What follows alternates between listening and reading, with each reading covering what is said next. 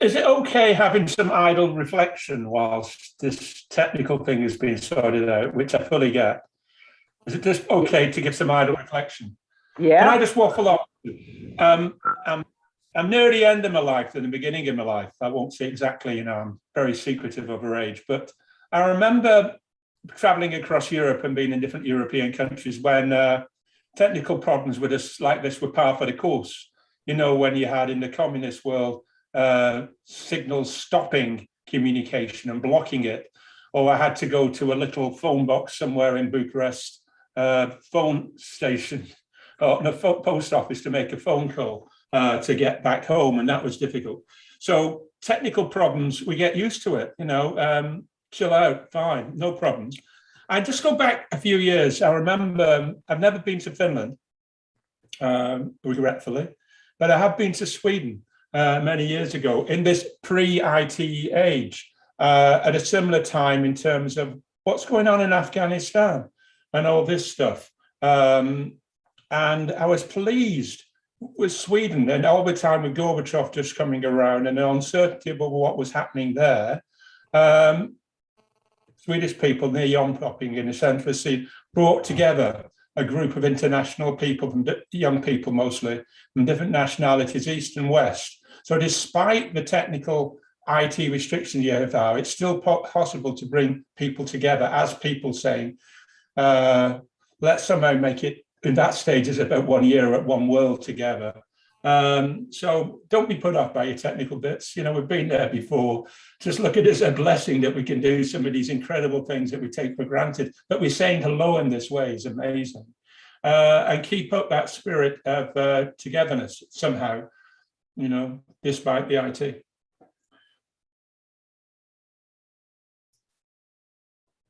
Memory I've got, almost 40 years ago, when Palme was still around in Swedish Prime Minister, and I saw him speak at that time as well.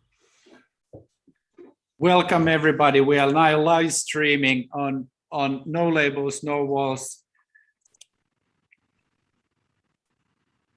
nolabels.net.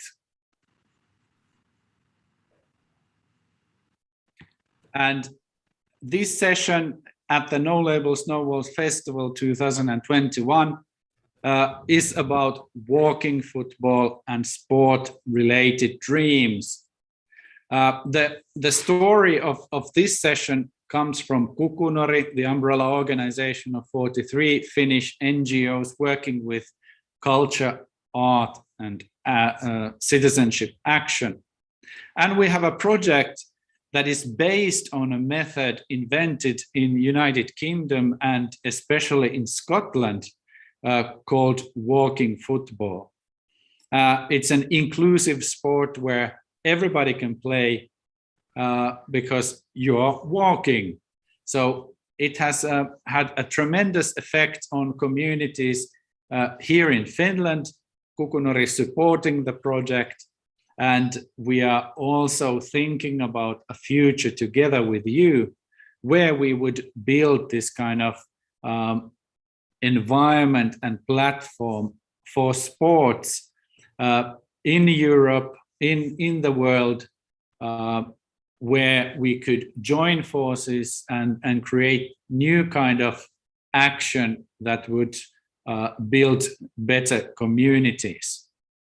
So to this end, my colleague Soilikki Viljanen from Kukunori is experienced with European funding on this. So we were thinking about building an action around the questions related to building a project together around sports. But this session is also about you and your sports related dreams and mine as well. So let's go and meet the people here online at the No Labels, No Walls Festival and share some dreams that could end up become true. So Simon Duffy from Citizen Network from Sheffield, how are you doing? And could you share with us your sport-related dream? Hi, Marcus. I'm fine. Yes, I suppose when you say sports-related dream, my first thought goes to my football team, which is Bolton Wanderers. And so that my dream is for my team to do well this year. So that's not a very personal, or it's not very much about action, really, I suppose. But if I'm honest, that's where my mind goes with the sports-related dream. My team has been in the history of football very successful, and then it's crashed down to the bottom of the league, and then it's just made its way up to what in England is called League One, which is actually League Three, the bizarre forms we take. And when I think about sports for myself, I think about the things that maybe seem like a bit of my past now, like things like skiing, which I really love. But last time I was skiing was in Finland, and that was 4 years ago. So it feels like the mountains are disappearing, or the snow's disappearing from the mountains, and that feels like a little bit of a kind of middle class luxury, really. I think the idea of walking football, which some of my friends in Doncaster do use this. I work with a peer support group in Doncaster called PFG Doncaster, and they love walking football. And they have a walking football group and another football group, and they've done really well.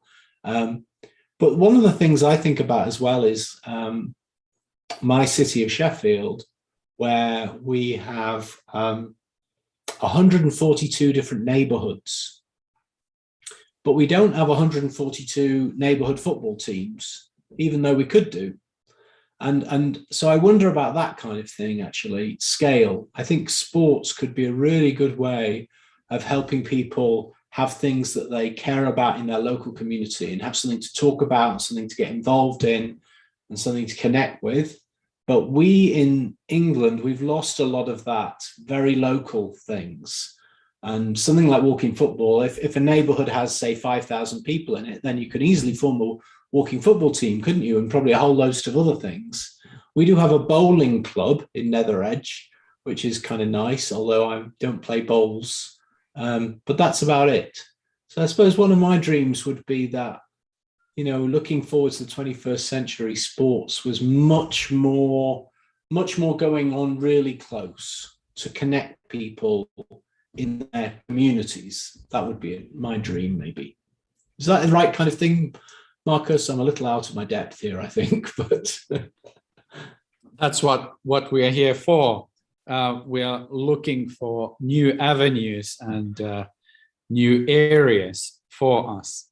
So, Simon, while the other people are sharing their sport-related dreams, could you find a picture of something that reflects your dream and share that there on the chat? So at the end of the session, we can all go through these sport-related dreams.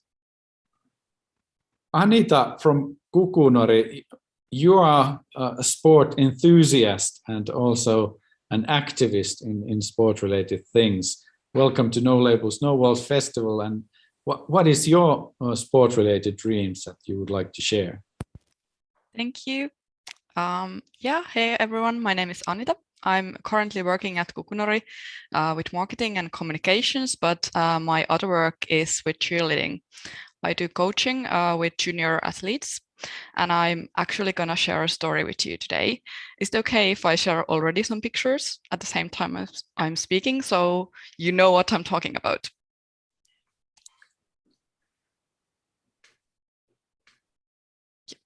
So basically, here are some pictures from my team.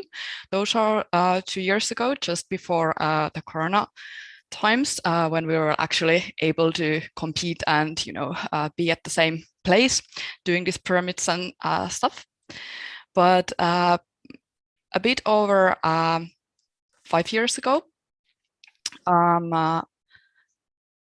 we have this kind of like idea that we would like to perform at the nationals at some point, and this was just a dream. It was not, we didn't actually have a team yet. We were just like thinking about it, and we had like one team of girls that were doing practices a couple of times per week. And then we were like, okay, we really want to do this, and we discussed with athletes like, what do you think about this? Would you like to go for it? It would be like a lot of practices and, you know, hard motivation. And they agreed that this is a project that we wanted to do together. And so we decided to go for it. And in that point, we just have a vision of going to nationals. And it was like 5 years hard work. And there was a lot of challenges. Like in some point, we didn't have a place to practice.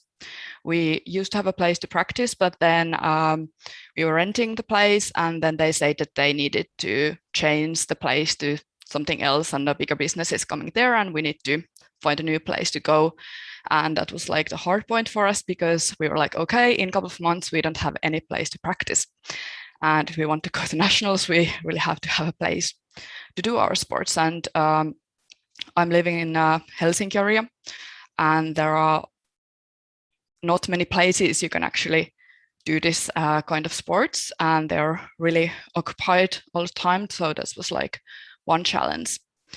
But about our dream, when we were going to nationals, you first have to go to qualifications and pass it to get to nationals. And we were going there for the first time after practicing 5 years, and we were like, okay, we are ready, but we know there are a lot of great teams that are going to compete against us. And basically one thing that happened is that the other teams were starting to write about, I don't know if you know Yodel, but that's kind of like social media thing where you can write things anonymously.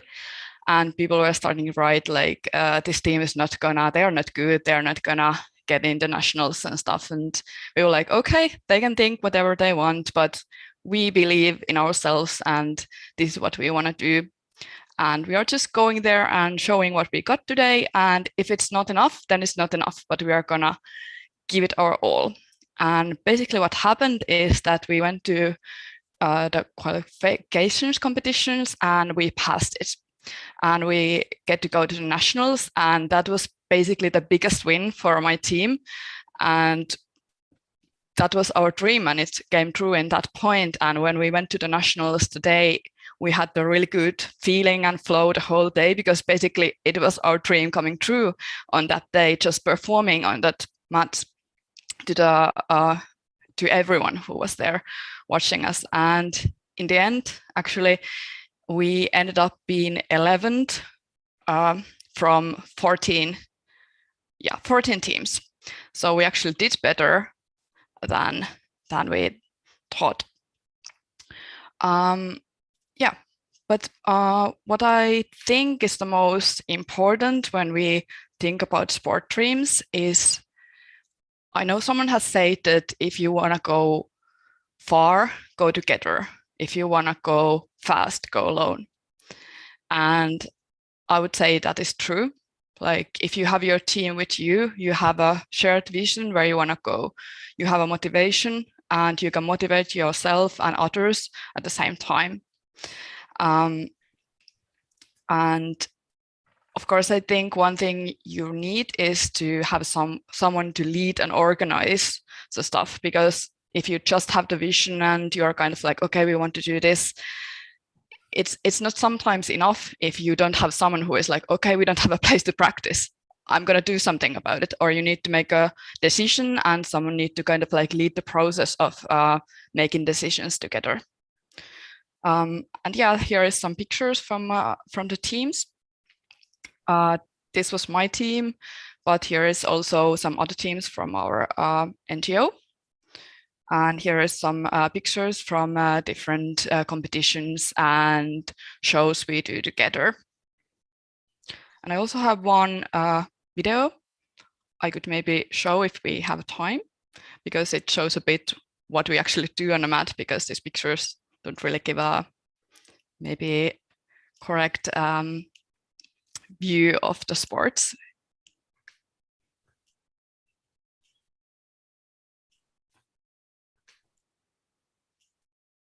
Just a second, I will open, or is it better if I put it on the chat and everyone can watch it themselves, or do I share Yeah, it? if you share it, that would be lovely. Yeah, I'll do that. Just a second.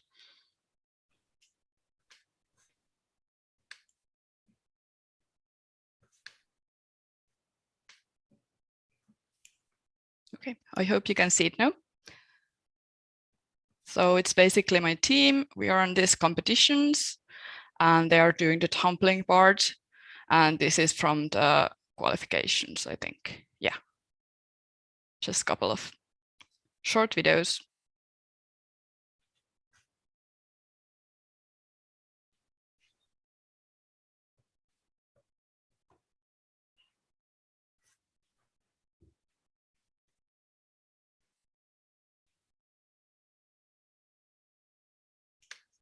Yes, thank you.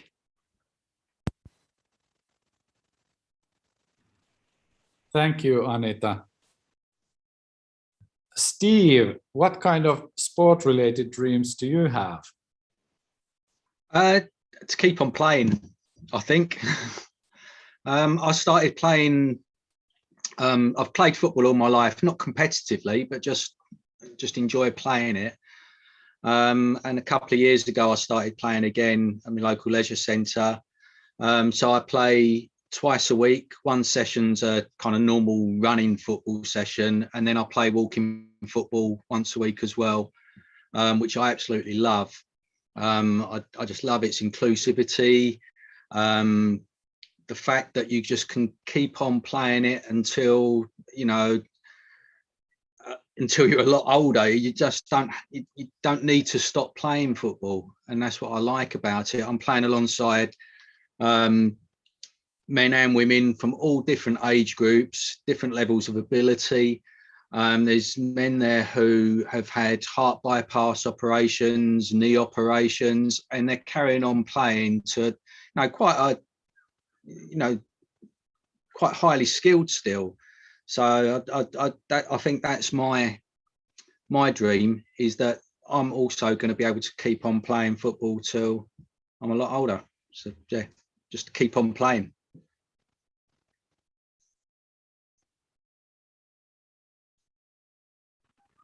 Thank you, Steve. I would like to keep on playing as well. And I think I've experienced that the walking football is an excellent sport in that sense. And it also collects people together, and it creates this kind of very quick sensations of so like feelings of unity. And that's something that we need to be building constantly. John, how about you? What kind of sport-related dreams do you have? Would you like to share with us? Are you talking to me? Yes, I'm talking Am I to the you. only John here? Yes. Okay. I'm too old to have dreams. You know, old men have visions, but I'm afraid I just have dreams. You know, I don't have dreams. I mean, I've just got visions. Now, the point is that I play a lot of sport, rugby mainly, and I support a lot of sport. But there's one thing that I have, which is a reservation, and it's just my own feeling. I don't like competition. I don't like winners and losers. And I think, I think perhaps I like festivals. I would like to have a festival of sport. And, certainly in the culture, in the cultural realm, I sang in a choir for many years. I think it is wrong to have choral competitions. I think you have a choirs festival where you celebrate and you hear all the choirs. But, every time you pick a winner, there's 50 losers. And so I'm very torn about that. If I could find a way of having good sport without winners and losers, then I would support it.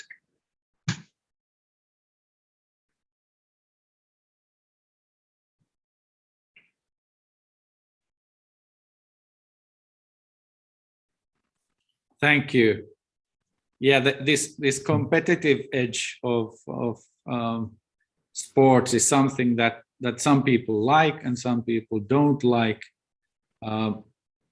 We here in Finland, we have created walking football tournaments, and they've been very successful. But it's when you're playing with a team, for example, it's collective in a way, instead of having individual competitions and so forth.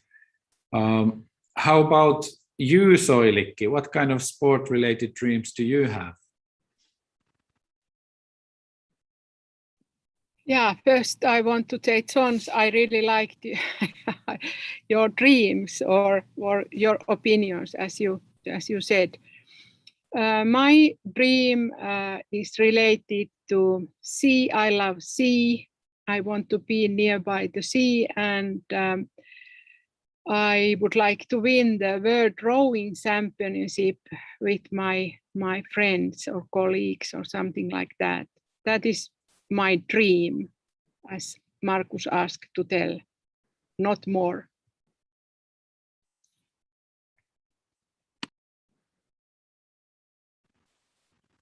Thank you, Soilikki. And how about you, Tom? What kind of sports-related dreams do you have? I just want to pick up on Soilikki's dream too. I want to see the sea. I'm stuck. I'm not stuck in a bad place. I'm stuck in the countryside, on the edge of some beautiful countryside, but I love to see the sea. And that's a sporting wish, because due to COVID, I'm not going swimming for a long time. That's the one thing I like doing. And swimming even in the sea, even with jellyfish in way to, last time I went swimming, would be a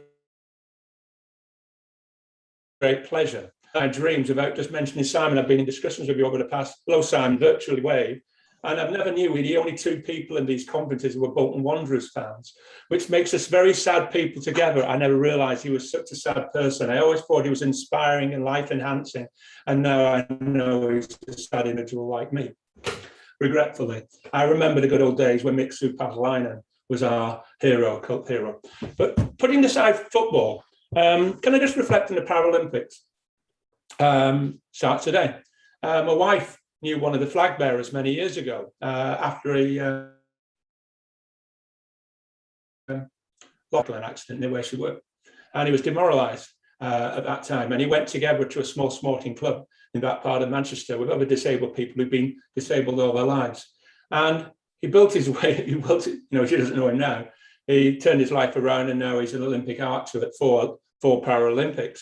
And it shows the example of a life-defeating setback, which trivializes the silly conversations that me and Simon could have on past and futile memories of a football team, with things all about life and real threats to life, and finding sport as a means to get out of that. I didn't realize until just chatting today with my wife, I didn't realize the Paralympics had ever been held in the UK prior to 2012. Well, in fact, it was. I didn't realize that, because she said she went to it in the 1980s when it had been cancelled because of the American boycott and the Olympics and change of venues and stuff like that from Illinois. And my dream is that this coming together through sport international isn't reserved for Euro championships and Olympics, all right, where there's lots of money and lots of media, and I mean lots of money and lots of media. Let's leave the politics out of it too much. And a chance for people to come together internationally through sport at a local level. Is that possible? Is it feasible? Is there financial means to bring what you call bringing action together at a local level? So that magnificent gymnastic teams, Anita, absolutely fantastic. It was inspiring. But can you come off and do it and come along and do stuff with local gymnast teams across different parts of Europe? I know people have done that before. It'd be great. And just to get to know each other, so you don't have to go to a Rio or to a London or to a Tokyo with no spectators and no unity to come together. There's a chance to do that. So that would be my dream, using sport to come together at a local level and neighbour level and hold hands across the world. what a naive person I am, but there you are. I'm a Bolton fan. Thank you, Tom. I think in this session we are sharing a lot of the ideas and dreams that we have related to sports. How about you, Michael? What kind of sport-related dreams do you have? Well, my sports, I'm not a sports person, to be quite honest with you. But my dream is kind of going back to John's dream, where it's not maybe a competition. The other thing is it's so money driven. Like everything else, it's been commoditized. So, you know, eventually you kind of realize that, and it's hard to root for anybody, you know, because they're all playing for the same team in a way. So, yeah, so that's, I guess the dream is, you know, like in real life, how do we really come together, you know, in sports? That would be my dream.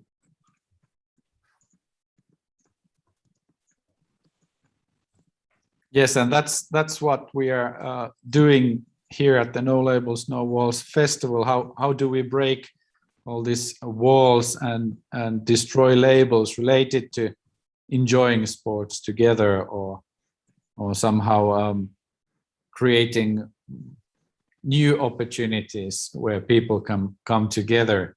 On this end, I will share my sport related dream, which is connected with football, but it's not walking football, but it's more like the spirit of football.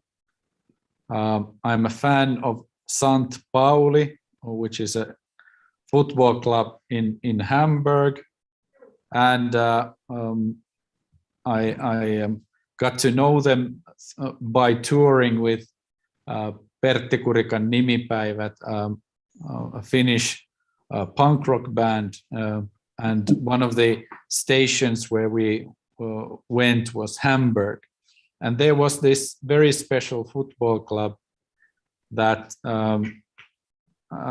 is not in the Premier League in Germany, but the spirit is awesome.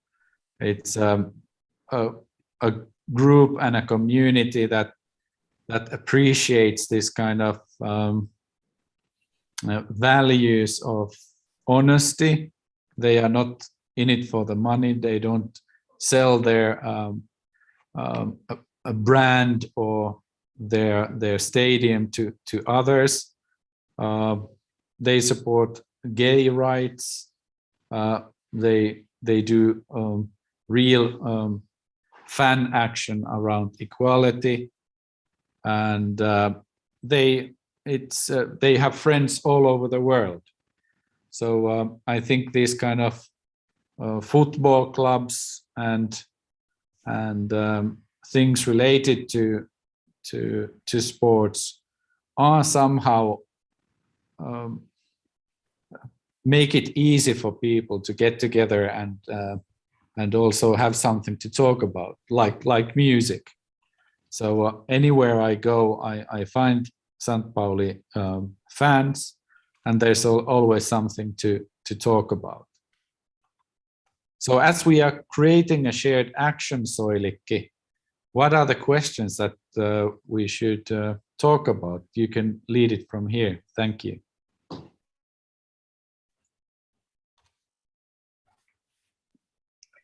Okay, I was doing something else, just a second. Yeah, when we are talking about actions and continuity and impact, then the big picture is it's very important to build the big picture. So what is the big change you want to make, and we are talking about walking football and things around it. And goals, as we have been talking here, not all are competitive. Me also, I don't like so much of competition because there are also winners and losers. But what are the goals? The concrete changes which will lead to help and lead to find and achieve the vision. And what kind of resources we need on the journey towards our goals, and what kind of concrete actions do we take? And the more difficult question is after that, why these actions lead to change. And I think it's quite good for myself ask sometimes that question too from myself. What I do, how do I know, and why I should do something. So we have to think also about the outcomes. So what has changed in the lives of our target group, in their lives when we are at the end, when we see our goals.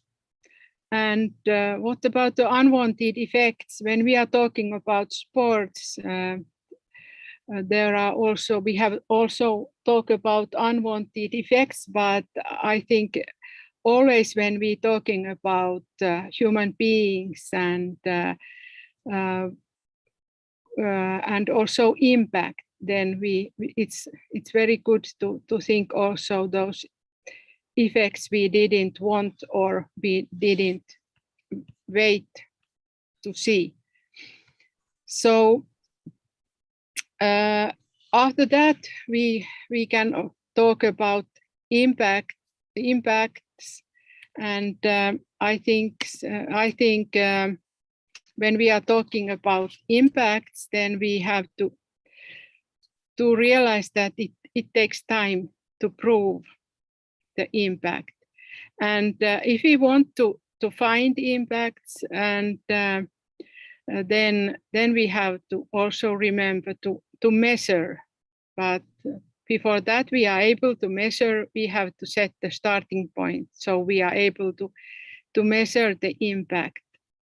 So these are quite quite difficult things, what I'm now telling to you. But as you've seen, quite often also when we are talking a little bit of those EU applications, there is asked about the impact. And more we are asked when we do something, what is the impact, what you are waiting. So these kind of things. But I think that when we talk about during these actions, then it would be very nice to find something. We are on the way to impact, to show and prove impact. So how do we keep going on, and what else we can choose and change than thoughts and information? What is something we find, and then we keep going on that. So what after this action, what kind of co-creation we can find? Let's talk about these things too. There's a lot to talk about, Soilikki. What kind of ideas do you have? Anybody here in this session? But what Soilikki said that. I think, like, at least I was thinking last night about this whole thing of digital action. And I think that it's really limited. I think that because we've been forced with COVID to just take digital action together, and we've been kind of isolating because of that, the impact that we can make only can happen when we take our ideas into a community.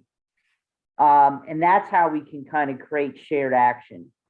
So what I was thinking is, even with this sports event, is that if somebody can make a campaign, where I mean by that is, so let's say somebody's interested in walking football or another sports. If that means going into their community and creating a team, or going into their community and creating an action where they play a game with other people perhaps that are new, and then we can document that and then have other people join in their campaign in other communities, then perhaps then afterwards we can take then a collective action together for our next festival.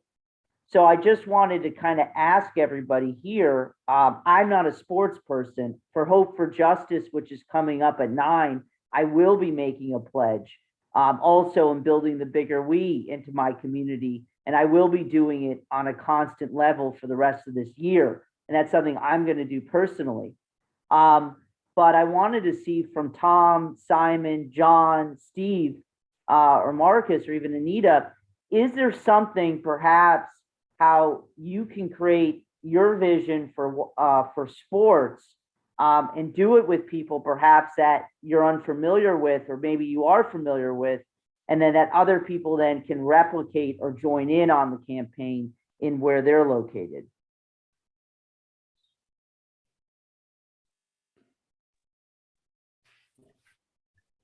How about it, Anita?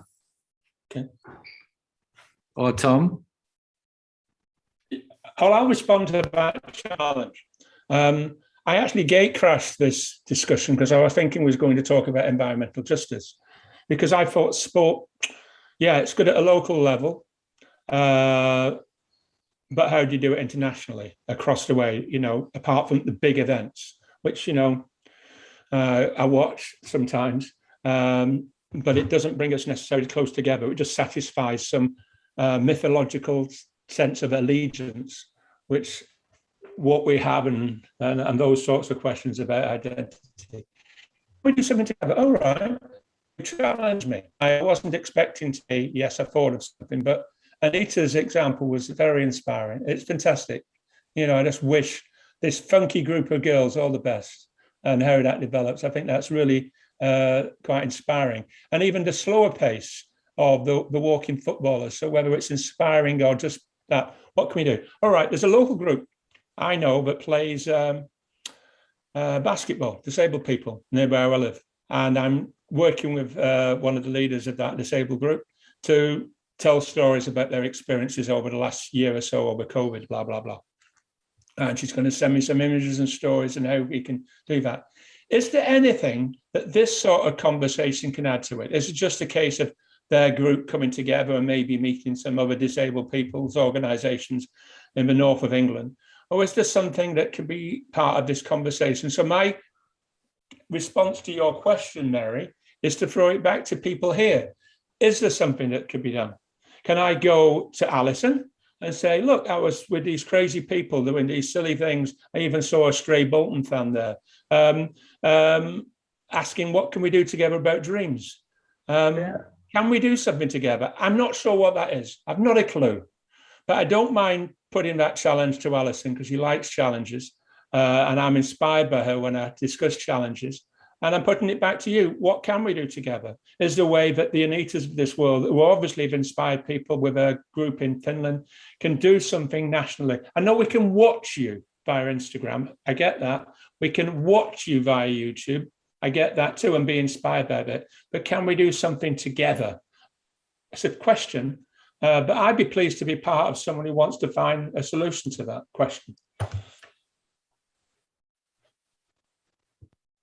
Yeah, I can share some experiences and best practices in sports. For example, what we have been doing in our region is that we work, because I work with children and junior athletes, mostly we didn't have adults at this time in our region, in my teams. But what we have done, we are working together, for example, with schools. So basically we go to schools after school and our coaches can hold a practice there where you can just come. It's for free. The school is offering the places to do the sports and you can just join the practice if you want, or you maybe need to leave. You don't have to sign up or something. So that's one way to kind of take the barriers of costing too much and not finding the place to practice or this kind of barriers away. And also one thing is that what I would like to do and develop is doing together with different, not just like sports, because sports is often just like, okay, we have the sports team and we are doing our thing and that's kind of it. But it would make sense that if it's adults or kids, that they have different interests and different hobbies. So maybe we could start collaborating with different organizations and doing things together. For example, they could first do sports with a coach and then they could do something else with some other facilitator, for example. So maybe using the same places where people come and then you can just like do different stuff, meet new people and join. Yeah, this is one couple of action ideas. And maybe just like sharing the information how you can start, because for example with the walking football, it's quite easy. You can basically just have a football, and place to go, and maybe someone who would organize the game and maybe put on Facebook like, hey, come and play this time, this place, let's try it, it's open for everyone, here is the rules. They are on the website in English also. So just maybe starting doing it when it's possible with this corona situation. But I think it's possible that maybe in some countries outside, maybe start playing with not being too close to each other. Yeah. But then what Soilikki said about the goals and stuff, what I think could be the goal is enhancing people's well-being, because like sports is a really, it's kind of like easy to come in because you have something you do together and you will have other people who have similar interests and you will have a social context with other people. And also with kids or young people, when you are at the practice, for example, on weekends, you are in a safe place with an adult and you're also doing something that motivates you and help you grow, and you're not maybe hanging outside or creating problems for yourself or for others. So it's kind of like, even if it's just sports and it's fun to do it and you kind of like get physical benefits, but I think it also have a more impact on people's well-being on a social and mental level also. So maybe the idea is there's twofold: documentation and creation. So Tom, maybe your answer is if you go out and document the sports that you're doing, right, that you've been doing, and show that on the No Labels, No Walls sites, then perhaps then you can ask people what are some sports related activities based on the vision of what we all were kind of talking about. What is going on in your community. I'll give another example, the view from your window. So what happened during the COVID time, obviously everybody knows people took photos of outside their window and they put it up on the Facebook group. And it was like all around the world. We can do the same thing with documentation of sports related for that, but also for those that are able to create their vision of sports. And I think that's twofold. But John, I don't know if you had something to add.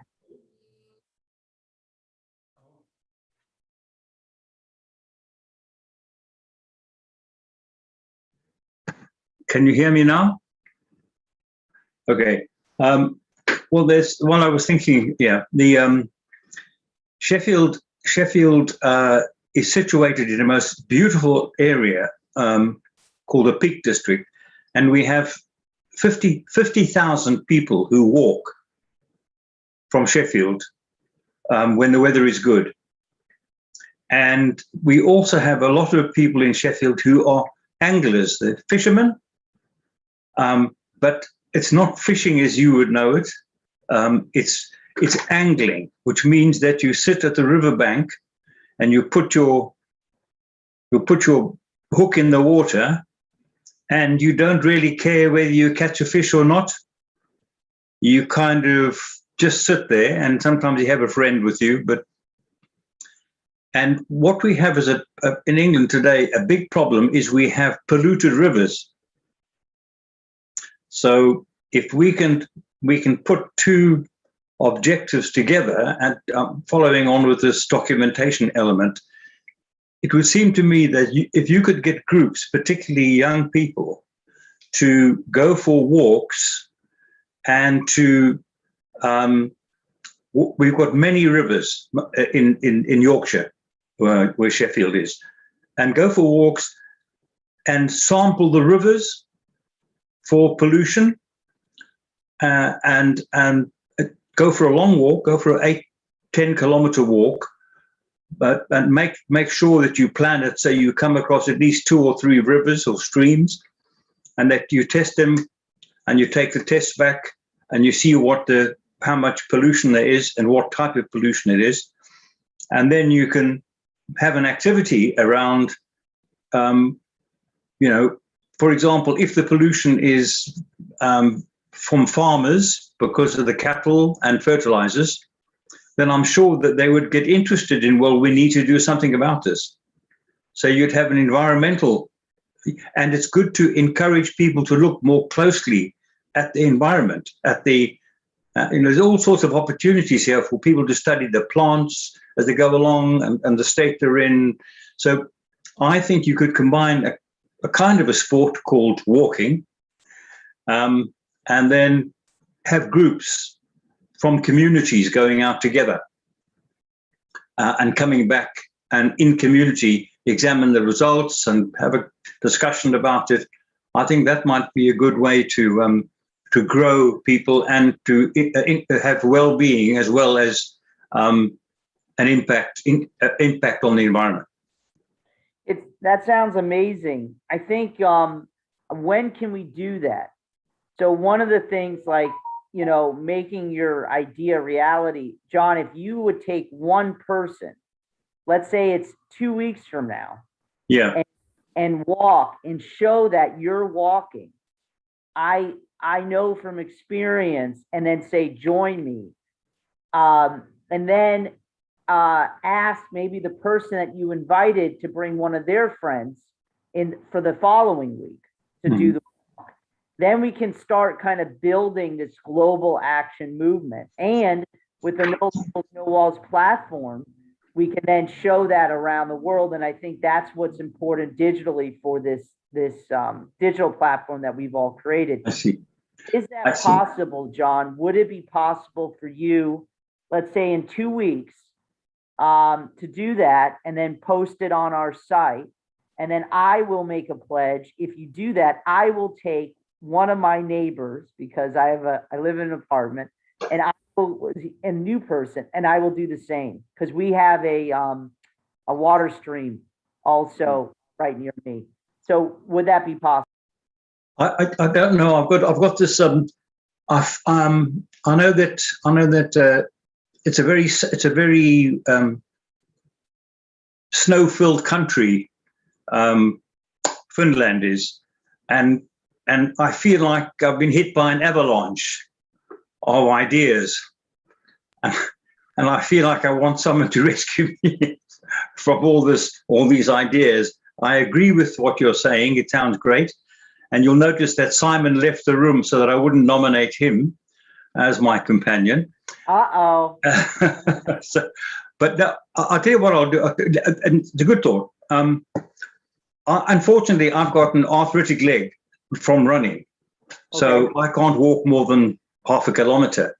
But I have got grandchildren and 3 boys who are extremely fit. And they take the mountain bikes and things like that.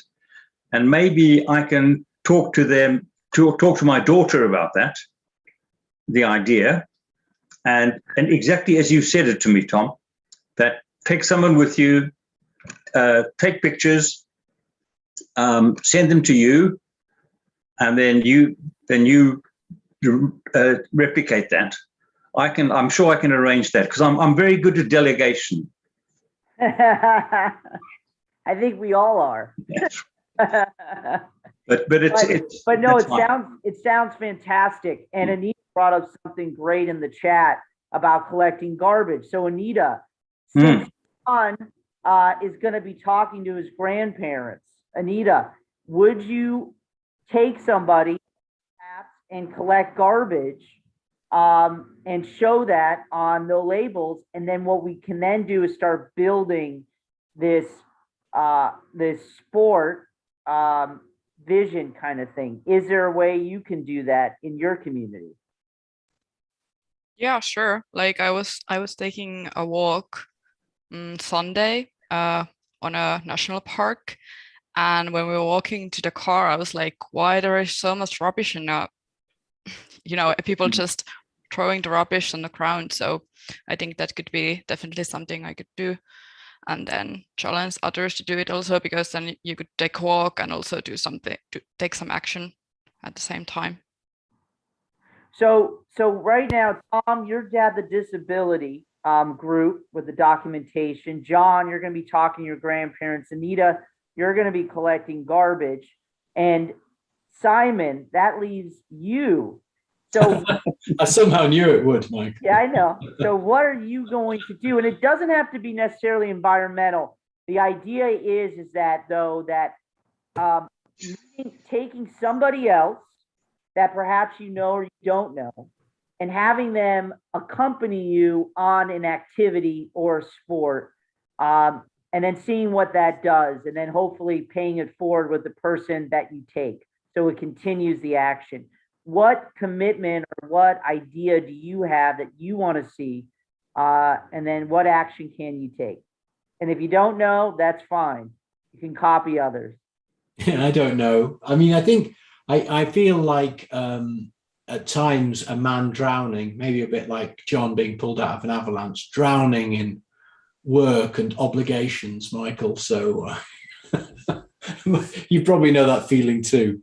I think when I think of sport, actually, like I put up some pictures, I think like of sport sometimes, maybe it isn't really a sport when you do like windsurfing by yourself, but even the things that I did selfishly to enjoy, like windsurfing, I've stopped doing just because life seems to have become so busy. So I definitely, if I'm going to do something that's true to myself, I need to find something that I really want to do, not just another obligation, even for the wonderful world of No Labels, No Walls.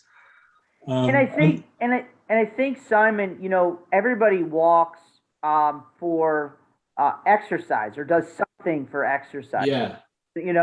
So it doesn't necessarily, just when you're thinking about it, doesn't necessarily have to be something extra. It could be simply just asking somebody to walk with you. And then, like Anita saying, picking up some trash as you're walking. So you see what I'm saying?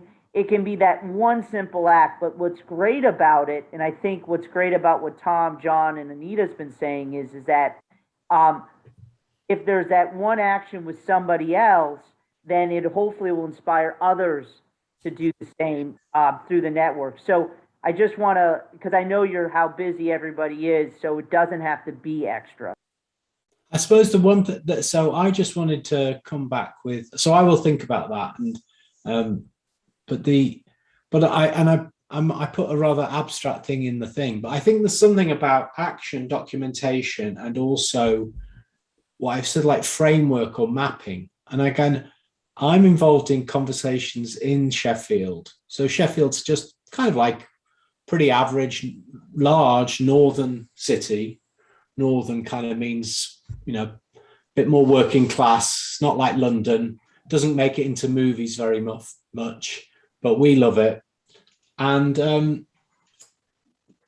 but the weird thing about it is that it's so large, and it has all these discrete neighborhoods, and yet there's no real organized civic life around the neighborhoods. Mm. And I'm really intrigued by, I'm not just saying this because about Sheffield, it's the framework. In my garden at the moment, this is what I've been doing, Michael, a lot over the summer, is building a very bad, because I'm not really a great craftsman, trellis, like a trellis for plants to grow up. But I think these trellises, these frameworks are really important for actions that really start spreading. So, like if Sheffield, so I don't know the answer, and I think it's a really good question, but if Sheffield had 142 real neighborhoods, and, we know there's loads of people who love sport, but if people actually thought about, well, what do I do in my neighborhood? Then I think that has the impact of taking the cycle of action and documentation, like squaring it or geometrically thirding it or something. Because I think it starts raising this question, why is there nothing happening in our neighborhood? Or maybe I have to do something. Whereas at the moment, it's like there's no framework. So I'm involved in these conversations in the city at the moment about how we could try and, as it were, impose that framework back on the city. And I wonder whether through No Labels and Citizen Network, we should also be thinking about, in the previous section on the drama login and the culture houses, talking about mapping those things. But every map also is a kind of collection of gaps, isn't it? It's a collection of opportunities and other things we could create. So I don't know, Michael, I'm just kind of spinning off. But no, and these are all great. So Simon, you're not job, but as you're thinking, and it might come in, just even if it's gardening, creating a new environment, right? From something, you're creating something else. And obviously gardening has a lot to do with food source, right? And food equity. So all I'm saying is that if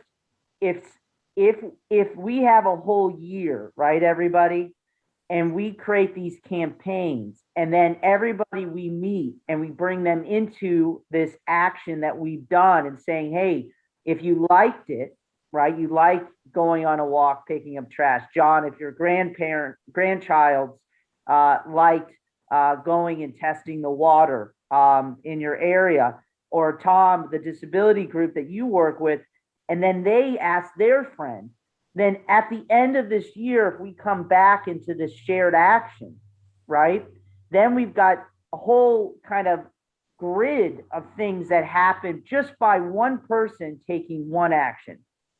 And I think that could be very, very powerful, because the other thing we have to all remember is that because of COVID, a lot of the institutions that created these communities, at least in the United States, are gone.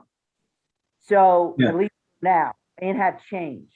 So if the one person can change the environment, and it will kind of hopefully rebuild the sense of community that was lost for so long. So that being said, Steve, you're creating community all the time in their music, but what has inspired you as far as action? Because I have an action that inspired me just by hearing it. But Steve, what for you do you want?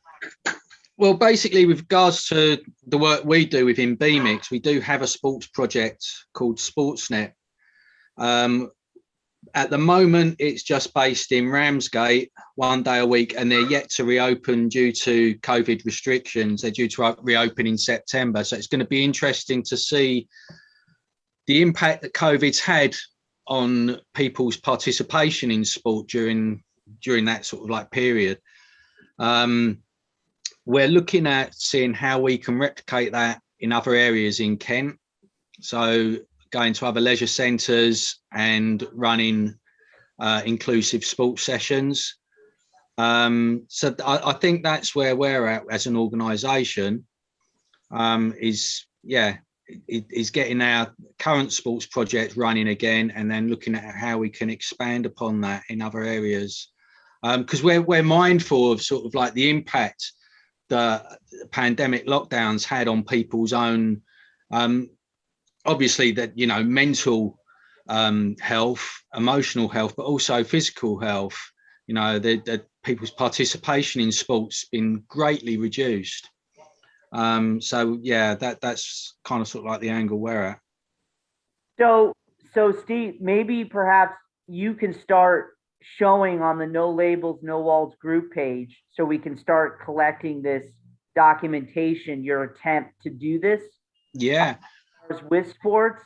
And then John, Tom, and Simon, and myself, and Anita, then we can kind of also collect what we're doing. And then at the end of the year, seeing how it correlates and then seeing how it grew. Would that be okay, Steve? Yeah, I mean, we document all the time anyway, sort of within our project. So yeah, I'm happy to do that. Okay, fantastic. And Marcus, the walking football Kukunori, what about for you all? What do you want to do, Marcus? What kind of action do you want to take for this kind of walking, this sports? Thank you, Michael. And this goes also to Soilikki. Perhaps we can share the Padlet that you have created about the questions related to this theme. As we are seeking funding to provide opportunities inside European Union, unfortunately, UK is not in anymore, but it allows us to use your brains and your ideas to our advantage, and then you can take it back. So Soilikki, can you tell a little bit what does it include? Yes, thank you, Markus. And thank you for, I have to say to you all that I really like that conversation and the way how you make visible this action and your plans. You really know, and the steps you just told that what are the steps on the way to the goal. Thank you for that.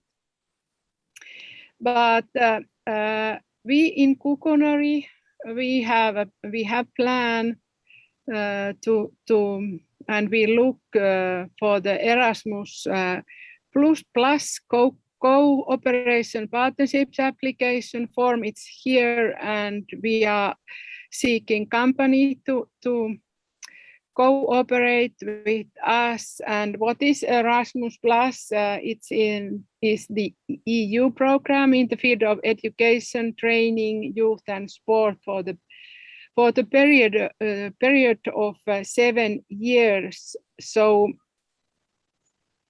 there is money for apply, and I took some things about some information from that application form, and just to show you that what kind of things are needed in and what kind of things we have to think. And perhaps I start from this what, when, and whom part, because it's easier to know what are the deadlines.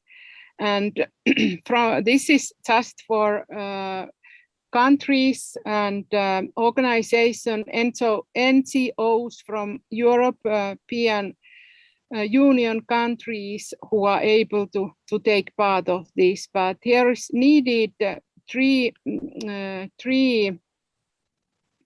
countries, three organizations, and the deadline for the apply is 3rd November. It comes quite soon, and there are possibilities to try to find finance for between 12 or 36 months, and the grants changes between 100,000 and 400,000 euros. So we need a company who will apply with us, and all these NGOs or others has to have their own plan something what they are going to do in this project. So then we will take care of the application. I will take care of that. The application will be made until 3rd of November. And then if you are interested in, then let's start to think together, how could we try to find word around these things. Could you, Markus, tell a little bit more? What are you thinking about of this more than walking football? Thank you, Soilikki. This is very sort of important picture in a way, as we are celebrating creating action together. At least coming from NGO perspective and umbrella organization perspective, many organizations are saying that we're too busy, we don't have resources. So they are so busy that they are not applying for resources. And some organizations are more active and better than others. And that also leads into an unequal situation where people like people with intellectual difficulties or communities around them are not so keen into getting into international collaboration because it's difficult and hard. And our idea is to use this kind of sports theme in bringing community action together. I know in Citizen Network there's whole network of local and citizenship action, but it could be useful to use walking football and similar kind of sport related themes to enable us to collaborate and do some real action, like these No Labels, No Walls festivals. So we have had over the years a couple of ideas, and we have applied for funding from the perspective of joining forces and to create this kind of citizenship activity centers and actions. So our next idea is, so let's put all our heads together and hearts together and follow these dreams around sports, because that's related to well-being, but it's also would be interesting to monitor the impact that this kind of action would take locally, and then compare that with a couple of other places in Europe.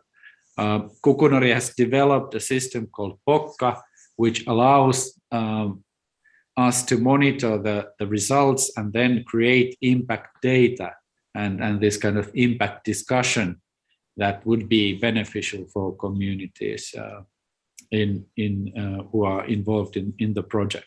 But in the end, it would continue and facilitate this kind of network that would continue and to enjoy all the benefits of community action. And Aapo, me and Soilikki, we have thought about working with communities related with intellectual difficulties, because there's less action in Europe and less mobility actions with this target group. And that would be something that at least we don't know that exists yet.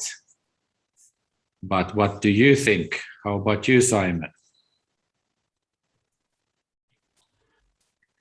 I think the group that inspires me, I mentioned before, PFG Doncaster, and I remember, in fact, in the report we've just published, so I can send you the link to this, I'll put it in the chat. I think it's in the webinar as well that we did about their work. So this is a group of people who have these labels stuck on them, like mental health problems or disabilities. And Chris from that group, he started the football group. And I think that, he talks about the immense sense of pride and satisfaction he's got from being able to start something, being able to get people together, then being able to go into competition. I think they can cope with winning and losing. So I think because there's the social side to it. So I think one of the things that strikes me is that there is some really simple pathways that, you know, Chris is talking about. Like, it just took a little bit of courage to do this. He didn't think he could do it. And actually, once he started it, it really paid huge dividends. So wouldn't it be great if we made it feel easy for people to do these kind of things, and that we could celebrate the starting of it in some way? That would be a kind of cool thing. It would work well with No Labels answered as a network, wouldn't it? To just help people, because it flips things round. What PFG Doncaster do now is they lead community change. Like, they're not any longer the people who wait for it because they have these labels. They're leading the way. So I think we already have the ideas coming from these groups, but what we need to do is, scatter the seed more widely and show it the root, the flowers coming up, if you like. Sorry, stuck with this metaphor. I think that would be a very exciting methodology, is to make it easy for people to set these things up.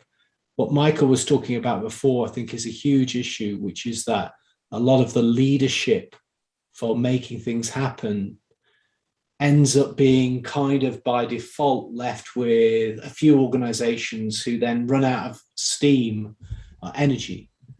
Actually, this is the sort of thing that everybody can do. So I think that's the kind of approach we need to definitely embrace and get behind. Just like No Labels, No Walls does that about community media and arts, I think extending that to football and other sports makes perfect sense.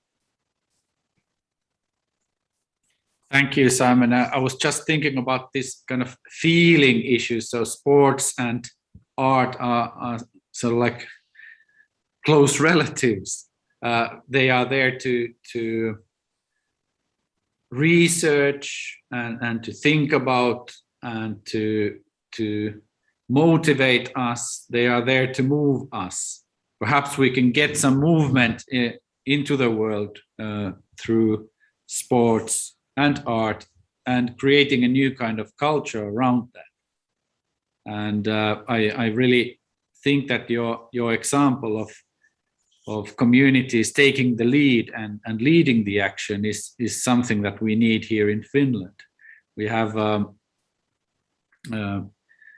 great opportunities in cities and in municipalities, and now we are creating this kind of huge social and healthcare areas. So there's a new things coming our way. So perhaps people and these new areas would be interested in new things as well. But we are grassroots level people here. So like Michael told, that we are about taking personal action, taking personal contact. So if in the other end is the government, we are the people kind of mentality, and what kind of resources and support do we need to make this move forward? And this is a good question for something that you might seek funding for, or you just start now. And that's a good question. In our area here in Finland, is that people are expecting that perhaps somebody comes and saves the world, and this kind of mentality is perhaps not active citizenship, and somebody has to show the way and invite and be the one that contacts other people, and that's something that we could learn from people in United Kingdom, in Scotland, and from Europe.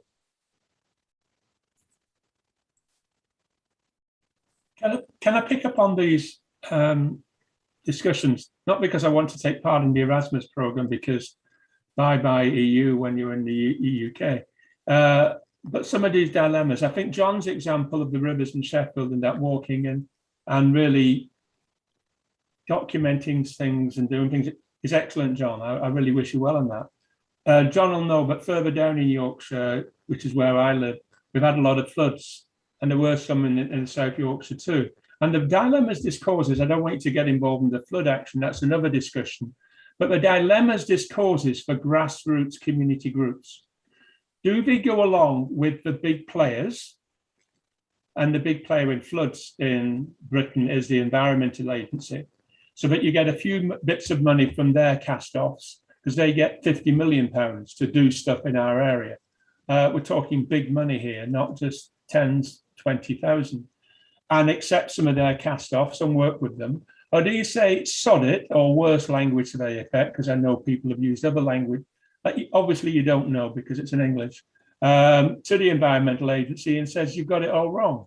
You're using a macro engineering approach to river management, valley management, which is completely inappropriate. But that's the real dilemma for community groups. And there's a split in our area about that. Those who are saying, look, we've got to go along with them, better that we get this for nothing. And others are saying, look, the whole approach is wrong. So there's dilemmas for community groups. There's not necessarily a unitary voice. And that compromise is shaped by huge amounts of money that have been invested in a particular area for whatever reason. In our case, it's because of the flooding disasters we've had over the last few years.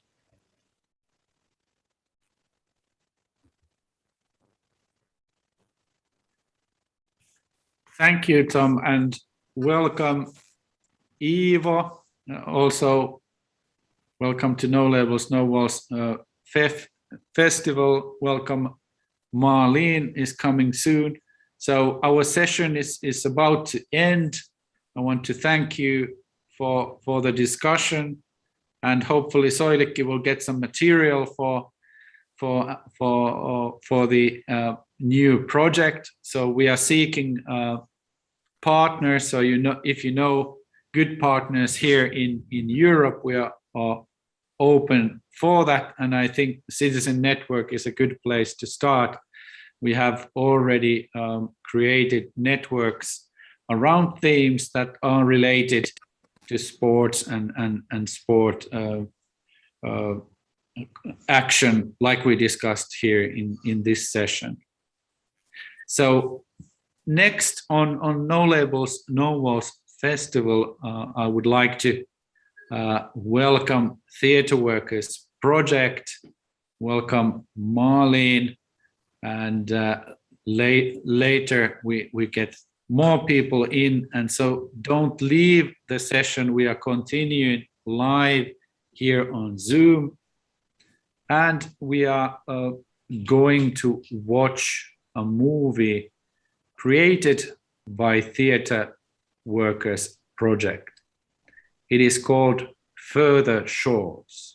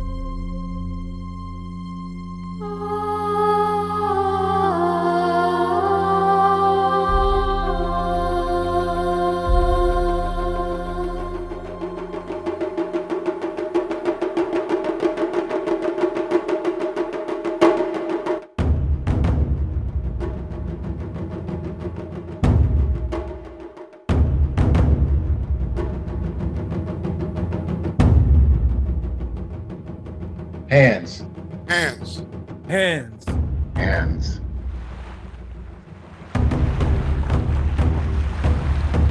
My hands tell a story. My hands have never been clean.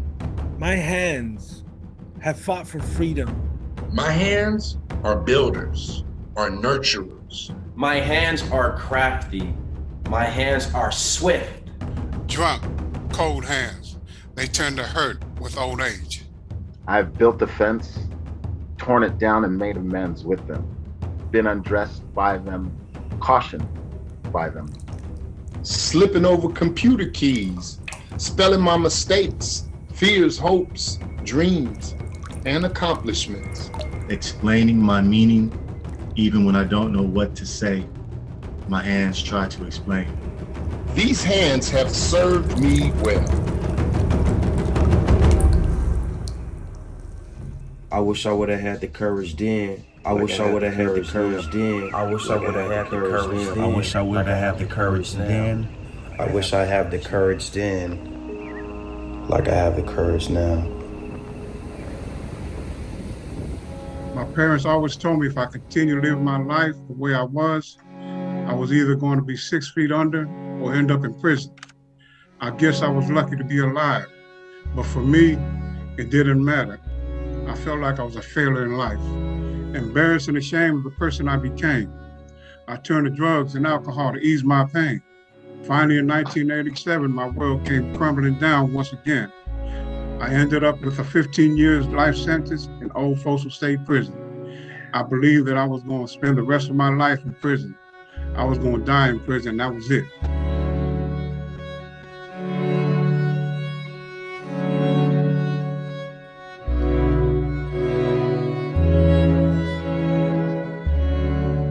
My incarceration held hands with desperation.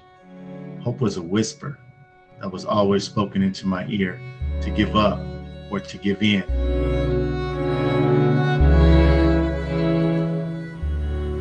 What is freedom? Well, I would say it's not being bound down with even half the weight that I used to be, because usually what you would have to say about me would determine over half my day, and then some. So when does true freedom take place?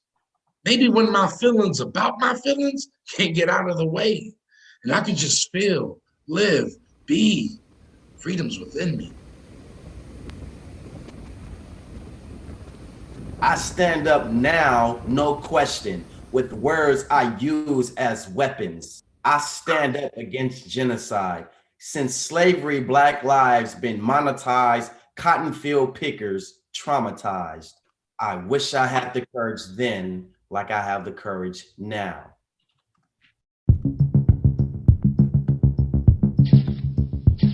I stood in the breach of slings and arrows being hurled by little girls and boys as another of a different hue stepped into view on the school playground.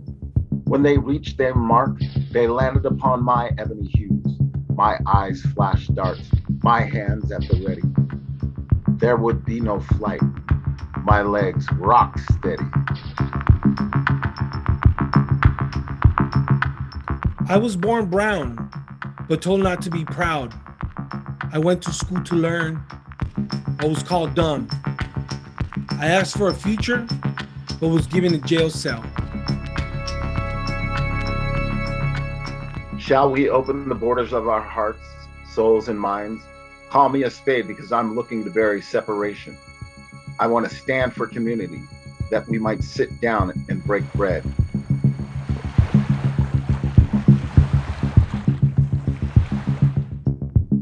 Hope then. Hope now. No, hope now. So hope then. Hope now. Hope then. Hope now. Hope is not an idea, it's a mindset. It's energy. It is an imprint which sears its being, never to be erased or removed. And there are times when it can be ignored, yet it will subtly or rudely reappear, making its presence known. I'm back.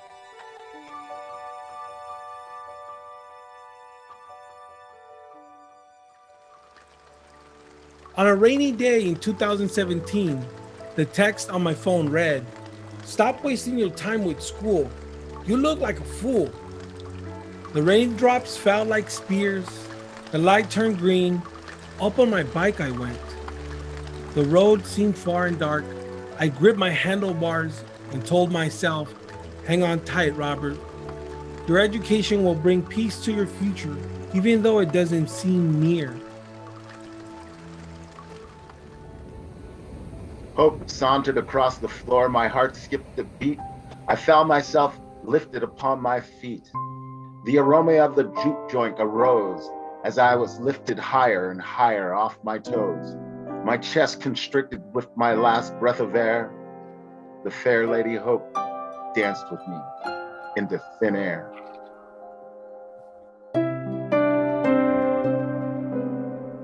Will I ever see them again? I mean, I know that I will. But when I see them, can I receive them as a man and show them to build? I mean, my perception, it's a blessing when the essence is right. But how can I teach them when I failed every lesson in life? A dream deferred is hope diluted in confusion. Being real only appeals to a man who is his truest self. So help, that starts from within. And to be better, that's the hope in the heart of this man.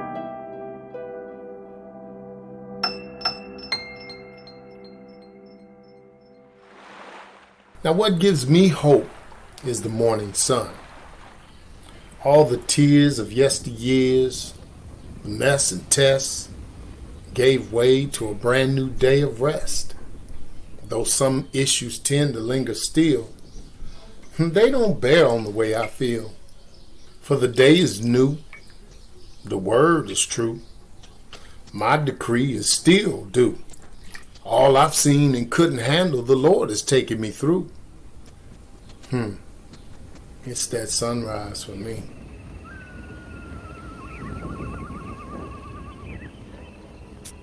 Further shores. Off I went to settle a My score. resilience kept me resolute. Further shores. The waves arose on a distant shore, and off I went to settle a score. In the distance a siren wept, upon her bosom did I. The shared grief was taken lightly. Waves did crash, lightning does flash, and forgiveness is never a lash.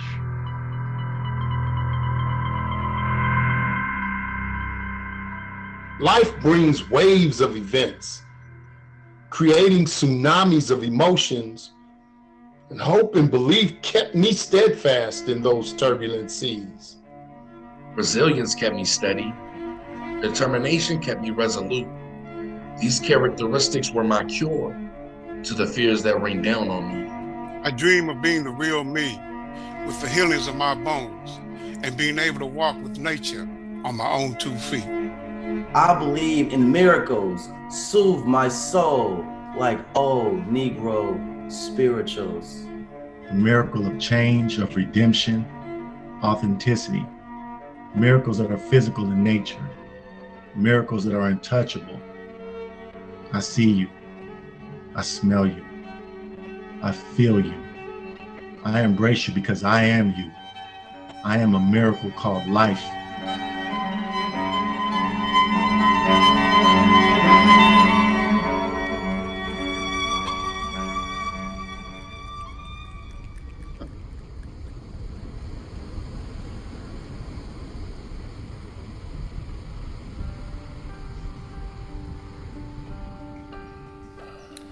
I dream of a world where peace is as common as breathing, where no one feels threatened by someone else's color, lifestyle, or ideas. A world where the virtue is in valuing oneself enough to value others. I dream of a world of peace.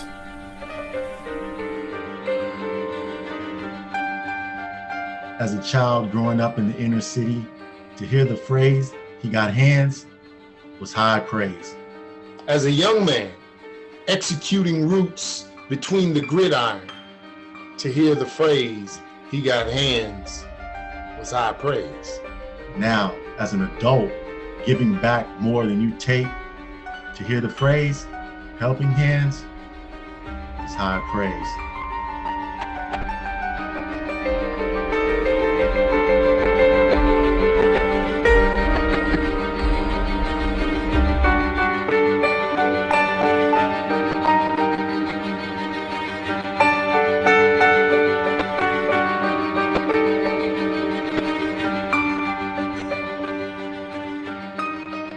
I asked for a future, but was given a jail cell. When I spoke knowledge, they raised their guns. Arrest after arrest.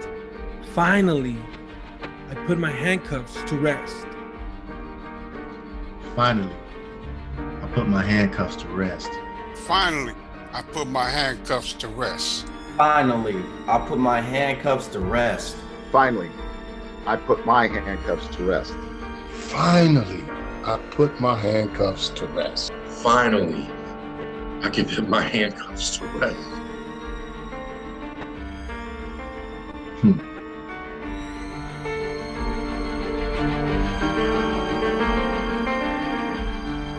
Choose life. Choose life. Choose life. Choose life. Choose life. We can pave the way. Choose life and not destruction. You can change the world if you choose life.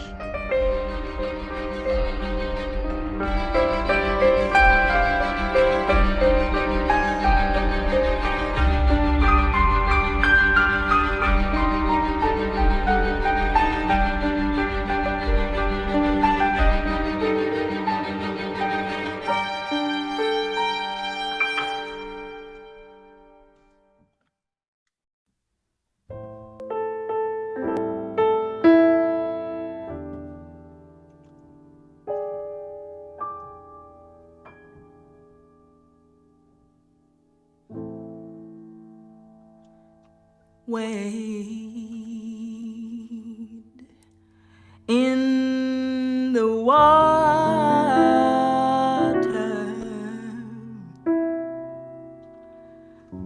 Wade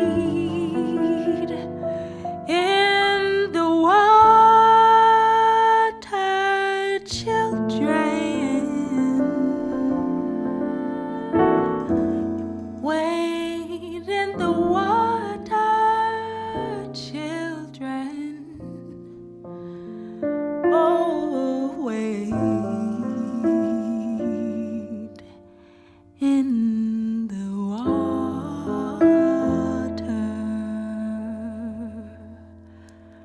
God,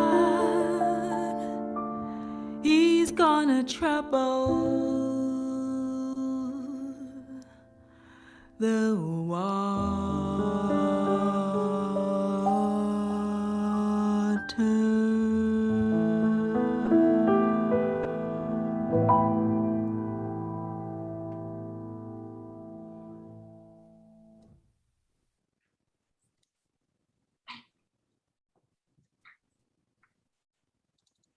Hello, everybody, and welcome to No Labels, No Walls Festival. My name is Markus Vähälä, and I'm hosting this festival together with you here live from Helsinki, Finland. Part of the Kukunori week, we are celebrating the International No Labels, No Walls Festival with shared action and content around the world. Happily, we have Susie Tanner and Marlene McCurtis here on call. Welcome to No Labels, No Walls Festival. Would you like to tell a little bit to our international audience about this project and about this video? Welcome, Marlene. Hi, thank you so much, Marcus. I see that Susie is still trying to connect to audio. Susie is the founder and director of Theater Workers Project, and I am the associate director, and I'm a teaching artist there for Theater Workers. I teach creative writing, and I've been called upon to do some films every now and then, particularly with the pandemic, we aren't able to meet in person. So we've been doing a lot of things over Zoom and creating these theatrical collages to highlight the men's work. So thank you so much for viewing our film, Further Shores. And what you just saw was a film that we put together. All the material was written by the men in workshop. Every man that you saw there was formerly incarcerated. Some of them served life sentences and were recently paroled or granted clemency. And so they write the pieces and then they perform them themselves. So it's really a way for the men to share their stories and for the world right now to really hear the stories of formerly incarcerated individuals. It was lovely to see the quality of the production as well. Here in Finland, we have a lot of action around art, culture, and social justice. But that kind of quality that you were able to create is astonishing. What kind of skills and networks and people do you need around you to create such high quality movies? Well, I think we're very fortunate that we have this amazing team of teaching artists. So that's really been something that's been very fortunate for us. Alexa and Kirshner, who is our movement specialist, she's a dancer, choreographer. She actually put together the movements there. And we also have this amazing photographer who works with us, Shanley. And so we've been really fortunate to have, I think, a team of artists. We really can't do this alone. It's really about us coming together and working together. I think the other thing for me personally is that I really feel as though the men's stories actually deserve this high quality of artistic expression, right? So that for me, that's very important, that their work is elevated artistically. So that's when I'm thinking about what I want to do or approaching this, that's something that's always in the back of my mind, that I want to really honor their stories and who they are. Thank you so much, Marlene. Is it so that people can watch this movie online, or is it available? Yeah, somewhere? It is. I can actually drop that into the chat if you give me a second. I have to find it, but I can drop a link into the chat for folks if they want to see it. And also what I will do, which I don't have, I will also drop in our website into the chat as well, because there's several films that we have done over the last couple of months. I mean, as I said, the pandemic has really forced us to be creative, right? I mean, we can't meet in person. We had to figure out a way to put the men's work, and we also work with women, but mostly men, work out there. So we've had to come up with creative ways, and creating these short films has been the way that we've been able to do that. So it's great. I see Susie's having a problem connecting to audio here. So I'm kind of soloing. I'm kind of riffing on my own here. Hopefully she'll join us soon. Yes, Susie is coming soon and joining us into this conversation about Theatre Workers Project and Further Shores movie that we just saw. Mary and Michael, you have collaborated with Theatre Workers Project as you are running a very interesting theatre called the Strindberg Laboratory. Is there something that you would like to say about the movie? Have you been working in this project as well, or related to this project? Eddie, do you want to answer that? We work in correctional facilities like Theater Workers Project, but no, that is their own. We're just so excited to have theater workers here today showing their work, because we've seen all of their plays, at least that we are able to see on the outside, and every time it's been fantastic. So we're so excited to have them here, and their work is really, really important. Anything else, Mehdi? Oh yes, I just wanted to say, really, I've been so impressed of your videos. I mean, during COVID, I mean, I've seen all your plays outside as well, and it's such a challenge to work, you know, through Zoom and through, you know, social distancing. But your videos have been really fantastic. So I'll just hope that people will watch them, not only this one that's here in the festival, but all of them. They're all such a just high standards and touching and exciting. Thank you so much. I appreciate that.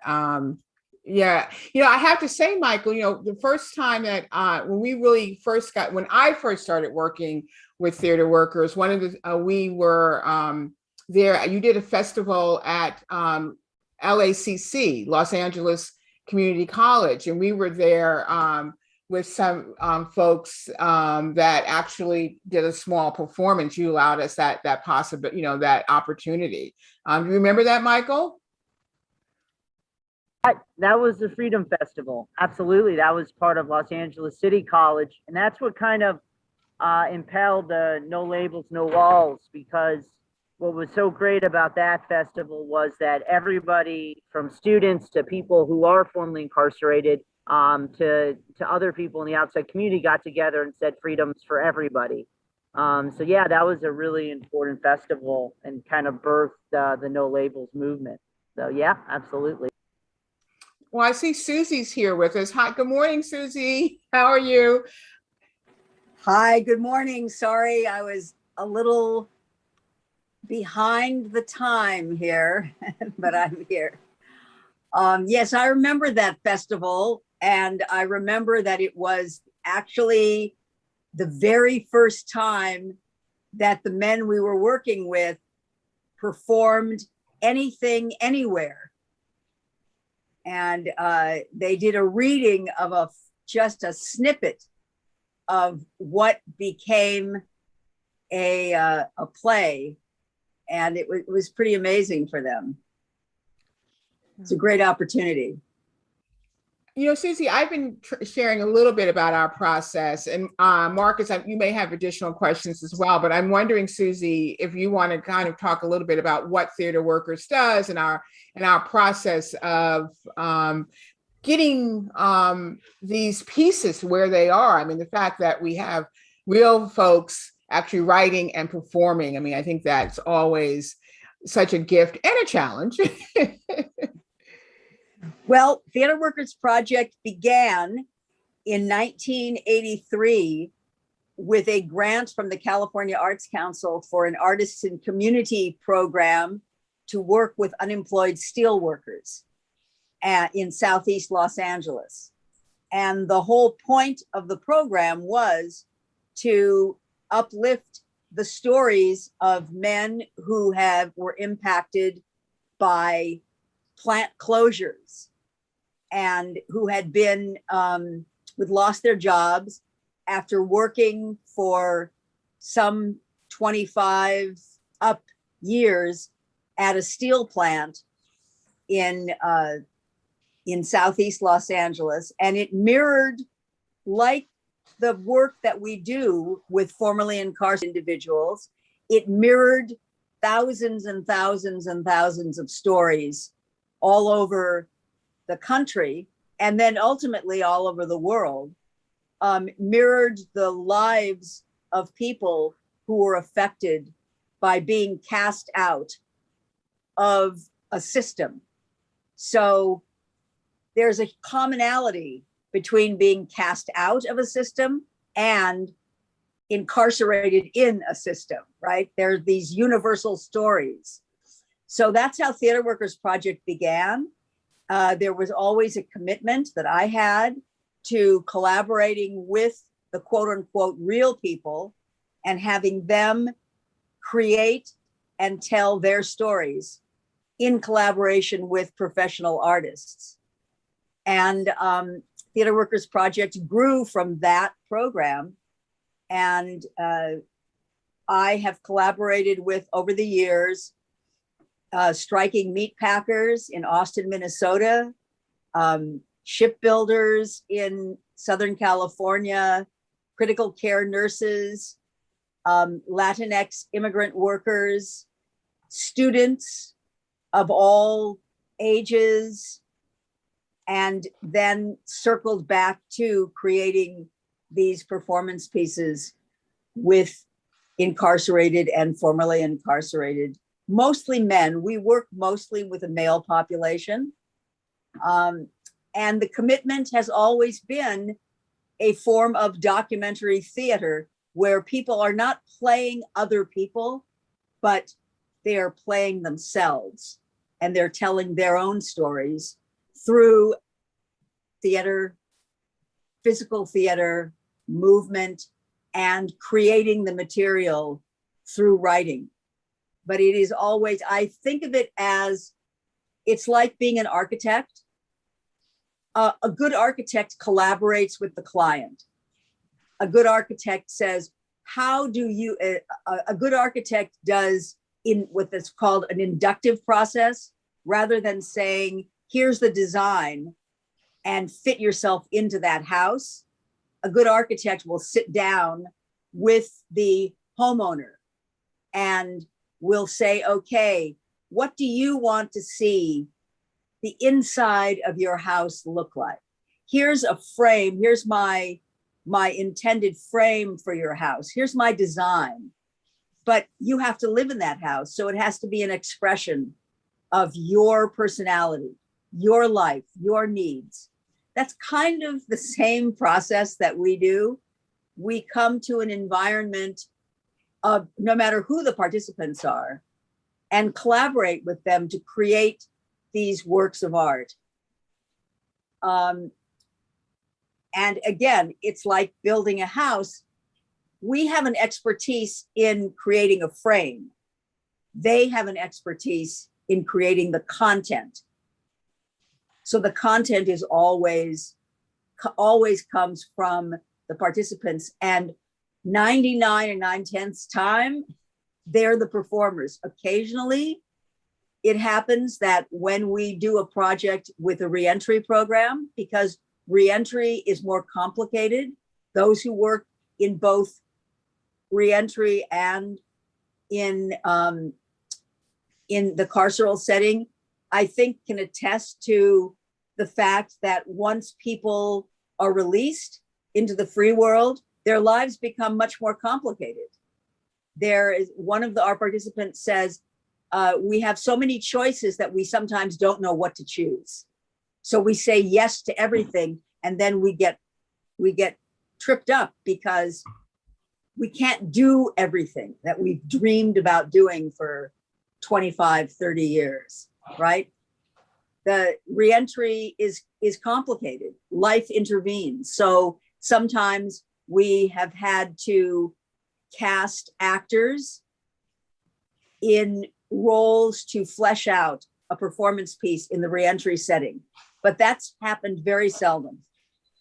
And oddly enough, when we're doing these virtual programs, which would not be my choice under normal circumstances, we've never had to do that, because even though reentry is complicated, if the commute is short, like from your living room to another part of your living room, right? And you can participate in a program on Zoom, the attendance has been better and we have had less attrition.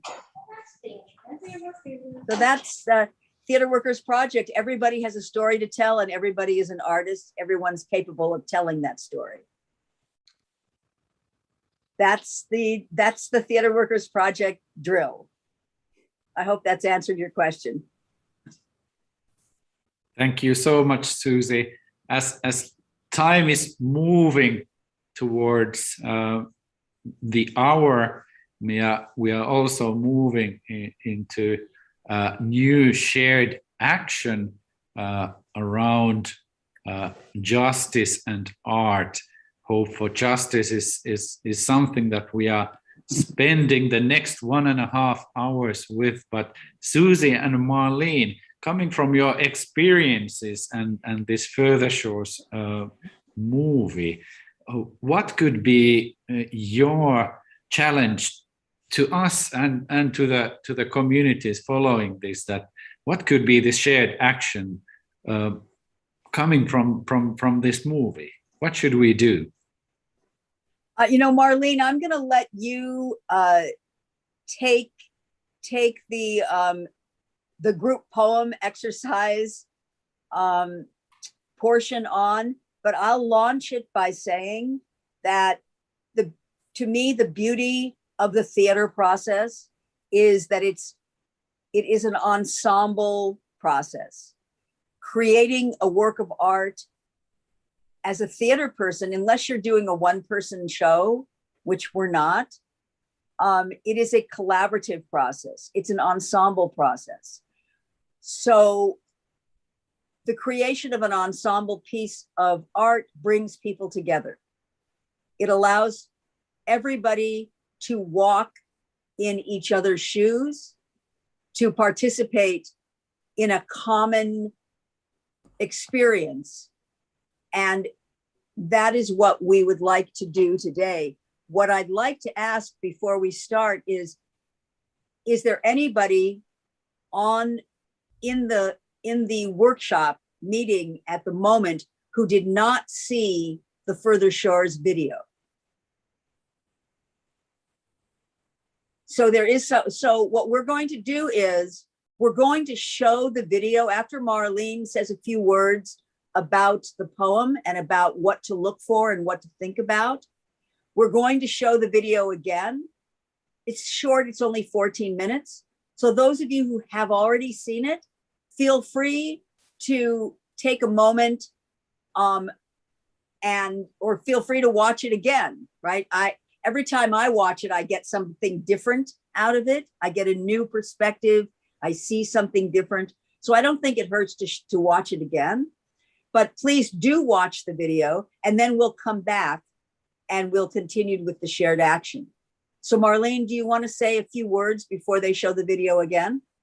Yeah, well, I have two things to say. I think that kind of in the broader sense, I think the question that Marcus asked about what can we do, right, in terms of what Further Shores is saying and what kind of shared action we can do. I mean, I always feel like the action that we always can do something, right? I mean, I think that for me, we always can find some way to become engaged in social justice, whatever that means, whether it's environmental justice, whether it's racial justice, whether it's justice around trans rights. We can always find a way to become engaged. So that's what I would say. I think, that our shared action can be every day kind of thinking about what can I do to make the planet a better place? And it could be small actions, big actions. I think sometimes we think we have to do these huge actions, and it's not necessarily so, right? So I just think that was what I would kind of say about that. So how many people haven't seen the video? Michael, were you the only one? I'm sorry? I said, Michael, you haven't seen it. Michael McCarty, you haven't seen the video. Has everyone else seen the video? Further Shores, yes. Yeah, it's up to you. If you want to show it again, the thing I just want to make sure we have enough time to do the justice and art so everybody gets involved. But if you want to show it again, we definitely can. It's up to you guys. Yeah, I mean, I think we actually have enough people here, Susie, to maybe do putting people in breakout Well, we can't do that. That's right. I forgot. We can't do that. Never mind. I love putting people in breakout groups. But anyway, I think that we can show it again. I think that what we're asking you to do as you watch it, this particular piece was really inspired by a piece of poetry. Susie, can you kind of talk to you, because you were the one that found the poem, and why you felt this was a good piece for us to really motivate this idea of searching for a further shore? Yes, it is inspired by a piece of writing from Seamus Heaney, wrote a play called The Curse of Troy, and it is a quote. I came across this quote during the height of the pandemic, and it really rang true to me. And it, Marlene, can you share, or can you project the actual quote? I'm working on that right now, Susie. Okay.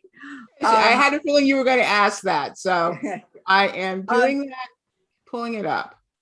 And we were working with a group of formerly incarcerated men in Los Angeles, and we were launching a project, and we always start with an idea for a theme.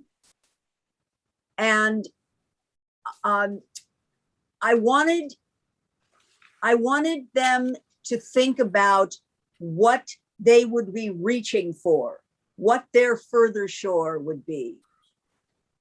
And I wanted them to think of it in the broadest possible sense. What they would like to see for the world, what they'd like to see for their lives, what they'd like to see for their lives in connection with their families, with their hopes, with their dreams. It just seemed like a really beautiful jumping off point. So that was the foundation of our program with them, and it carried through during the entire 7 weeks that we worked with them to develop the material that ultimately became the performance collage called Further Shores. Okay, so here's the quote here. So hope for a great sea change on the other side of revenge. Believe that a further shore is reachable from here. Believe in miracles and cures and healing wells. And when we come back after showing the video, what we're going to do is that we're going to think about this idea of a further shore. We've been working on, over the last couple of weeks, a group international poem, right, which I'll show you once we get back. And the theme of the poem was hope for justice. And what is your hope for a great sea change, for a more just world? So we have that poem, but since we have you gathered here, one of the actions we would like to do is, as you're watching the poem, as you're watching the film again, if you can start just even jotting down a sentence or two of what your hope is for a great sea change, and we come back, we can share that and add that to our group poem. So I'm going to stop sharing my screen, this one. And so there's two ways. I'm going to play the video, but you also can, there's a link to it in the chat if you do want to click on that. Can everyone see that link that's in the chat? You can also watch it that way. As we were watching the video, what I would ask you to do, if you don't mind, just turning off your camera, that would be great. And I'm going to share my screen again and show the video. Okay, hold on one second. And I think if everyone could also mute themselves. Give me a second.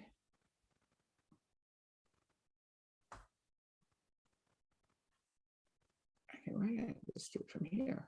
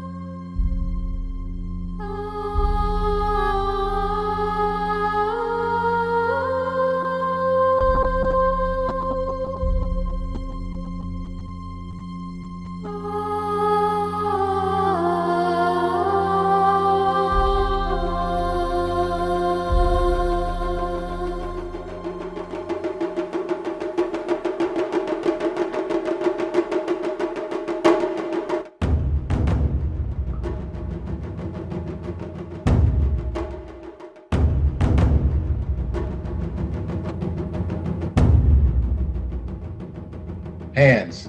Hands. Hands. Hands.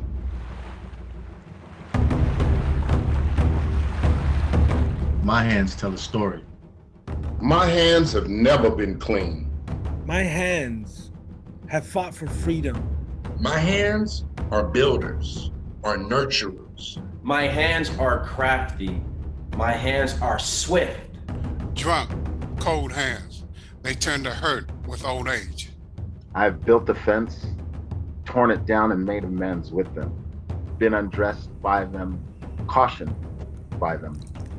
Slipping over computer keys, spelling my mistakes, fears, hopes, dreams, and accomplishments. Explaining my meaning, even when I don't know what to say, my hands try to explain. These hands have served me well. I wish I would have had the courage then. I wish I would have had the courage then. I wish I would have had the courage then. I wish I would have had the courage then. I wish I had the courage then, like I have the courage now. My parents always told me if I continue to live my life the way I was either going to be 6 feet under or end up in prison. I guess I was lucky to be alive, but for me, it didn't matter. I felt like I was a failure in life, embarrassed and ashamed of the person I became. I turned to drugs and alcohol to ease my pain. Finally, in 1987, my world came crumbling down once again. I ended up with a 15 years life sentence in Old Folsom State Prison. I believed that I was going to spend the rest of my life in prison. I was going to die in prison, that was it.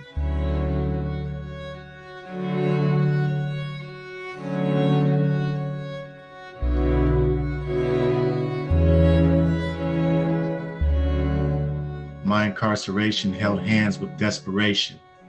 Hope was a whisper that was always spoken into my ear, to give up or to give in.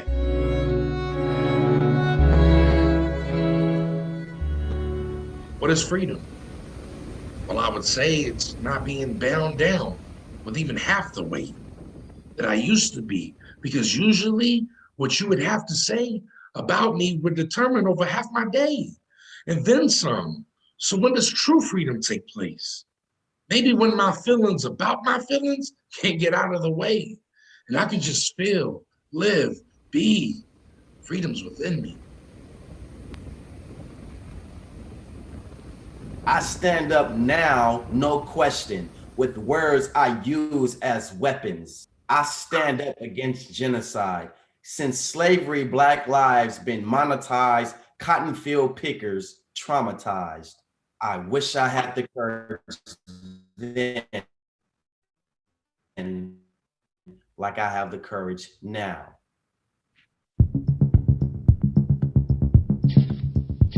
I stood in the breach of slings and arrows being hurled by little girls and boys as another of a different hue stepped into view on the school playground.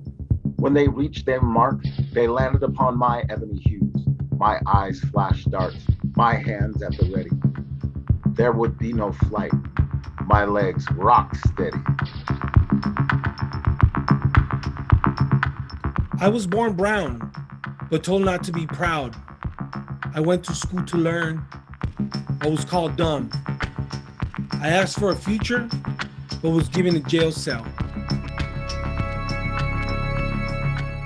Shall we open the borders of our hearts, souls, and minds? Call me a spade because I'm looking to bury separation. I want to stand for community, that we might sit down and break bread.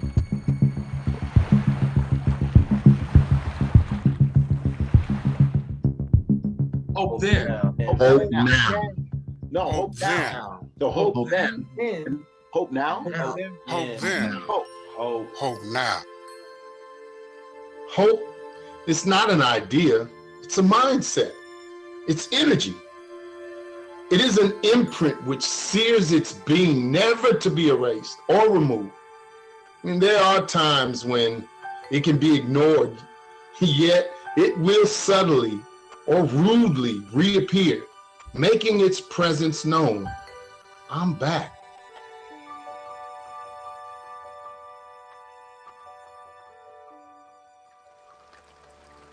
On a rainy day in 2017, the text on my phone read, "Stop wasting your time with school.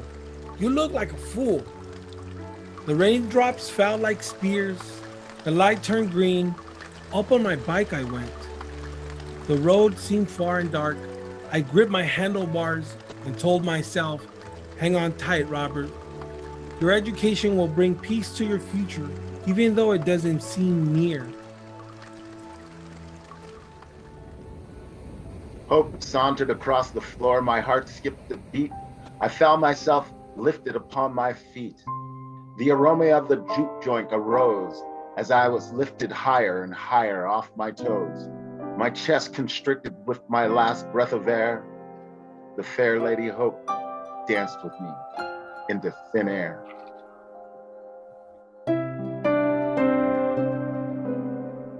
Will I ever see them again? I mean, I know that I will. But when I see them, can I receive them as a man and show them to build? I mean, my perception, it's a blessing when the essence is right. But how can I teach them when I failed every lesson in life? A dream deferred is hope diluted in confusion.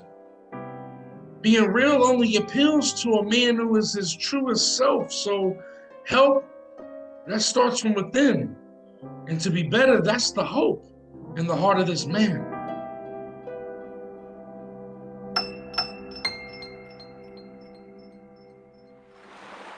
Now, what gives me hope is the morning sun. All the tears of yesteryears, the mess and tests, gave way to a brand new day of rest. Though some issues tend to linger still, they don't bear on the way I feel. For the day is new, the word is true, my decree is still due. All I've seen and couldn't handle, the Lord has taken me through. It's that sunrise for me.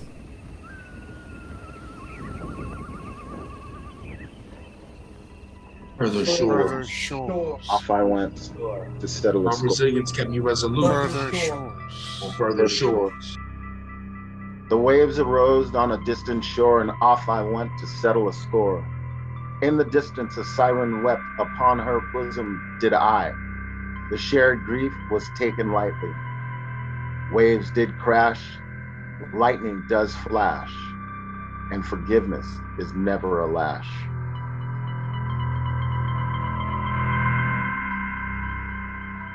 Life brings waves of events, creating tsunamis of emotions, and hope and belief kept me steadfast in those turbulent seas. Resilience kept me steady. Determination kept me resolute. These characteristics were my cure to the fears that rained down on me. I dream of being the real me with the healings of my bones and being able to walk with nature on my own 2 feet. I believe in miracles, soothe my soul like old Negro spirituals. A miracle of change, of redemption, authenticity. Miracles that are physical in nature. Miracles that are untouchable. I see you. I smell you. I feel you. I embrace you because I am you. I am a miracle called life.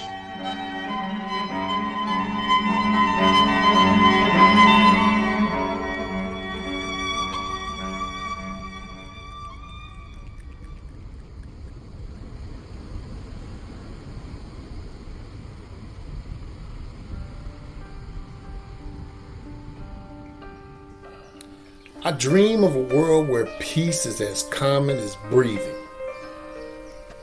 where no one feels threatened by someone else's color, lifestyle, or ideas.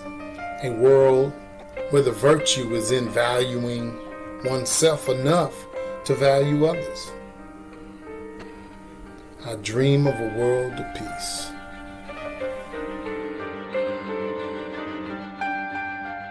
As a child growing up in the inner city, to hear the phrase, "He got hands," was high praise. As a young man, executing roots between the gridiron, to hear the phrase, "He got hands," was high praise. Now, as an adult, giving back more than you take, to hear the phrase, helping hands, is high praise.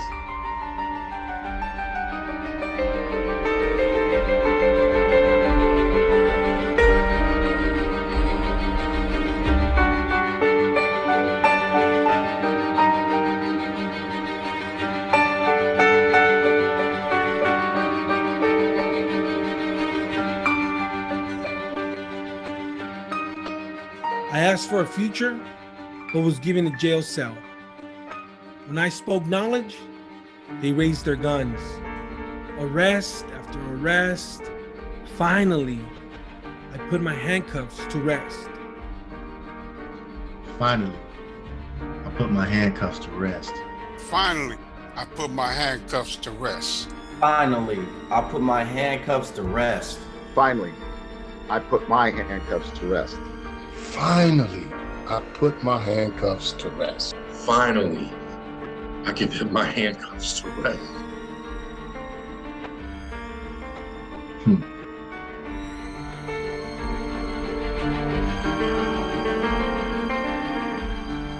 Choose life. Choose life. Choose life. Choose life. We can pave the way. Choose life and not destruction. You can change the world if you choose life.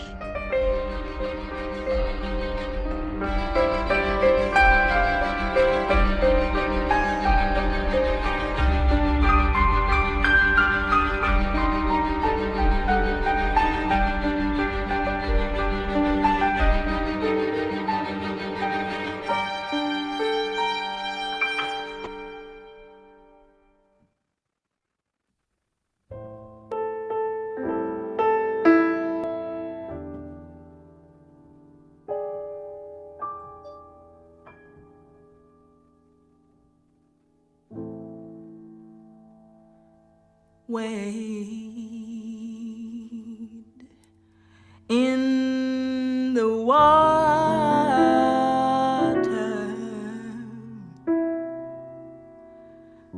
Wade in the water, children. Wade in the water, children. Oh, wade in the water. God,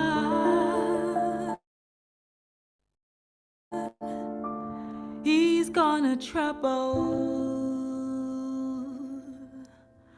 the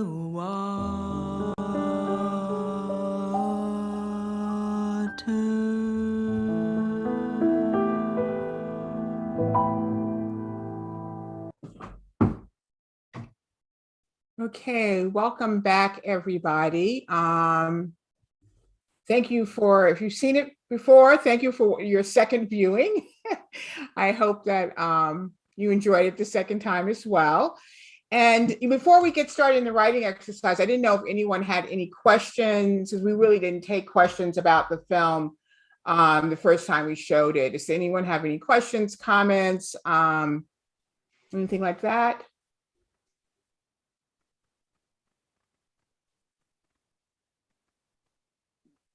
No? Okay.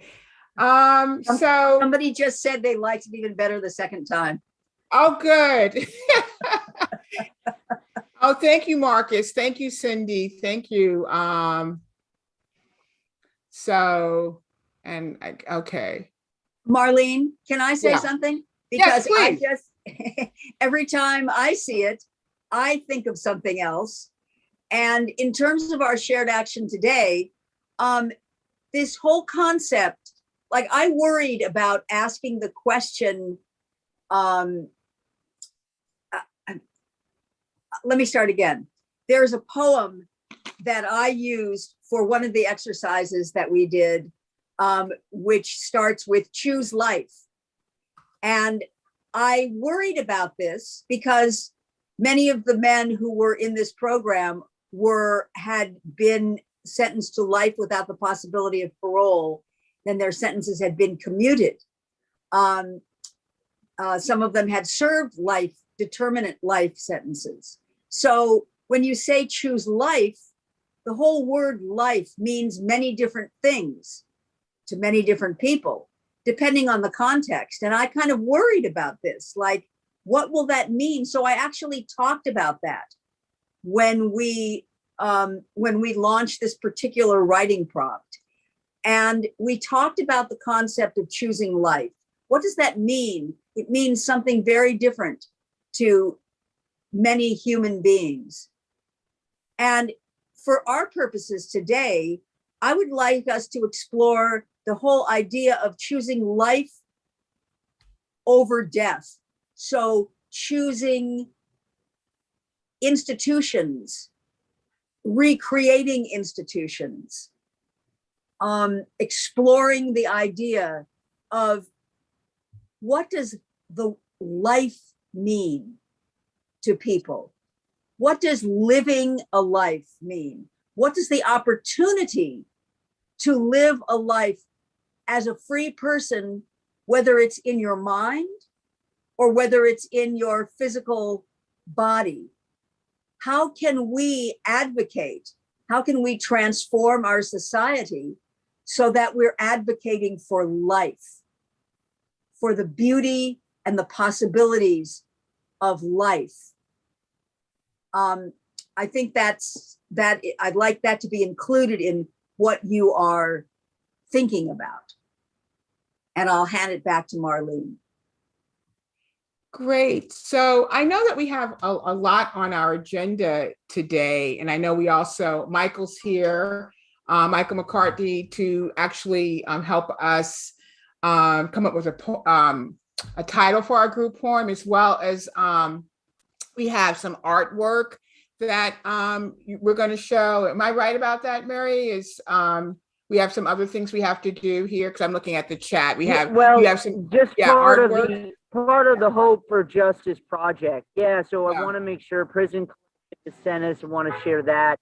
And then also talk about what is this all leading to?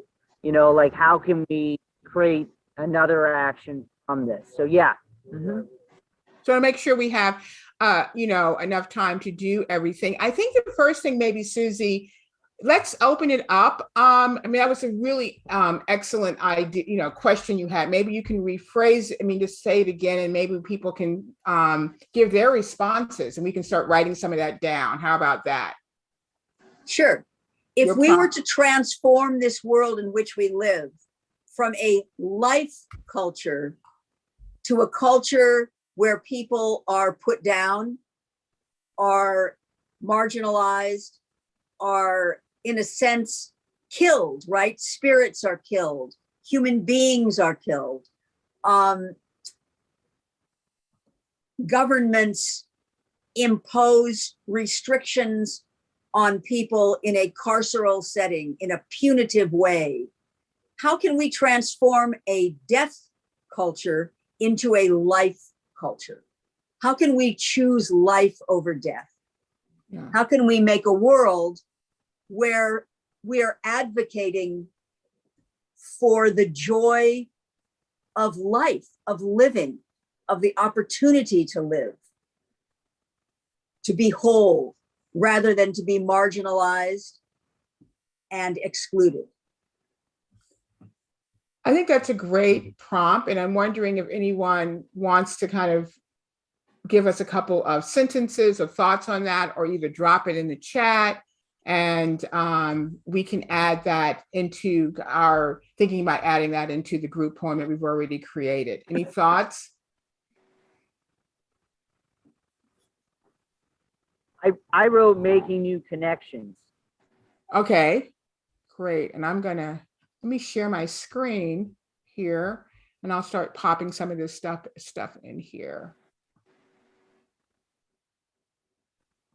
One of the things that those of us who work inside prisons, see every time we go in there is the exclusion, how exclusion and separation is celebrated by the carceral setting, and how collaboration and vitality as a group, coming together as a group, is frowned upon and structured against. In a way, the spirit is killed. And one of the things that we do as artists when we come into the carceral setting is find a way to give opportunities for that exclusion, that separation to be overturned. Any other thoughts about choosing life? Okay, joining others. I like this one.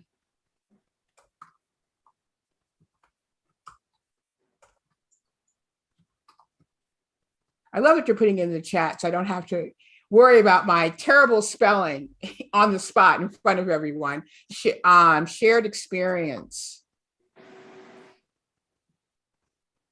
Okay, so you were, oh, okay, wow, look, shared experience. And this is a beautiful one here. I think I'm gonna read this. Who just put this big one in the chat? I can't really see. Whose is that? My hands. It's mine, Marlene. Can you read that, Marcus? It's so beautiful. Do you mind reading it? Yes. My hands are tapping without anything to do. I see further shores. As a reflection from my clouds, I thought they were darker than inside of my mind.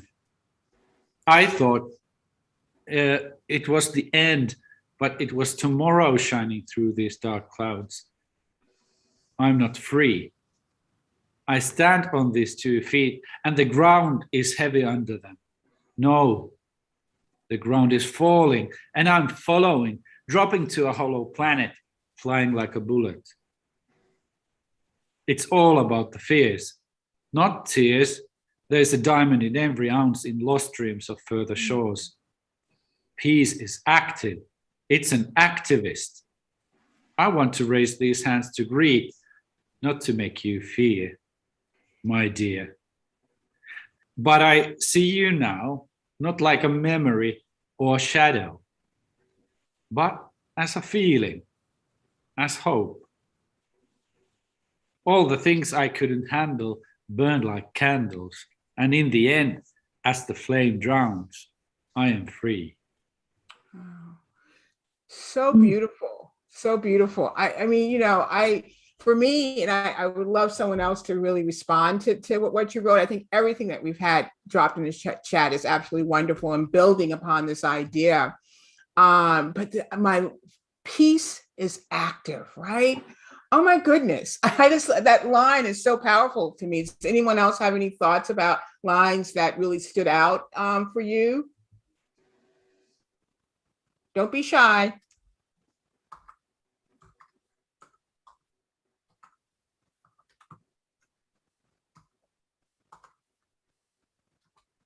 I just saw in the chat, someone put, "We are connected." Yeah, I'm putting that in there. Yeah, and it's, again, this whole concept, the fear that the powers that be have of connection, of folks being connected, of having common and shared experience. It's a very powerful thing.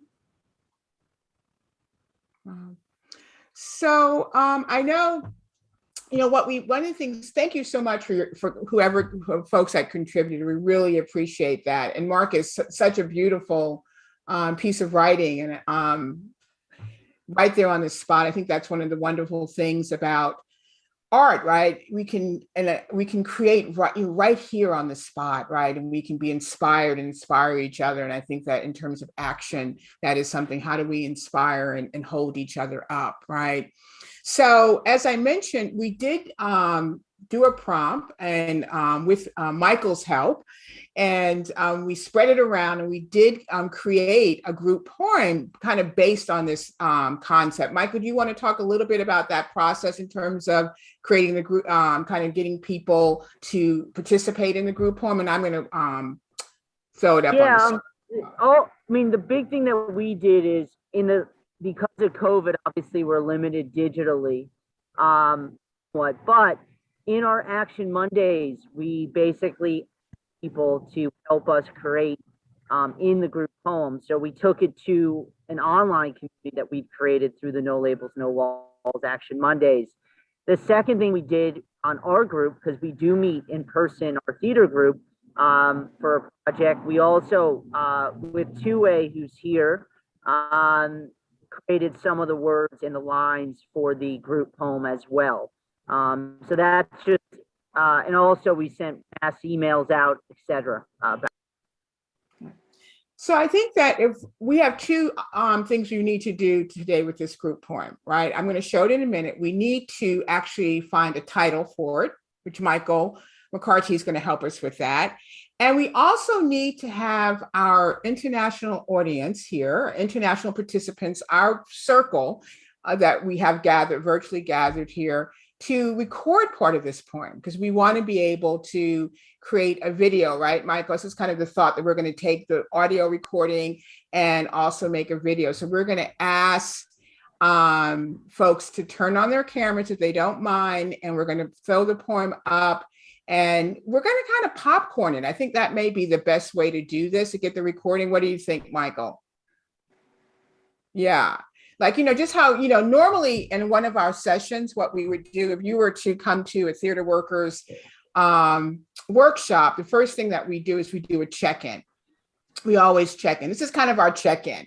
And we do a check-in where we popcorn it around. So I'm going to put the poem on. I'm going to share my screen, and then we're going to just popcorn it around. And if you can put your camera on, that would be great. If not, we can always just get your voice. So that's okay as well. Marlene, I just thought about this. Can you actually put the link in the chat, have everybody open it? Because as Zoom records it, it's just going to have your shared screen. It's not going to have their faces reading it. Oh, right. Okay. Now you actually are testing my technical skills here now, Michael. Zoom is a pain in the butt. Yeah, can you have it as well? Can you pop it let in? me get it from your it from your email. 1 second. I have so everybody can read it. So a little bit of while you're finding it, so I'm going to explain what we're going to do. So what we're going to do, as Michael mentioned, that if I share my screen and reread it, we won't be able to see your lovely faces, right? So we're going to have to do something a little different. We're going to actually put the link into the chat. You're going to click on that, and you'll see the poem up there. So first of all, Michael, is it in there? Yeah, I got it. It's just for some reason loading the link. There we go. I got it. Hold on. I got it, and I'm going to put it in right now. Okay, so the first step is to, there you go, is to click on that. And I want to make sure everyone, before we get started, has the document in front of them.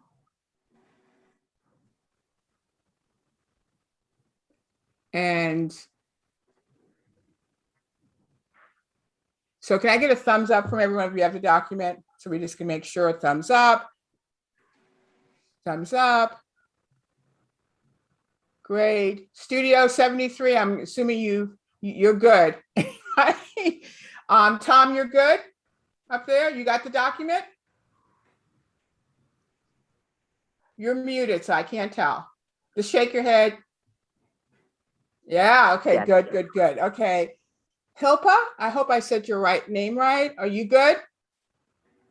Hey, I'm just going to assume you guys are good. Yep, thumbs up. Studio 73, what about you? You're good? Okay, so here we go. I'm going to let me get the document up, so which is good. So I'm going to start, and then I'm going to talk. So this is what we're going to do. You'll say a few, I think 1 or 2 lines. Does that make sense, Susie? I mean, in terms of how long the poem is, what are you thinking? 1 line or? Yeah, I think if everybody contributes 1 line. So, for instance, Marcus wrote that beautiful poem himself. If he chooses 1 line from that poem that really stands out for him. Okay, so that's what Marcus is going to do. Yeah, if each person contributes 1 line, I think it will be good. It'll be sufficient. Sorry, guys, I don't think it's the whole poem in that document that you shared. I think Marcus's part is missing. Marcus's part is not in there because we haven't incorporated that. So we're just including what we have right now.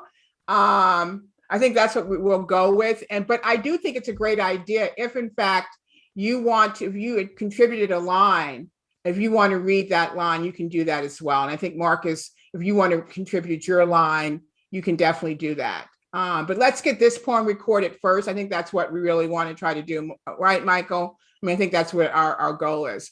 So each person will say a line. And then once you say your line, you're going to toss it to someone else in the group. Does everyone understand what we're doing? Okay, cool. So I'm going to start. Okay. Meet me in the warmth of seeing change, a world of possibility. And I'm going to toss to Tom. I've got a line. As I sit and wait and count the waves, I know that this is the first time that I've been here and waited, but the waves have been here many times before. Beautiful, Tom. Can you put that in the chat as well? And toss it to someone. You're muted.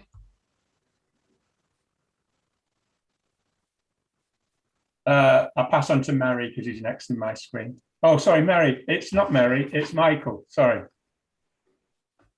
Okay. We see each other for who we are, no added labels. For see change, we need to be changed, to put down our devices and see what is important. And I'm going to toss it to Mehdi.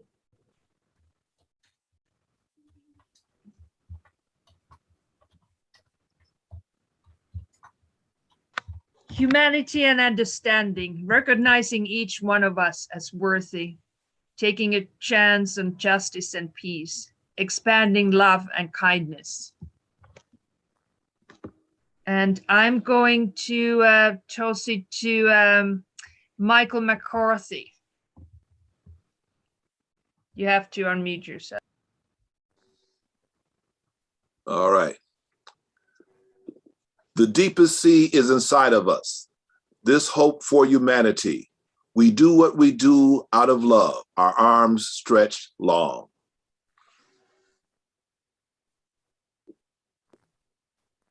Oh, and I'll pass it to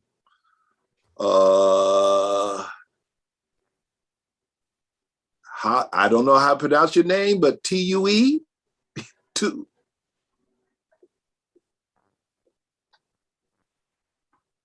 Tue, you're up. You gotta mute. Yeah, you got it right. Okay, hold on.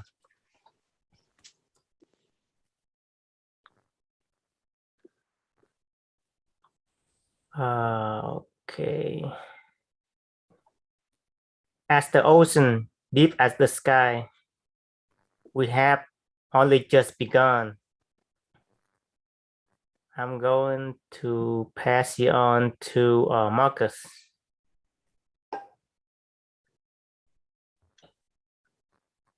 Thank you, Tue. I'm going to read a couple of lines from the poem I just wrote. I'm not free. I stand on these 2 feet and the ground is heavy under them. No, The ground is falling and I'm following, dropping to a hollow planet, flying like a bullet.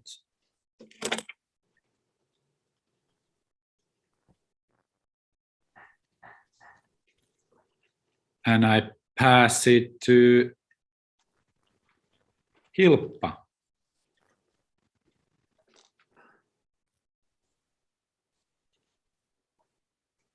Seeing all that needs to be in the warmth of a world of possibility. And what happens now, because that was the poem, I probably don't pass it on. Yeah, so that was the poem. You guys did such a great job, first of all, incorporating your own work, right? And then also knowing where to kind of hit when, you know, that where to go in the poem. I mean, I'm just so impressed. So I think that what I think we should do, Michael, oh, my phone, sorry about that. I think what we should do is maybe start over. Who hasn't gone yet? I think there's a couple. If you haven't gone, raise your hand, please. Mary Beth. Okay, we have. Okay, great. So I think that what I would love to do, unless you guys have your own lines, is, if you guys don't mind, is to have you, the three of you, record the poem, right? So you'll do. Let's look at the poem right real quick. Do we have time for this? We're okay time-wise, guys? I want to make sure we're good. Let's do it so everybody gets to be in it. Yeah, so, it's just perfect, right? Because there's 3 stanzas. So great, perfect. We have 3 people left. We couldn't have planned it better. So whoever wants to start, I'm going to actually ask Mary Beth to start. And so Mary Beth, you're going to read the first stanza, meet me in the warmth of seeing change. And then you'll pass it to the next person. You'll read the second stanza. And then we will read the last stanza. So does that feel okay for the last 3 people? Are you okay with that? We're good? I'm good. Good. Okay. Okay, great. So Mary Beth, I'm actually, why don't you start and then you can toss it. Okay, great. Marlene, who are, I'm sorry, Mary Beth. Who are the people besides Mary Beth who are reading? Mary Beth and Anita, and then I'm sorry, I cannot pronounce your name. Nikki and Timo. Oh, Timo hasn't gone either. Okay, Timo, No. Okay. So, oh my goodness. Okay, so it didn't work. Timo, I'm sorry. I forgot about but you. let's get started so we have all the time. So if that's okay, Marlene. Mary Beth. Fine. Yeah. So Mary Beth, and then I think that whoever, Mary Beth, Anita, and then Timo, and the person whose name I can't pronounce, which I'm really sorry, you guys will share the last stanza. How about that? Does that work? Just give me a nod so I know. Cool. Okay. Ready, Mary Beth? Yep. Okay. Thank you. Meet me in the warmth of seeing change, a world of possibility, where we see each other for who we are, no added labels. And I will pass this to Anita. For see change, we need to be changed, to put down our devices and see what is important, humanity and understanding.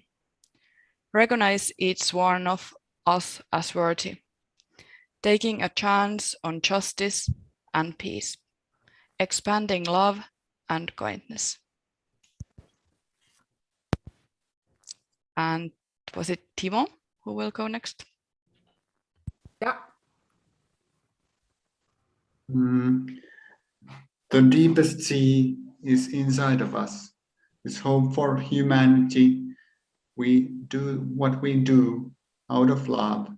Our arms stretched long as the ocean, deep as the sky.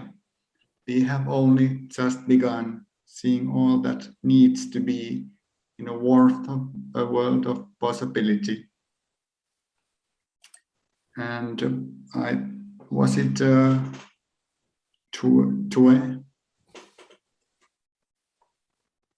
It's Soiliki. Soiliki, is that right? Did I pronounce? Soliki, yeah, you're next, right? Yes, thank you. But what do I read again from the beginning or what? You read from where he stopped. So the last couple of lines. Okay. I thought he just. You didn't read, yeah, I think he. Or read the last stanza. Why don't you just do that? The last stanza. Okay.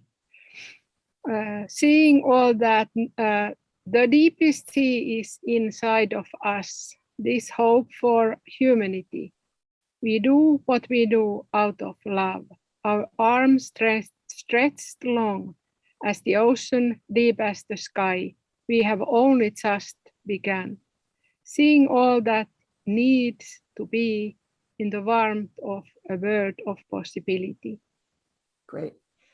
Perfect. Thank you so much, everyone. That is kind of my portion of it. And thank you so much for contributing to the group poem. I have everyone's contributions, and we'll add it to the poem we have going already. So I'm going to turn it over to you, Michael. And Thank you, Marlene and Susie, for doing such a great job and help and creating that group poem. We just want to say thank you so much. I think it was really powerful to have a shared action this morning. So thank you both so much.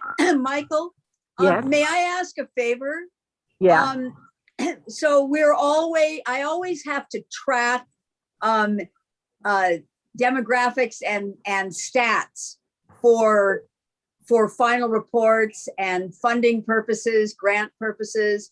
And it would be wonderful if participants in the Zoom at the moment would be willing to just drop in the chat where you're located in the world. I would love to know. I think it would be really helpful to know the diversity of human beings who are here with us today. Thank you so much, everybody. Thank you, Susie. Okay, so that being said, I'm going to turn it over to Michael McCarty. He's going to lead us on a great title exercise for our group poem. But just before, I just want to make sure I include everybody who participated. So not only do we have poetry, but we also have art. So I just want to show some of the art from the Prison Art Collective really quick. I will put it in the chat, but let's see, I had everything ready. Okay, here we go. So I'm just going to show just a few images, and this will be a part of this big group, on my internet, big group poetry. But Michael, as I'm loading it, why don't you start on the title, because I want to make sure we have enough time, and then I'll get the other artwork that was created able to share. Okay. Well, hello. Oh, I lost everybody for a second. All righty. So Michael, am I doing my titles exercise as we talked about it, or am I doing something slightly different? No. The title exercises, we're trying to create a title for this Hope for Justice action. Okay. So, greetings and salutations to all of y'all. Michael D. McCarty, storyteller, and I've been working in the Arts and Corrections prison program since 2014. And I developed an exercise that I call titles. What a concept. So what I'm going to do first is I'm going to read you something, and I want you to think, what is the first thought that comes to your mind? All right. What is the first thought that comes to your mind? It can be a word, it can be a sentence, whatever it is. And I want you to, if you have a good memory, like I do not, then you can remember it. If you don't, write it down. So here is the thought. You can't use up creativity. The more you use, the more you have. First thought. Anybody? Eternal. Eternal. Boundless. Boundless. A gift. The A ocean. gift. Jumping in the ocean. Splashing. All right. Don't be thinking, just open your mouth and say something. Equity. Equity. Flying. Activity. What was that? I missed one. Two people spoke saying I say activity. activity. All right, we're going to do one more, then we're going to come to the poem itself. Let's Flying. see. What was it? Flying. All right, next one. Be weird, be random, be who you are. First thought.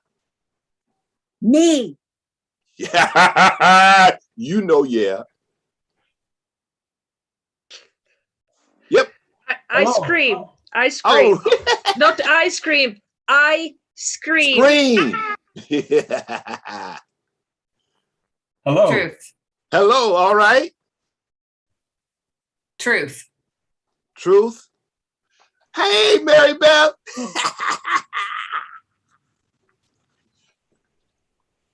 Let's do three more. I think three more. Everybody, just jump Polka out. dot pony.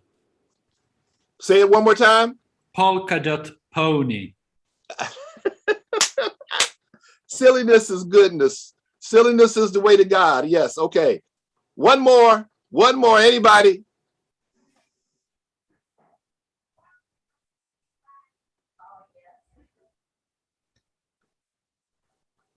Belt it out, anybody. If you did it before, it's okay, just say something. Action. Thank you. All right, now I'm gonna read a little stanza from the poem, same thing. Just whatever comes out of your mind and your mouth. Meet me in the warmth of seeing change, a world of possibility, where we see each other for who we are, no added labels. Thoughts? Hope. Hope. Empathy. Empathy. Friendship. Friendship. Connection. Connection. Space. Space. Acceptance. Acceptance. Choices. Choices. Yes. Yes. Homeless. Homeless. Kindness. Kindness. Say it again. Kindness. Kindness. Action. Say it again, Mike. Action. Action. Action. Yeah. Active. Action. My thought, harmony. Which of those is a good title?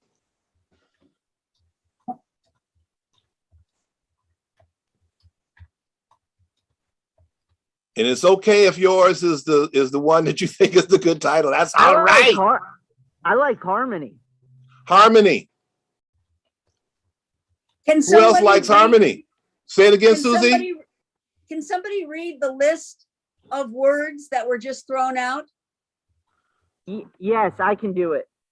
Okay.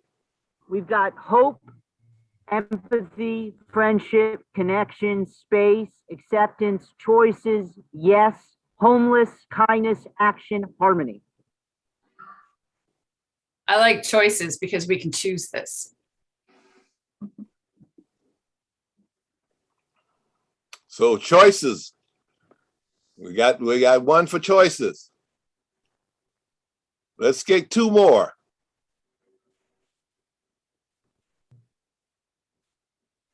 Yes. I like polka dot pony.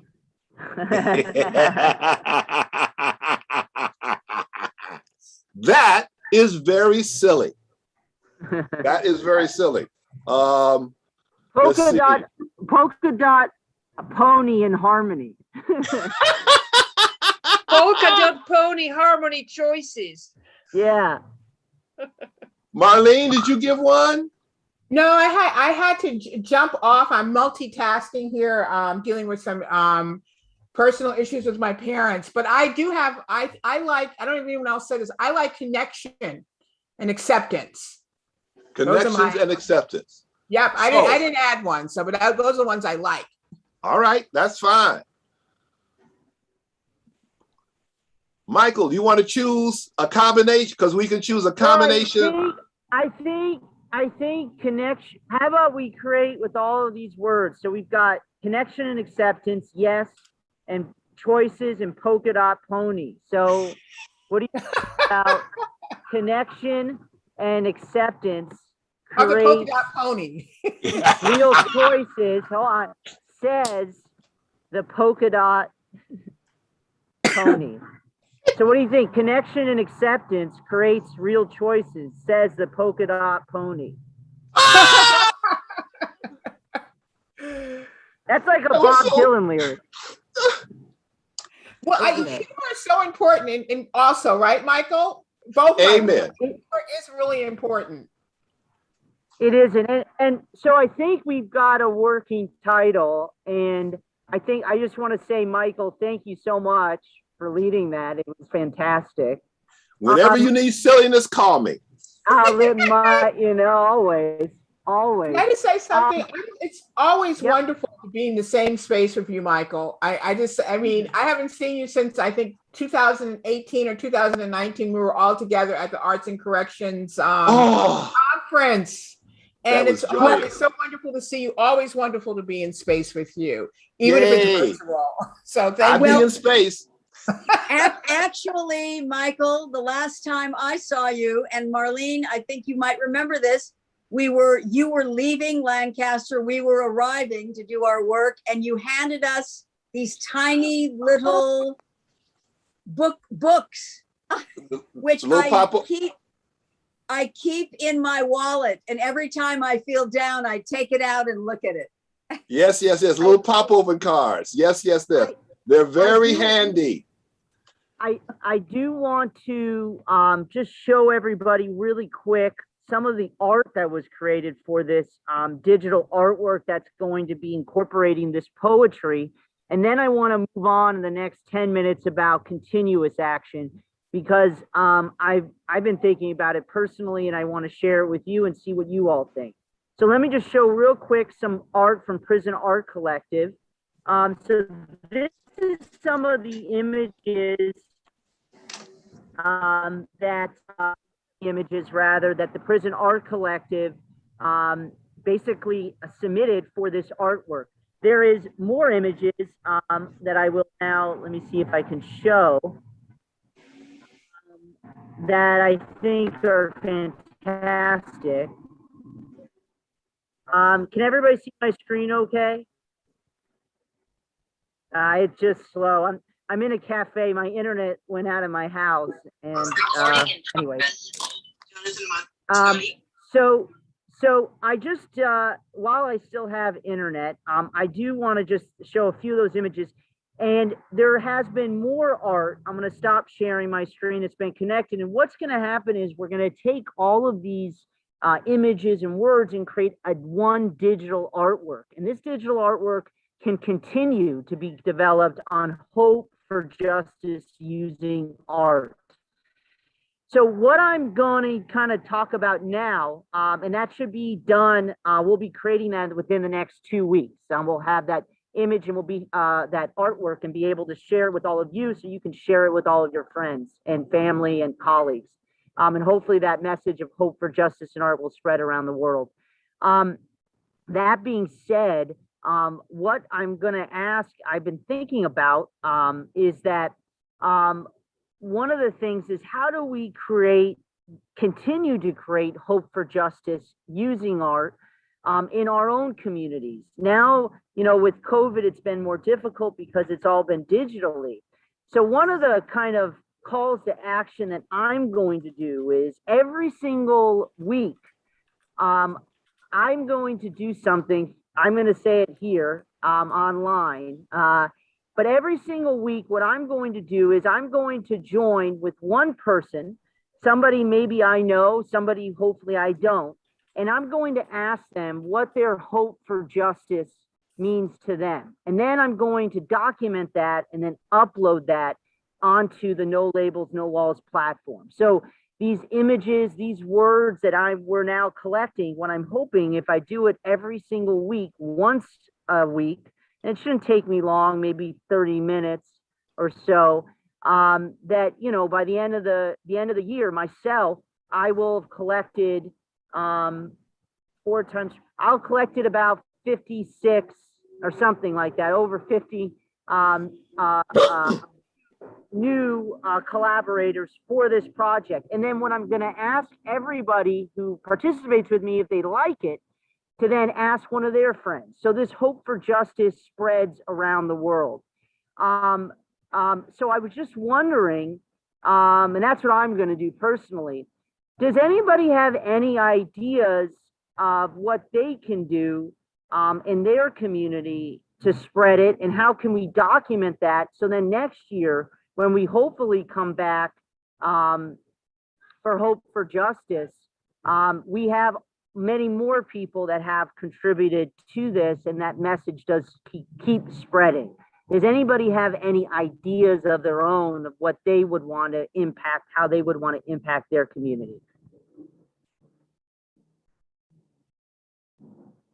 Anyone? And 2A, you're kind of already doing it with your asking questions to people through your own TV show. Is there anything you want to kind of create with that, with the theme of Hope for Justice? What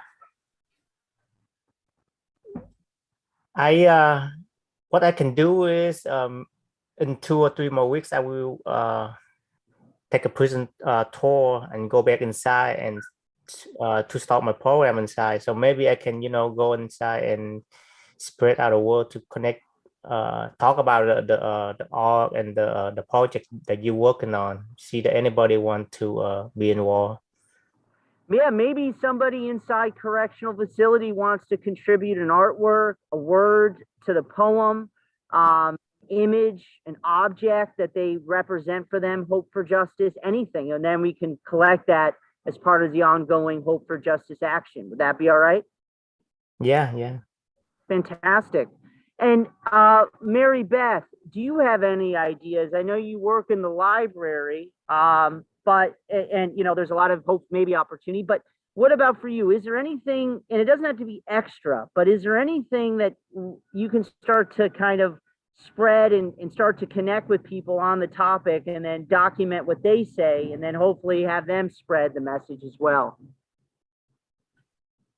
In terms of what we've talked about today, or just generally things I've been It could thinking be about? anything. It could be adding to the poem, like they could add a word, they could add an image.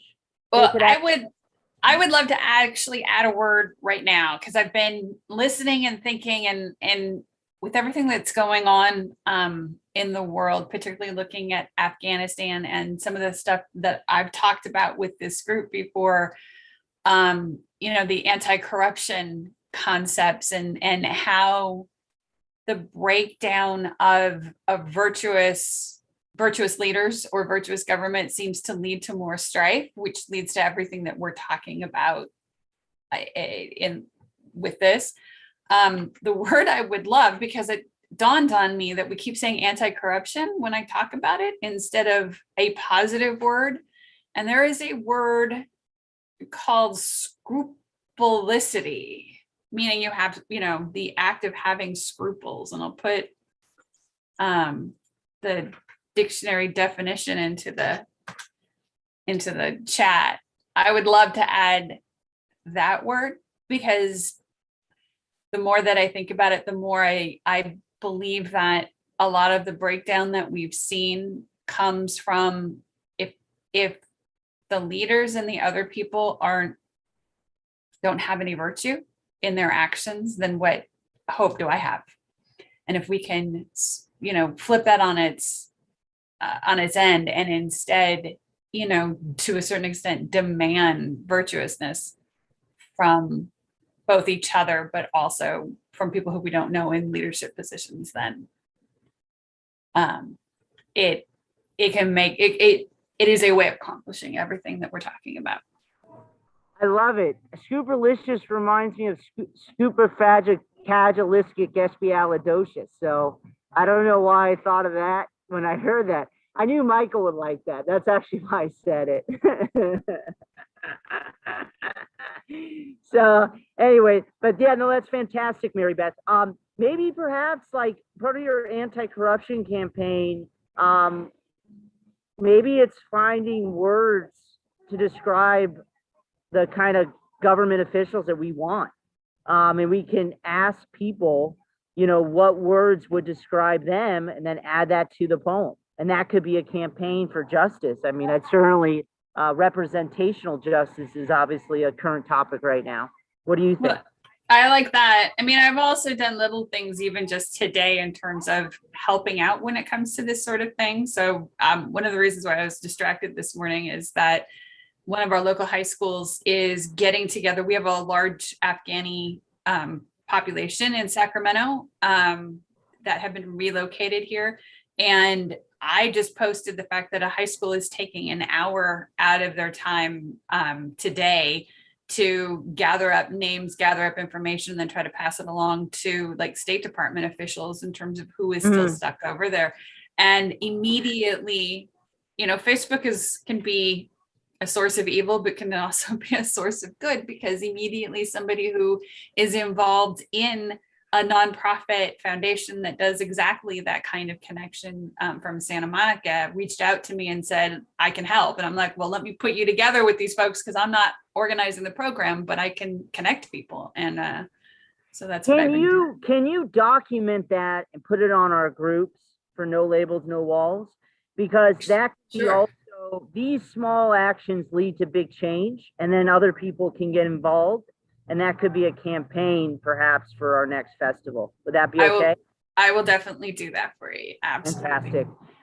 Michael, I know you have to go at 10:30, but is there, I know you're doing so much and you do, but is there a way, is there an action that you can either, maybe it's even when you go in to do these title workshops, you can then post it on the group page of what the reaction was, if, you know, on the theme of justice or any theme, and then we can kind of collect that.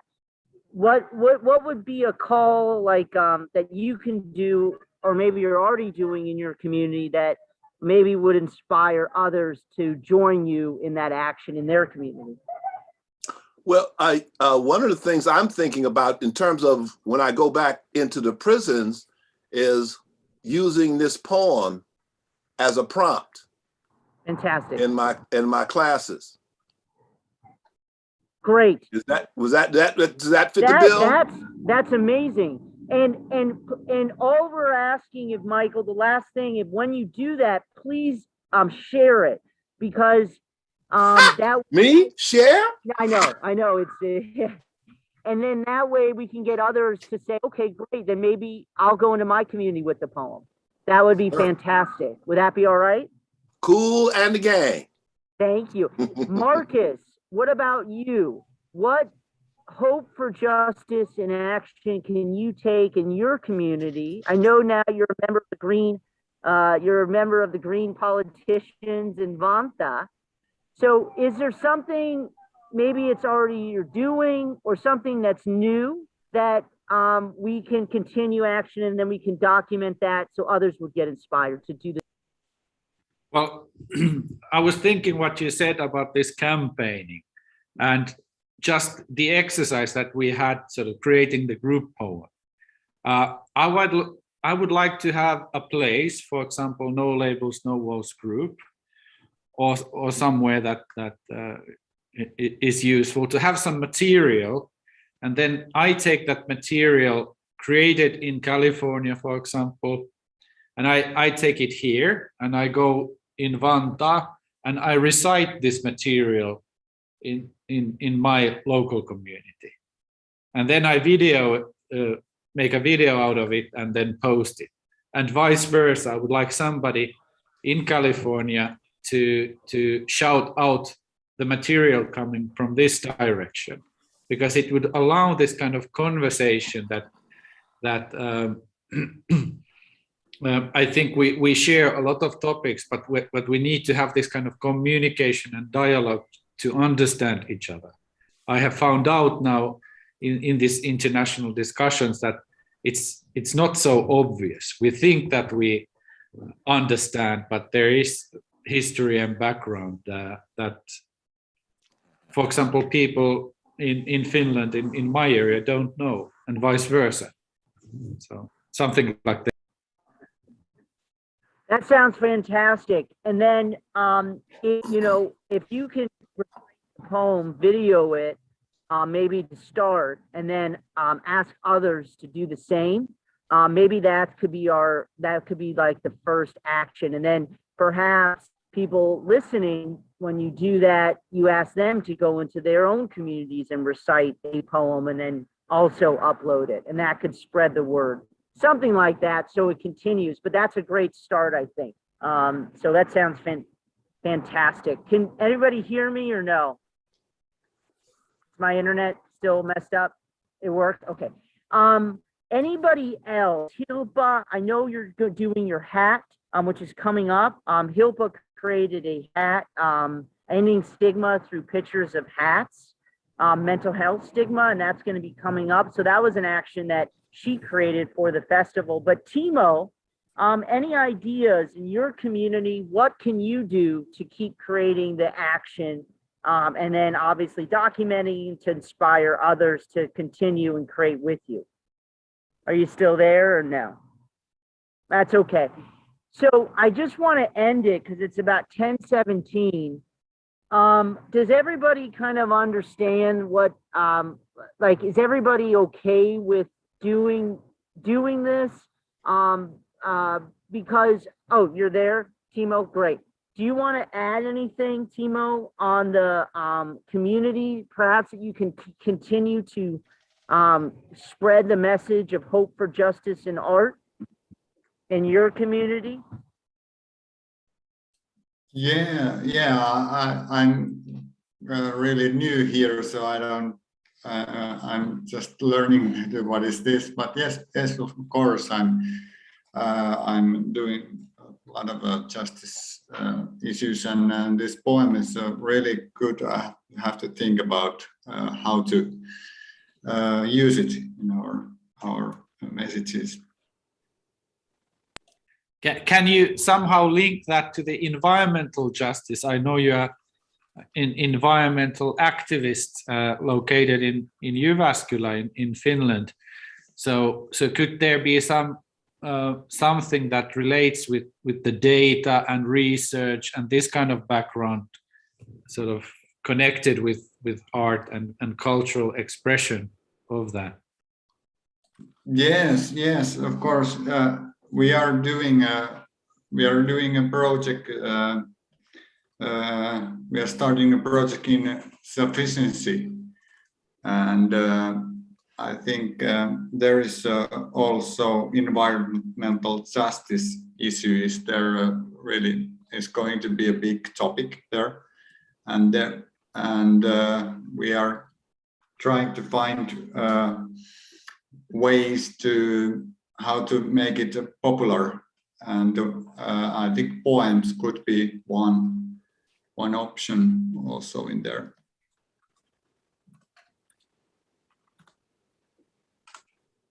That sounds fantastic. So what I'm going to, just so everybody knows what to expect, in the next 2 weeks, you'll get my first video of a complete stranger that I don't know, sharing what their hope for justice in art, or maybe reciting a line of the poem, as well as the collective artwork that we have created together here and before, on the group page of No Labels. And also in our mass email, I'll be sending out that. So everybody, as you can, please post this to the group page, ask people to participate with you, because what we're hoping is when we come back in a year later, that we have so many stories, so many actions, all related to hope for justice, and really showing how one single act can spur thousands of acts. And that's literally what we're trying to show through this digital platform. Does that seem okay with everybody? And is there any questions, thoughts, comments, suggestions, ideas that anybody else wants to share?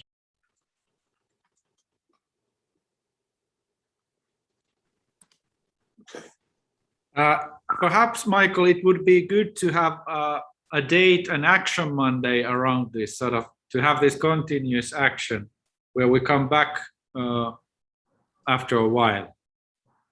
Absolutely. I think what we should do is let's start doing it. And then in probably about 2 to 3 weeks, I'll email everybody or put the call out and then see where we're at, and we can check in. Because we have to remember the habitual behaviors obviously dictate that we are going to be separated. And, you know, like Mary Beth is kind of hinting at, divide and conquer. You know, it's the age-old game, right? So when we take these actions in life, number one, we realize that we can, and that it doesn't have to be extra. You know, it really doesn't have to be extra. It's a lifestyle change. That's really what we're asking everybody to do. It's an evolution. And I think that's what is needed to create any real solution. So these small actions can create an evolution, and no organization can do it. It has to be done individually and also connected to everything else. So, but any other suggestions? Michael, I know you have maybe some superfragilocasualistic thoughts, or do you have anything you want to add? Or Mehdi?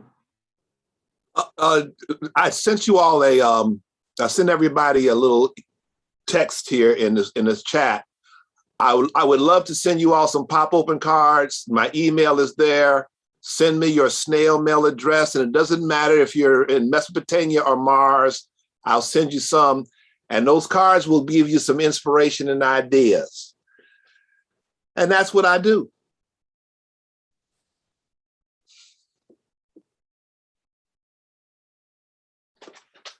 I got to run, y'all. It's been a ball.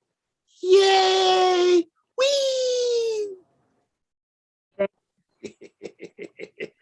Thank you so much. Nanu.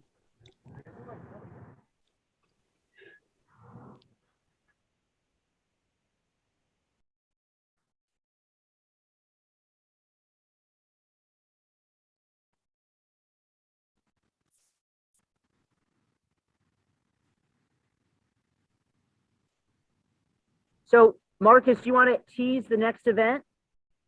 Yes, Michael. So stay online. Don't go anywhere, because the day continues. No Labels, No Walls Festival 2021. Creating action together is everywhere. So please share the links. Please share this stream as we are moving forward with Hats Against the Stigma with Hilpa. And in a couple of minutes, we will talk about Hilpa, about this project. We will premiere the new video Hilpa has created, and after the video, we will have a chat about the campaign and how can we join, how can we support it, how can we perhaps link Hope for Justice for Hats Against the Stigma. There's a lot of action today that we can link together as we go. But after that, Michael, would you like to tell how the day continues? Well, after that, we've got Building the Bigger We, which is about revolutionary listening. So please, everybody who's on, join us for that. It's a really important event. And we've got hopefully a lot of campaigns that are going to be developed from that action. So please keep joining us here, and thank you so much. And after the Building the Bigger We, shared action. The day continues with very interesting videos coming from New York. So stay online and join us later, because the day ends with Fionathan, the citizen network ambassadors from Ireland. We will have some music, we will have some stories, very interesting things. So just go to the No Labels, No Walls event page and read all the descriptions. You can also read the descriptions from the nolabelsnowalls.net website. And now it's time to continue the evening together with Hilpa.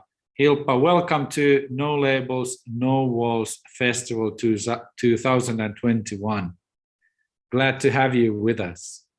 Thank you, Markus. Yeah. How's life? How's life? Well, I'm a bit nervous because in 3 minutes my project will premiere.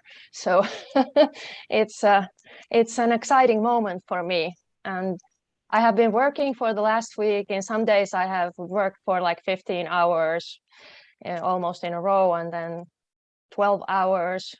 One day I was working for 18 hours for this. So it's I don't know, it's a bit tragicomic that you do a mental health project and then you really have to make sure that it doesn't ruin your mental health at the same time. That's the tricky part. That's the tricky part. But I'm good. And also I made like an interesting discoveries about my own ways of thinking while I was doing that, because I can feel the stigma when I'm working, because I'm like expecting like a lot of things from me and expecting like a normal function from myself. And then I realized that if like I get tired or then my brain doesn't work the way I want it to be, then I'm like, yeah, I have this I have these challenges with my mental health, and that it shouldn't be that way. And then I feel that I am like sad and ashamed of myself, and that's part of the stigma that I'm fighting for. So it's really important to kind of like compassion is the perfect remedy or antidote to shame or stigma itself. And this week I have like truly practiced self-compassion a lot. So what goes around comes around, like they say. I have to say, Hilpa, that it has been a pleasure to meet you through No Labels, No Walls community. We are also both Citizen Network TV producers, which is a community that meets every week prior to the Action Monday, where we are building a global community media. So everybody welcome to join us. It's the same address, Action Monday address. It's UK time 3:30 p.m. Finnish time 5:30 onwards. So Hilpa, it's been a pleasure to get to see the project and also be part of it. And I think that after premiering the video, we can come back and talk about how we can all join this project and the wonderful visions that you have created for the future. For me, it brings hope, and it's just the meaning of No Labels, No Walls as a movement. So, no labels, just hats. Yes, more hats, no labels. So, ladies and gentlemen, let's premiere Hilpa's wonderful new video, Hats Against the Stigma.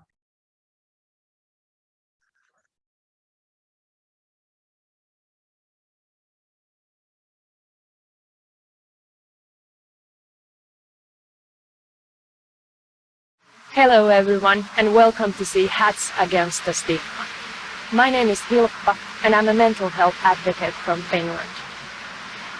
I'm super excited to present my project to you here in a beautiful place called Lapinlahti in my hometown Helsinki. This place used to be a psychiatric hospital, and this door behind me actually was the one I entered when I was for the very first time sent to a mental health unit when I was only 15 years old. I came out as a person with bipolar disorder only this year, so it took me more than 20 years to finally speak about it.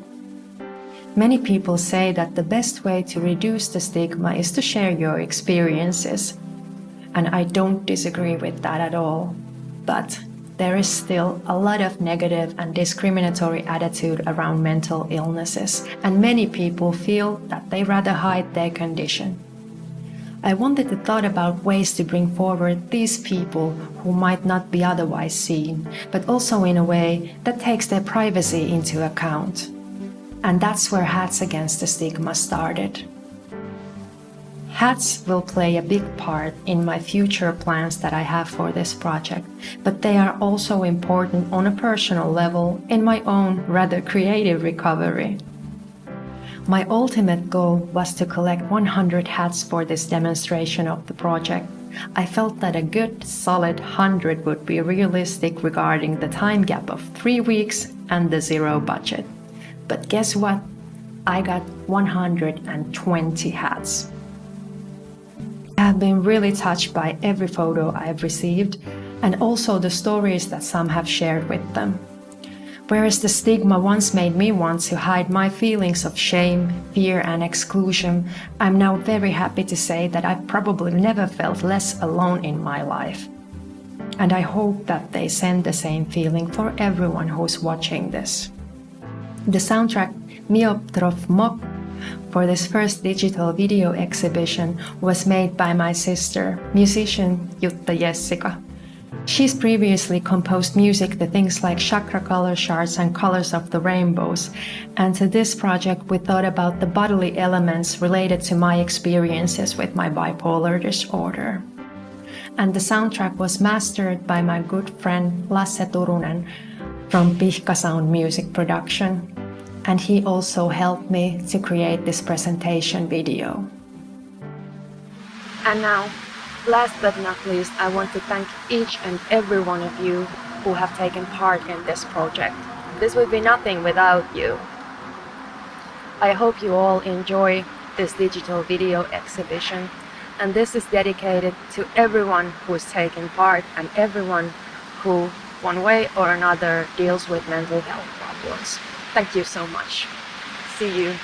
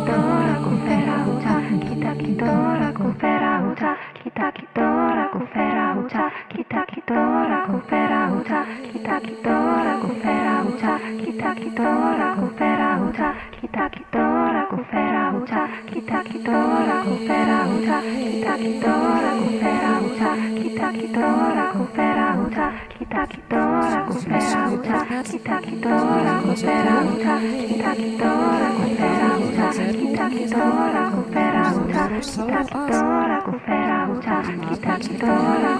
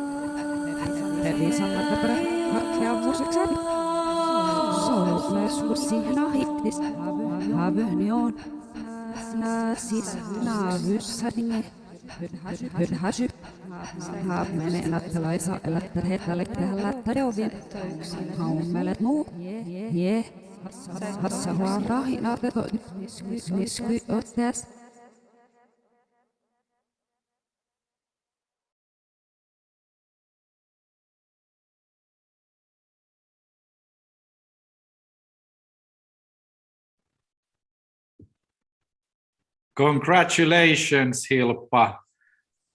I will take my hat off for Thank you. you. Thank you. And remember to take a picture of it as well. Yes. So, Hilpa, how do you feel now when the premiere is now behind you? What lies in the future? Yeah, well, right now, of course, I'm like filled with different kind of emotions, because it's already been like, I have been like, as I said in the presentation video, that I have been like truly touched by the photographs, even though some people might think that okay, it's a picture of a hat, but still some of them are like full of stories, and then you don't know what the person looks like who is the owner of the hat, but you can already see so many little details about their life. And so a couple of times when I have placed the pictures to the timeline of the editor, I've been like almost like crying my heart out, because it's so beautiful at the same time, but then also very tragic, because you know that, okay, it belongs to someone who's faced like difficult times. And then obviously some of the hats are pretty small. So in that way as well. But what lies in the future? So I have like a lot of different plans coming together around this same theme of collecting pictures of hats and hats in general. And maybe now it's not the time to go through with them all, but at least I launched today actually an Instagram account where all the hats will be displayed with a mention of honorary title, that okay, this hat is a member of Hats Against the Stigma, hat of hats, because HATS, Hats Against the Stigma, or just hats. So it's like I have lots of jokes coming from that. So, and that will serve as a proof for everyone that they are not alone with their difficulties, that there are several others. And I will keep collecting pictures, because the more pictures there are, then the message also becomes louder and louder all the time. And as you probably also witnessed, you don't have to have a loud voice to make a statement. You can just have a collection of hats that will impact on your emotions, hopefully. And the compassion and empathy, they are the best antidote and remedy to shame or stigma, as I said already before. But this is the thing that I would like to repeat and repeat. That's what we need. So I will continue collecting the pictures, and I'm hoping to launch a website that can keep this thing together. And I'm hoping to find partners in crime so that I can share the responsibility of the project, but also take it further, because there are things that I am not capable of doing. Like I don't know anything about web design or stuff like that. So that's what's going to happen next. And then in good time, I will launch more like campaigns, or maybe a challenge is also a wrong way to put it, but I have like different kind of like summons for people, or also groups that can support this action. That not everyone have to be like individuals, but it can be also groups that share the values of this action. And the values are that we need compassion towards people with mental health illnesses, and compassionate, good quality advocating, not attacking people that don't share the same views as you, and that mental health problems are health problems, and other stuff, so that they can kind of like make a statement of their own as a group. So that kind of things I have for at least now, first after this. What kind of feedback have you received from people participating into this first step of this continuous shared action? Well, a lot of people have thanked me that thank you for doing this. Thank you for being the spokesperson, that this is important. So basically, if I should just put it short, then it would be just that thank you so much, that this is important. And many people have also kind of like just basically given their thumbs up, and they have wished good luck, and good luck is what we all need. Yeah. Cindy here in the chat mentions that your sister's music is amazing. So I really like the quality of the production. So there's a lot to learn in our producers community from your work. How did you design this campaign video, and how did you do it? Well, I only learned like a couple of weeks ago that, okay, it will be a video. So because I started this project this summer, and then I was already in a hurry that, okay, there's a festival coming up, and then so I just started to collect pictures because I knew that okay, that is the one thing that I want to do as an action. And then when I realized that, okay, I have to have some sort of like exhibition or something like that, then I thought that, okay, the easiest way for myself is to make a video of the pictures. But then when I started to plan the video, then I want to make like not just all the pictures in a row, that I want to make some artsy stuff to that as well. And then I realized that, okay, I can't play 7 minutes of just hats without any background music. So then I contacted my sister, and she's the kind of person who she is so easily inspired from like everything. That if I say that, hey, how about you make music from my kitchen door? She's like, okay, fine, and she delivers. So then basically when we discussed about the bodily elements of mental illnesses, like heart rate, changes in the heart rate, light breathing, fast breathing, and other stuff. Actually, what the talking in the video, it's in Finnish, and it's a comfort poem that my sister has read, but we reversed it because that's how I hear when I have symptoms. I hear people talking, but I don't understand what they talk. So that's why I asked that, hey, can you make this to the video? And then, of course, Lasse I have known for a long time, and he's a very talented music producer. So we were very lucky to have him to make it like sound professional.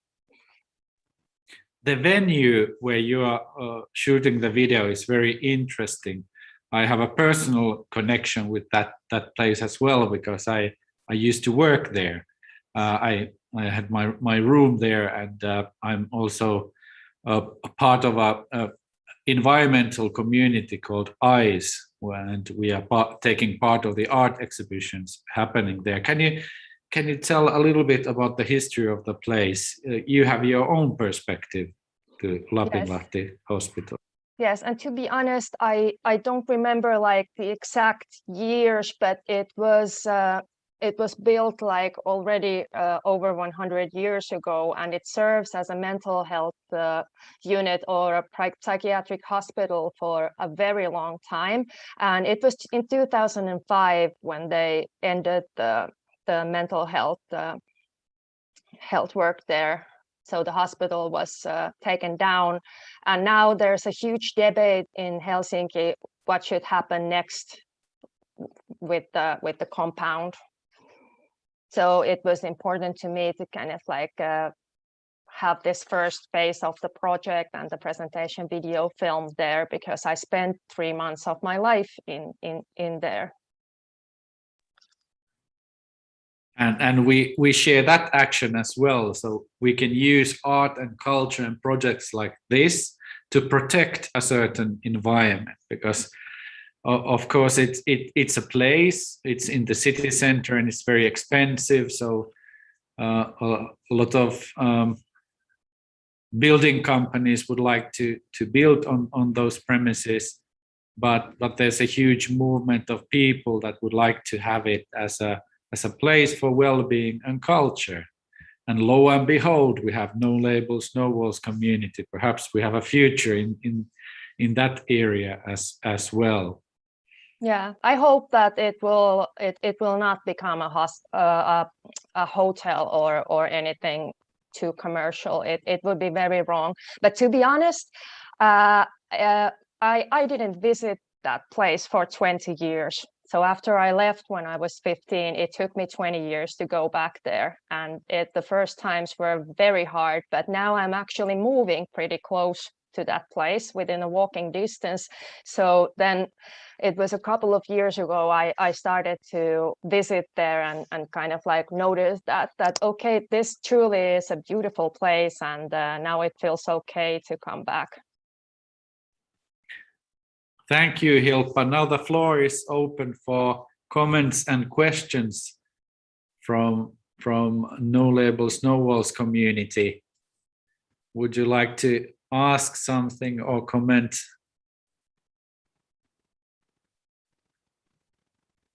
I'll just say Hilpa is such inspiration. I mean, it really shows, like, you know, anyone has the power to create real change. So I just want to say, you know, you're really a great example of that. Is there any like, so we have the hats, but like, is there anything else that like anybody else can kind of take an action to end mental health stigma with you in their own community? Is there any like action that you would want, you know, how other people could help that cause besides just sending you hats? Yeah, of course, because obviously I know that collecting pictures of hats is maybe not, at least at this point, it's not like it doesn't have like immediate impact on the national well-being. But yes, if anyone wants to do something to reduce the stigma, then I'm repeating myself again, but still, be compassionate and start from yourself, because I seriously don't think that you can be truly compassionate towards other people if you are not compassionate towards yourself. I have met through my different work, but especially my current work in the substance abuse, I meet like a lot of different kind of people there. And the worth of compassion has just like, it's been rising all the time.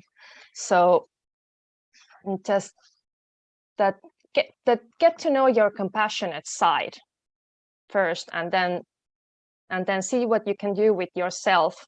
Because if every individual would be compassionate towards themselves already, then the mental health issues would be probably pretty low, on a lower rate, I think.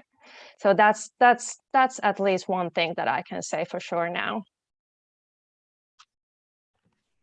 And I wanted to say, because I don't know what it is, this hat thing is so inspiring, because I I like a lot hats, and just came to my mind that like international action, like people marching at the same time, and it's filmed all over the world with the hats, and you know, marching for the mental health, or we are a theater company, so we should do like some short play or mini play or improvisation with the hats. And then, you know, I think it's such a fun and you know, somehow inspiring and freeing concept. So we'll think about something. Yeah, well, now that Mary brought it up, I have to make a small let's say I have to tell something.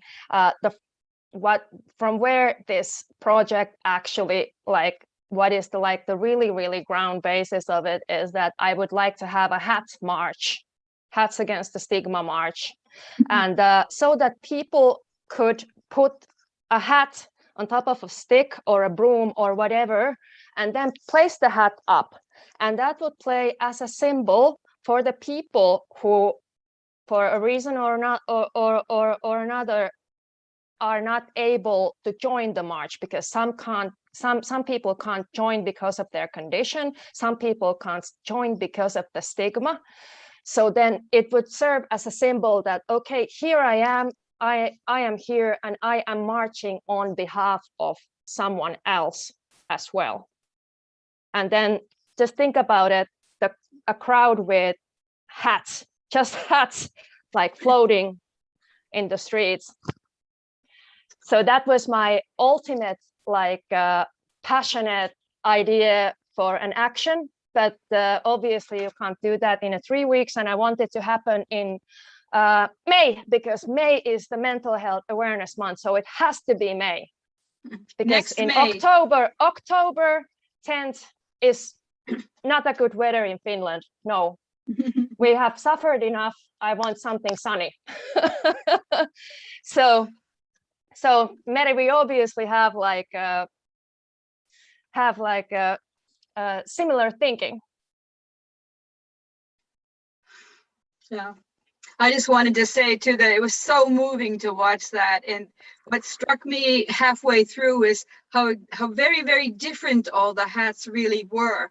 So the people who sent the hats in, they're so different, and I think that's such an extremely poignant point, that we're all so very different. People, how they look at things and how they receive things and how they think about things, so very, very, very different. This was such a beautiful project. It just brought tears to my eyes. So thank you, Cindy, so much.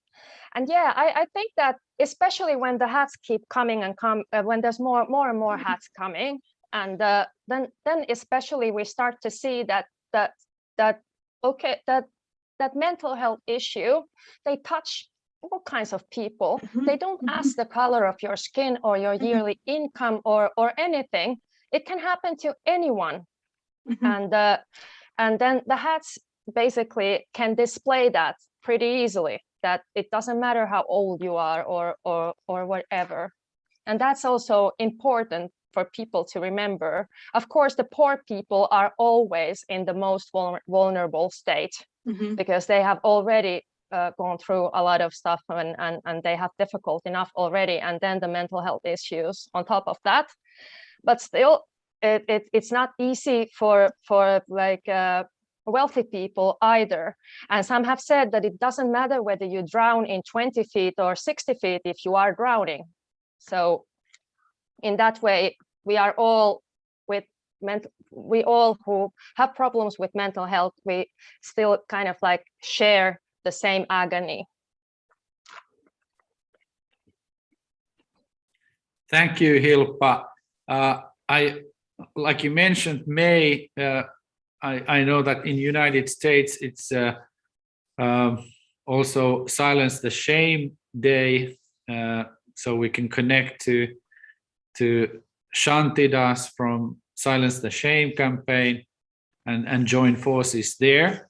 And if I remember correctly, next month in California, they are marching for universal basic income. So if you march for us, we will march for you. Kind of marching could be something that we can also connect with. And I would really love to join that march next year. So May it is. So looking forward to that. And I think we need an Action Monday and Action Mondays for this as well, so we can continue this. So next Friday, this video will premiere on CNTV, Citizen Network TV. Isn't it so, Hilpa? Yes. So that's correct. let's start sharing. Sharing is caring, because we are all in this thing together. We are equal under our hats. Hilpa.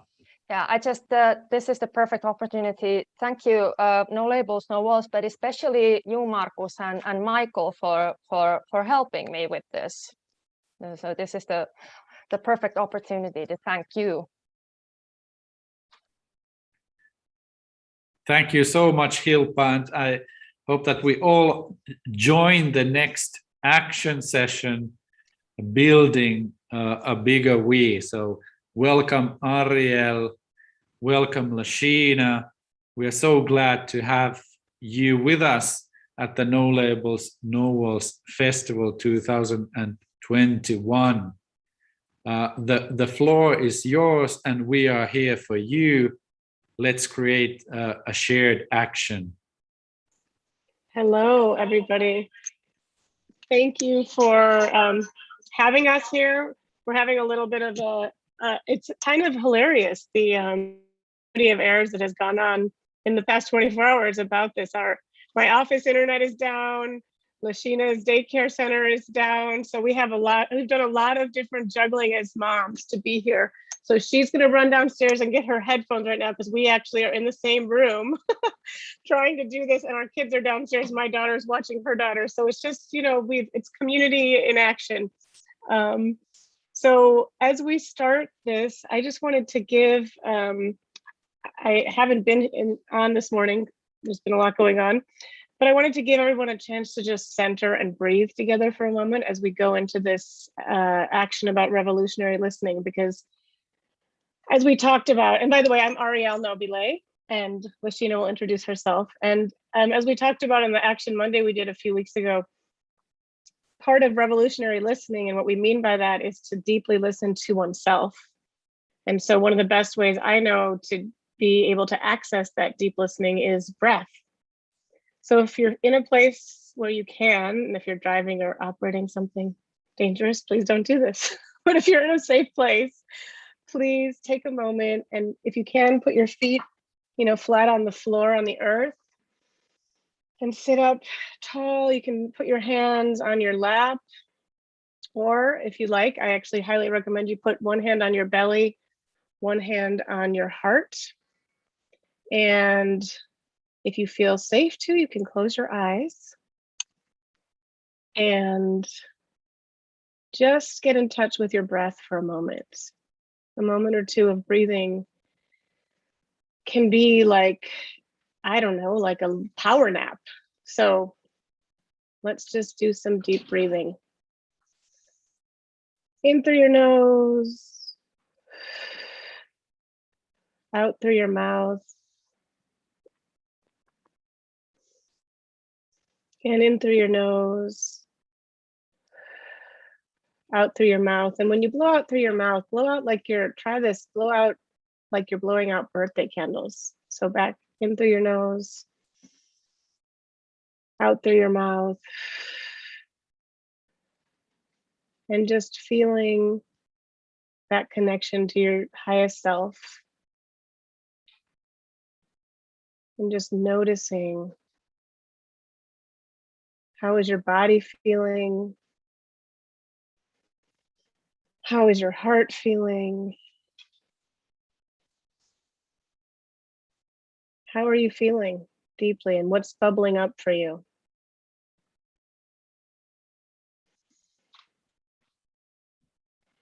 And notice any sounds you might be hearing in the space around you, tuning into yourself and into the space you find yourself in.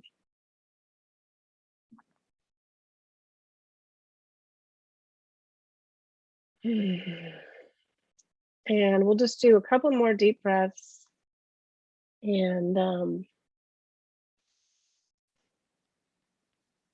going to have you exhale with sound. So in through your nose, and then a big sigh out. And two more of those.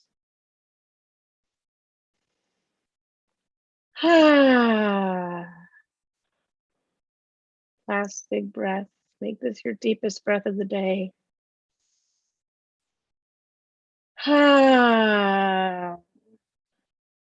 Beautiful. And when you feel ready, you can open your eyes. Come back to the Zoom, to the stream. And wonderful.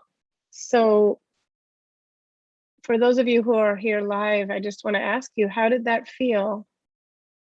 You can, if you want to unmute and say something, you can take a second to just tell us what came up for you there. Or you can I share just it in the wanted to say that's such a good way to start because it kind of grounds everyone into themselves. So you really, you know, more present and kind of open. So thank you so much. It was also the perfect ending to the hats thing, which was so powerful. Well, thank you, and welcome, Danieta and Good end. Hilpa. Yeah, and welcome everybody who's here, and yeah, I mean, it's amazing that it's such a simple thing to do. We all have, obviously, if you're not breathing, you are dead. So we all breathe every moment, but taking just a couple of minutes to tune into that, it is like, so it's like a reset button. It's like restarting your computer.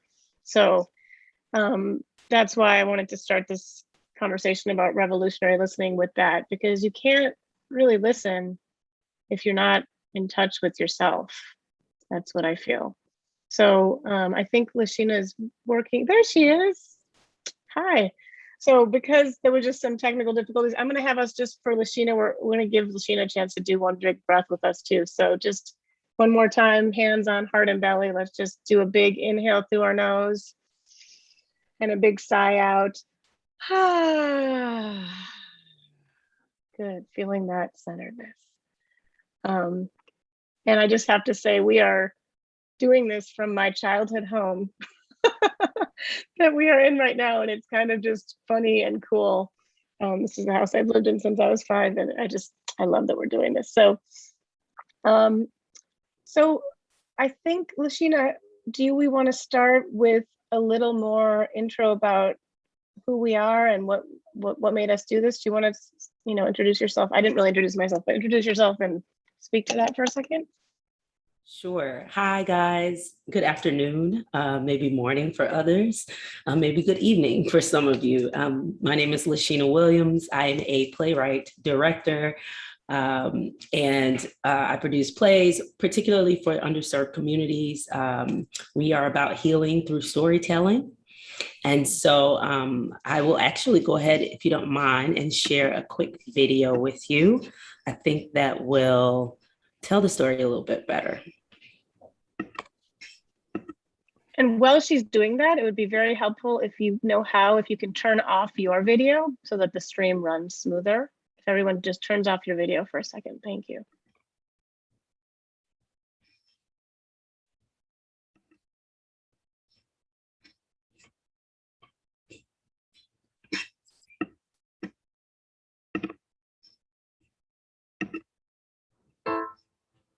One part of healing communities in Chicago is to tell the real story and allow people to see that they're not the only ones, where it's safe and where others can relate. That is the moment that I live for, because I want to encourage each individual, especially artists. My name is Lashina Williams. I am a Chicago native, and I am an artist. I paint, I'm a playwright, I'm a director, producer, and most importantly, I am the founder and creative director of Sheen Creations. Sheen Creations was birthed out of my need for access to the arts growing up. My mom being in corporate America and my dad being a pastor, it became difficult for me to make an argument that being an artist was a viable way to make a living. Because in Chicago, geographically, the access to those sorts of projects are just not there. Now I want to provide that for an 8th grader, 7th, 6th, 5th. Now I want to provide that for even an adult who is reinventing themselves. Sheen Creations aims to create a platform for those that are in those underserved communities, those who are not seeing representation in their art classes. It's a platform for singers, dancers, actors, writers. Even if a young person says, hey, I'm not an on-stage person, no sweat. All they need to know is exactly how theater runs. There are so many jobs and so many opportunities in theater. This is a platform for them to nurture those gifts. If given the opportunity, the young people can learn more about what's available to them and get more knowledge on it. And then once they've gotten that knowledge, now they've got a platform to apply that knowledge. Tell me what your favorite part of camp was. My favorite part of camp was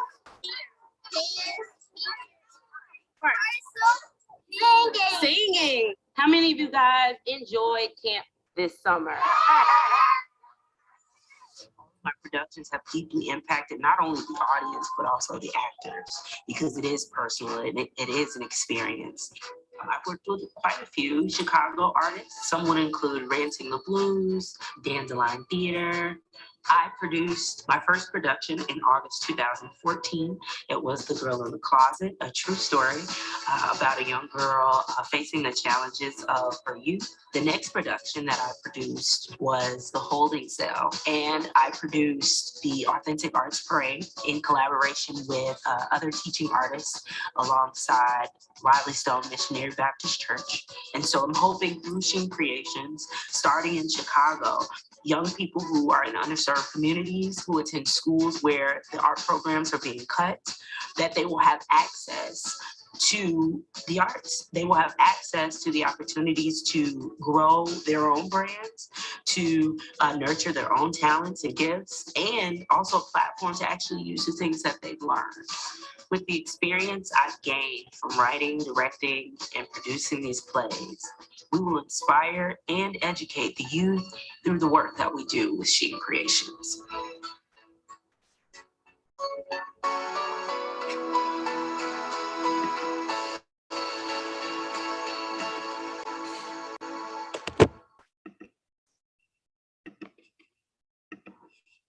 Bravo, brava. You are amazing. So now you know a little bit more about this wonderful woman and why we're collaborating here. I'm going to try to show a little trailer for my work, which I'm a documentary filmmaker. I have a documentary series, and I'll show you the trailer for it right now. If it doesn't work out, then I'm just going to act it out for you. No, I'm just kidding. I'm not going to do that. I could, but it would be a little weird. Let's see, share screen.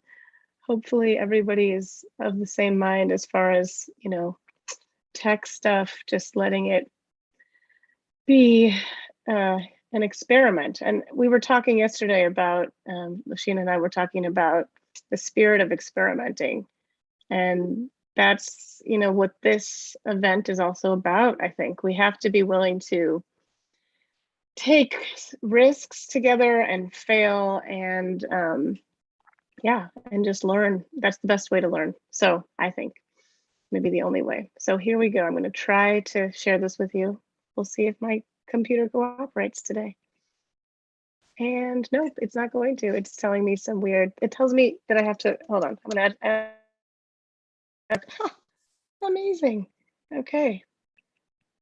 If you don't mind, I'll turning off your video again for a second. That would be awesome. Thank you. I will do the same. Although I know it could be fun to watch me experience my own trailer. Okay, here we go. I got married and I got pregnant soon after, and we were disappeared. I can go on details for hours about every single thing that happened during my torture. I still have it in my memory. I remember everything. There's these guys, it was a gang, and they proceeded to beat the snot out of us. People were forced to move from their homes and move to one of the incarceration camps. 120,000 Japanese Americans were sent to these camps. No one knew how long they'd have to stay there or what would happen. I would have never came to the States, and that was not my choice. They made a decision they had to make for their survival. I joined in November of '68. Now I was a full-time member of the Black Panther Party. I will do anything to survive up to a point. There were only white cops. They just started cracking up. That's when I woke up. You have to have those moments to make you who you are. I ain't never been accused of being normal. I know that There's a reason why I'm sitting here with you. Belonging is finding that place where you belong. I belong to so many things. I found my place here. The way I belong And I found my purpose here. is by building solidarity.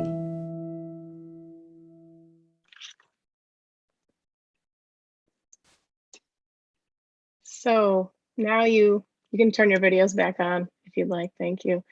Now you know a little bit more about both of us, and what brought us together was a shared passion for deep diving into truth and storytelling and the human condition, I think. Would you agree with that, Lashina? Absolutely. Just coming together, if you're thinking about Bible times, so I'm also a seminarian, but ultimately it's word of mouth that has allowed us to carry on legacies of stories and victory and overcoming. And so it's so important for the both of us, which is why we've been able to connect so easily, is because we both see the value in sharing stories. And it's also, I think and I was just reading something about this, and I don't know, I want to get into how many of you, and we're not going to put you on the spot, but how many of you actually did the homework, and if you know what that means. Yay, I know you did, Michael. And Marcus, thank you. We're going to talk about that. But I'm reading a book by Judd Apatow about, he interviews all these comedians, and they keep talking about over and over again about, there's this part of us sometimes that might feel like our story is insignificant and that it doesn't matter, or that who am I to tell my story, or, oh, those people's story is just more important, or they did more than I did. And I can just tell you, I've interviewed hundreds of people from all different walks of life, and everybody's story matters. Everybody's story has changed me by listening to it. I have never listened to somebody's story and not learned something. And I've never watched somebody tell their story and not watched them learn something about their own journey that they didn't know before they said it out loud to me. So let's get into what this is all about. Revolutionary listening. First of all, I guess I want to ask you all, because I don't want this to just be us talking at you. So when you hear this idea, this term revolutionary listening, what comes up for you? You can unmute yourself as you wish.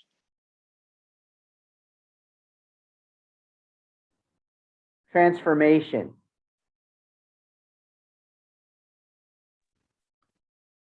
Going from A to B. Say more about that, Marcus. What do you mean by that? Well, if it's a revolution, there must be a state A, and you want to change that. So perhaps it's something new. I don't know. Let's experience the revolution first. When I hear sorry. Oh, sorry. Go ahead, Daniela. Okay, when I hear that term, I just think about the absence of not waiting to speak when you're listening. Sometimes in our culture, we listen just enough to wait our turn for the pause so we can respond or react. But in this case, I think of revolutionary listening as listening to evolve. Like you had mentioned, Ariel, you said you never heard a story where the person themselves didn't change from even telling the story. So even the person sharing can actually experience revolutionary listening. So that's what comes to mind for me. I thought of focused listening. Focused listening, yes. And I think it's that sense, I'm just going to echo a little bit what you sort of combining what you both just said. It's like, that feeling when you're listening to somebody and you totally forget what you wanted to say? That's a good sign. It's not old age. No, it's a good sign. You're really deeply listening, hopefully. Hilpa, did you want to add something? Yeah, I thought about what comes in my mind. A mental hearing aid. Probably as a person with hearing impairment, like everything that has to do with listening is always like it comes with an extra topic. I think that's so interesting that you brought that up, because one of my intuitive teachers is, her mother was actually her teacher. She was a very psychic, and she was deaf, actually. She didn't have that sense. And so her other senses, including her sixth sense, were heightened for that reason. So yeah, I think there's something to that. It's like listening from a much different space inside of yourself. Anyone else? Or Lashina, do you want to, Yeah, I want to actually echo what Hippa just mentioned about the hearing impaired. So I happen to have a hidden disability, right? So having permanent hearing loss in my right ear, I actually have to listen just as much as I talk. And so it's really cool that you mentioned the hearing aid, because I was like, wow, I didn't make that connection of, having to listen and then replay it in my mind again, and then process it before I actually answer or respond. So very good observation.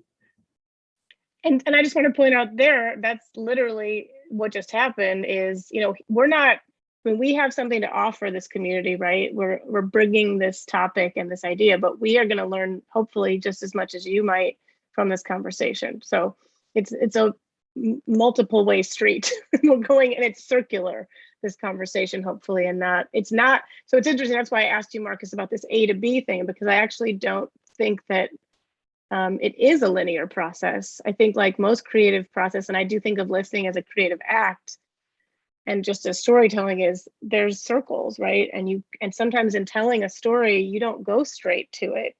You have to get all the background in before you get to that actual point that you were making. And the revolutionary listening piece is to have that other person there with you, who's just there in it with you till you get to the point, not waiting, okay, what's your point, get to it, which is what I think, Daniela, you were talking to too, like this urgency we have to just hear ourselves talk versus to really be present with another person. So on that note, I'm gonna stop talking for a second. Lashina, do you want to sort of hit up the next part that we were going to go through? Sure. So and so I'm so glad that we kind of opened up to this, right? And so I want to at least just take a moment to also own that it's very difficult to give something that you haven't given yourself. And so if we're doing revolutionary listening, and with the definitions that we've named in this space, what does that, how have you, in let's say the past week, how have you revolutionized the way that you listen to yourself, right? And we'll get into how this plays into when you're talking to people or when you're having these conversations and you're exercising this outward, but it begins inward, right? Ariel did a great job of just explaining how important our stories are, how important our voices are. And so if your voice is speaking, right, we've got so many different ideas coming at us from media to social media to conversations that we have with loved ones, right? Even now in this very unprecedented time that we're all navigating and living in together, we've probably got more time to listen to ourselves than we want to, right? But are we doing it in a way that removes all of the negative emotions and actually offers grace to yourself to think and be and have those ideas and have those moments of clarity? When is the last time this week? And I'd love to hear from the rest of you. When this week, today is Wednesday, between last Wednesday and now, have you had a chance to actually listen to yourself without judgment? Most of the time we'd say this is done during meditation, right? Have you had that? Have you actually experienced that?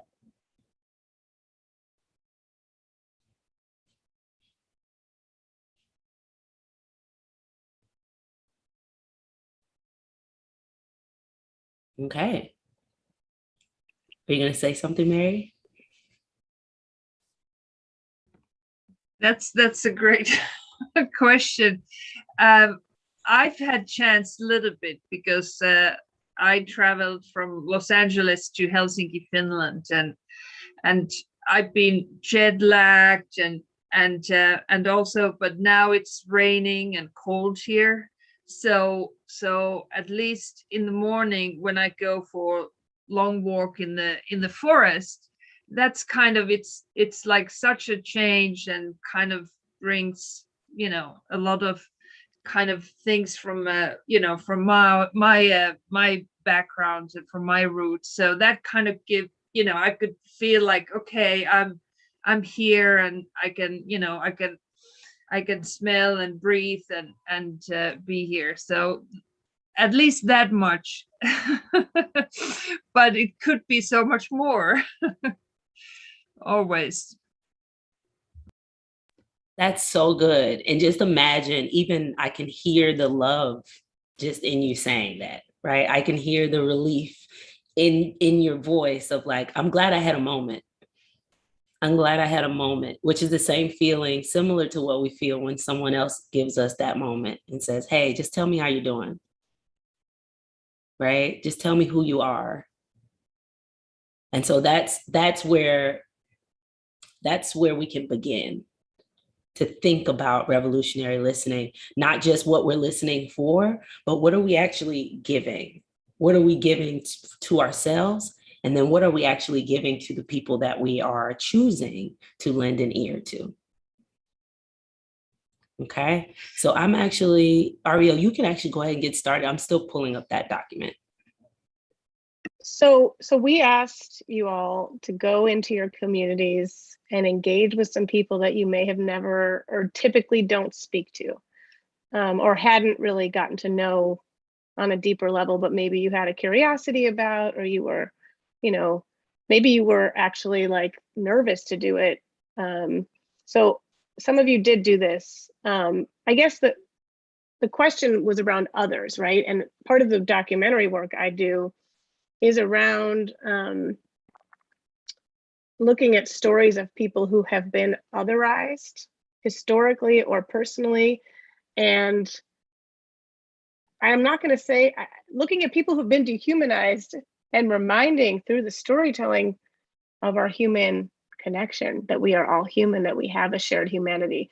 So I guess I want to define what we even mean by other.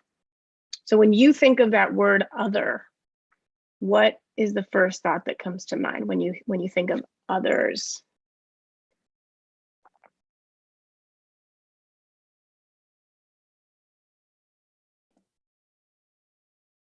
Want us to share that? I think of apart from me when I think of others, automatically apart from me, which I don't feel that with people. I feel very connected to people. In fact, I find ways to connect with people. But when you know, just thinking about that term otherizing and othering, it's that notion of something is apart from me, therefore it's not like me. Thank you. And I want to point something out too. I just want to name this because it's something that we're practicing here. And I want to acknowledge it's not like a delay or something. When we ask a question, and I want just to acknowledge this, when you ask even a question of yourself, there has to be a space given, a pause, a chance to have something come in.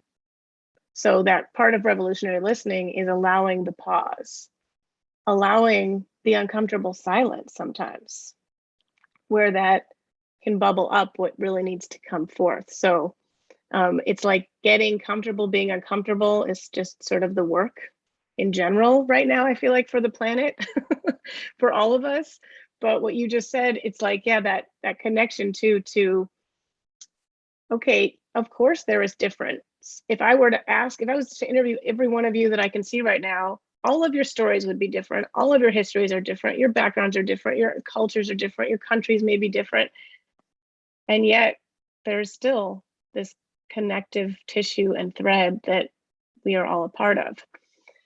So what does, the follow-up to that is, what makes someone different from you in your mind? And I want to add the words that Daniela used. What makes someone apart from you? I think for at least what I noticed with especially doing the action with COVID, I mean, just meeting somebody new that wasn't virtual was such an other experience. So I think, I don't know, maybe this is unrelated to the question, but I think it's going to take it's like all of the isolating habitual habits that at least I have, and I think it's in human nature as well, is kind of exacerbated by being online so much. So the other thing I think is just kind of meeting new people at this point face to face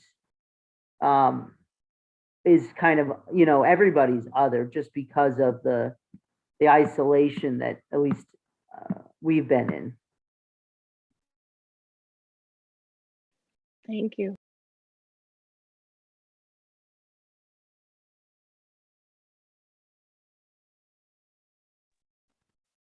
One thing that comes into my mind is the language barriers.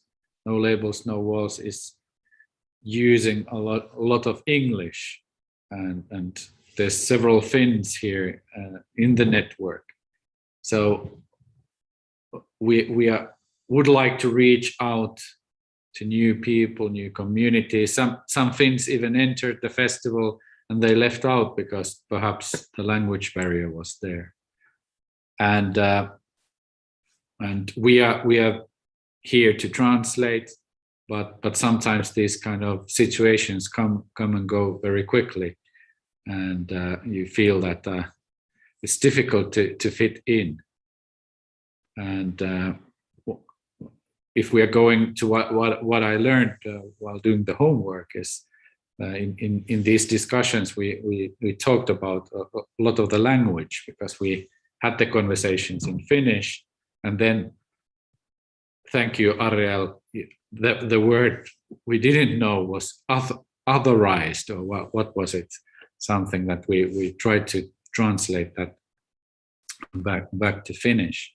But this is something that I for example, I'm following Al Jazeera, but I cannot read the Arabic originals in a way. So this is fascinating times when in other sense we are very far apart, but like today in our actions, some people say that this is also making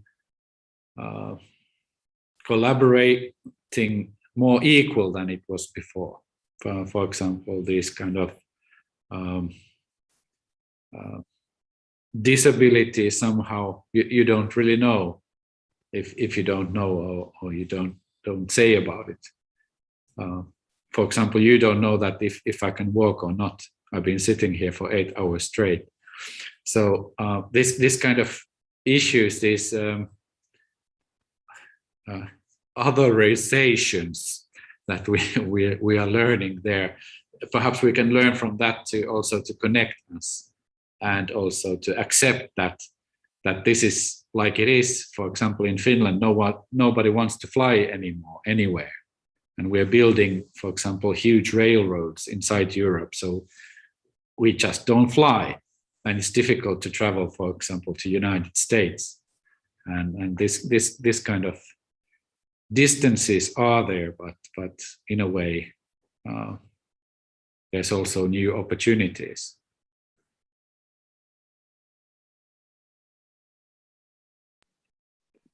Thank you.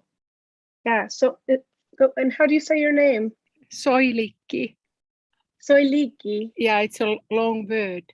Yeah, I really like this discussion. I have been thinking a lot these words. For example, for me, I don't very seldom I want to use the word different. I think we should a lot more use diverse and separate. We are separate, but we are not different. And so I have been thinking a lot of these words, and I'm here the first time. I'm learning what is revolutionary listening, and I really enjoy this discussion. Thanks a lot.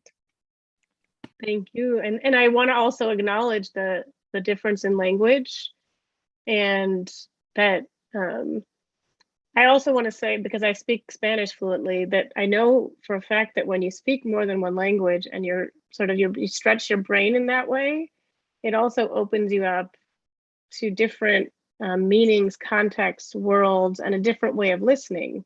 So those of you who's, for English is not your first language, perhaps you're listening in a totally different revolutionary way as well to this conversation, because your mind is stretching. And the words and the meaning of words, you know, is within that context. So Anita, what would you like to add? Yeah, I was actually writing to the chat that I think fear is one thing that makes us feel that we are apart from each other, or if you think that if someone else is getting something, you are kind of like losing something in the same time, instead of thinking that, okay, this person got this, so maybe I could use it as an inspiration, or maybe, oh, you know how to do this, could you maybe tell me how you did it, and maybe you could help me because you already have this skills and we could share it. I love that. And you're all making my heart sing because you're speaking my language as far as this sort of language of connection, because truthfully, that's what I feel like story ultimately does, and telling and sharing stories does, is it, you know, again, all of us here today, I have no idea what your story is. I can't tell from looking at you. I don't know even from this brief interaction, but I do know that if I were to hear your full story, then there would be something deep, there would be a connective tissue between our experiences of being humans, because we all, that is the connector. We're all humans, no matter what language, no matter what country, no matter what, and it's finding that, what is that makes us human? That is, for me, one of the most central questions of my life. Does anyone else want to answer to this question of difference? And I think you're so right on about fear. I mean, I think fear is, it hijacks us. Yes. Hi, we're happy to be here. This is really interesting. Yes, it is. Your name? Yes, I am Fionn. And my name's Jonathan. And we only speak one language, really. Yes. We know a little bit of Irish, but we not enough to carry on a conversation, really. Yeah. But I was thinking that routines are really powerful things. It's really important that we don't have to, you know, say, well, will I brush my teeth this evening or not? We just brush our teeth because it's the routine. But language, when it becomes a routine, we can fall asleep in it. And I think it's really important, even if you only use one language, to use it in new ways all the time. And I was thinking about we're putting together a podcast, and Yes, and it's based on your first love, which is, yes, which is wildlife. Yeah, it's about animals, really. Yes, and animals, yeah. And what is the name that we decided on for the podcast title? It's a wonderful name, and the name is zoology. And we made that name up, but it's not. Yeah, but it makes sense too, because zoology is different from zoosophy. Yeah. They both start the same. They do. But ology is about othering. It's when you look at the thing that you want to study objectively, and you say, I am not that. I don't have any emotion connection with it. That way I can study it in a true way. That's what we used to think. That's what scientists, some of them still think, that we can separate ourselves from the world to learn about it.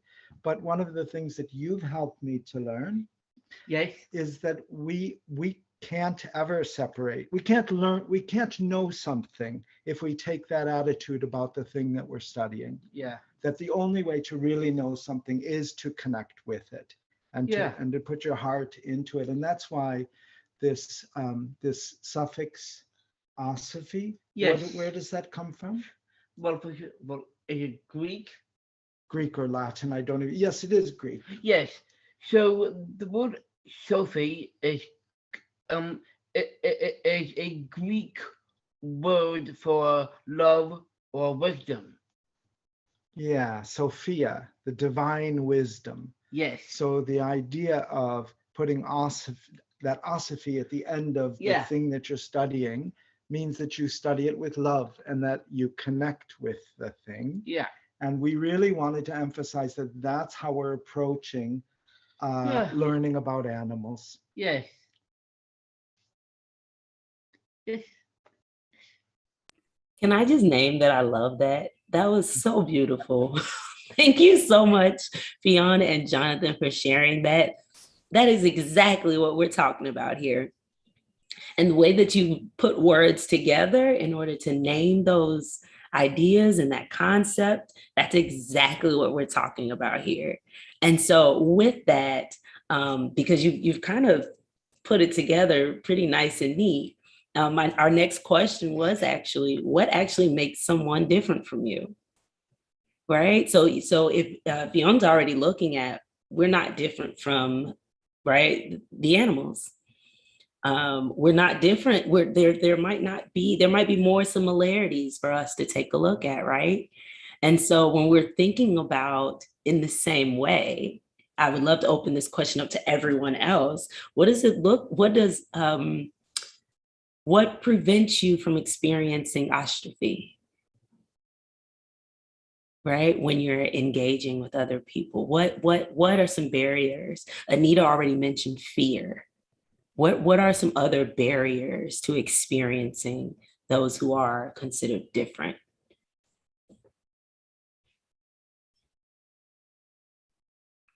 What I learned from Fiona and Jonathan is the habit. I have a habit of spending my days going to work, going to buy some food, creating food, putting kids to sleep, repeat. And this kind of exercises, Revolutionary Listening and No Labels, No Walls Festival, creates us a space to change our habits. And as a species, we need to do that, and fast.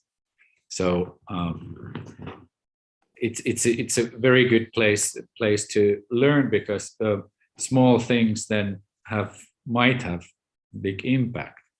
But at least we have to learn by doing.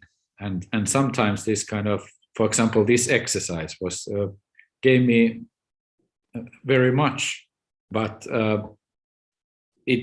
it wouldn't have gone without you and your homework. So we need teaching and coaching and support and other people, so we can reflect at least to our normal daily routines, that perhaps there could be some space, like Lashina mentioned, that let's create some space so we can change. Thank you. Yes, exactly. Anyone else? Oh, I just want to say that assumptions, like we already make, like, oh, this bird, like from our habits and what we know from before, we kind of put them on to people. So, just to be like going to unknown, it's sometimes hard. And that's also kind of habitual behavior that we, so you have to be really conscious, like, okay, I really don't know anything, and then you can listen. Yes, my favorite thought to have is just to really know that I know nothing. I mean, I think that I can get downloads, I can hear things, I can learn things, but I also ultimately question everything I think I know constantly.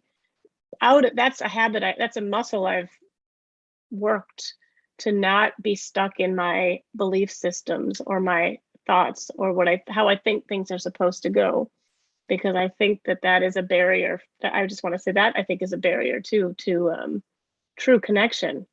Because if I approach you and I think and that's true for not just our relationship with others, but our relationship with ourselves. If we are assuming this is how I am, this is how I do things, this is how I've always done things, how are we going to have that inner revolution that's going to spark the ability to listen deeply to ourselves and to one another? Daniela, I feel like you wanted to say something. Are you waiting for your turn? I'm listening, but I'm also taking in what you just said and what was said a moment ago. I'm still on the absence of for some reason. And so when I think about that, the absence of empathy comes to mind when you think about why there is that othering, that happens.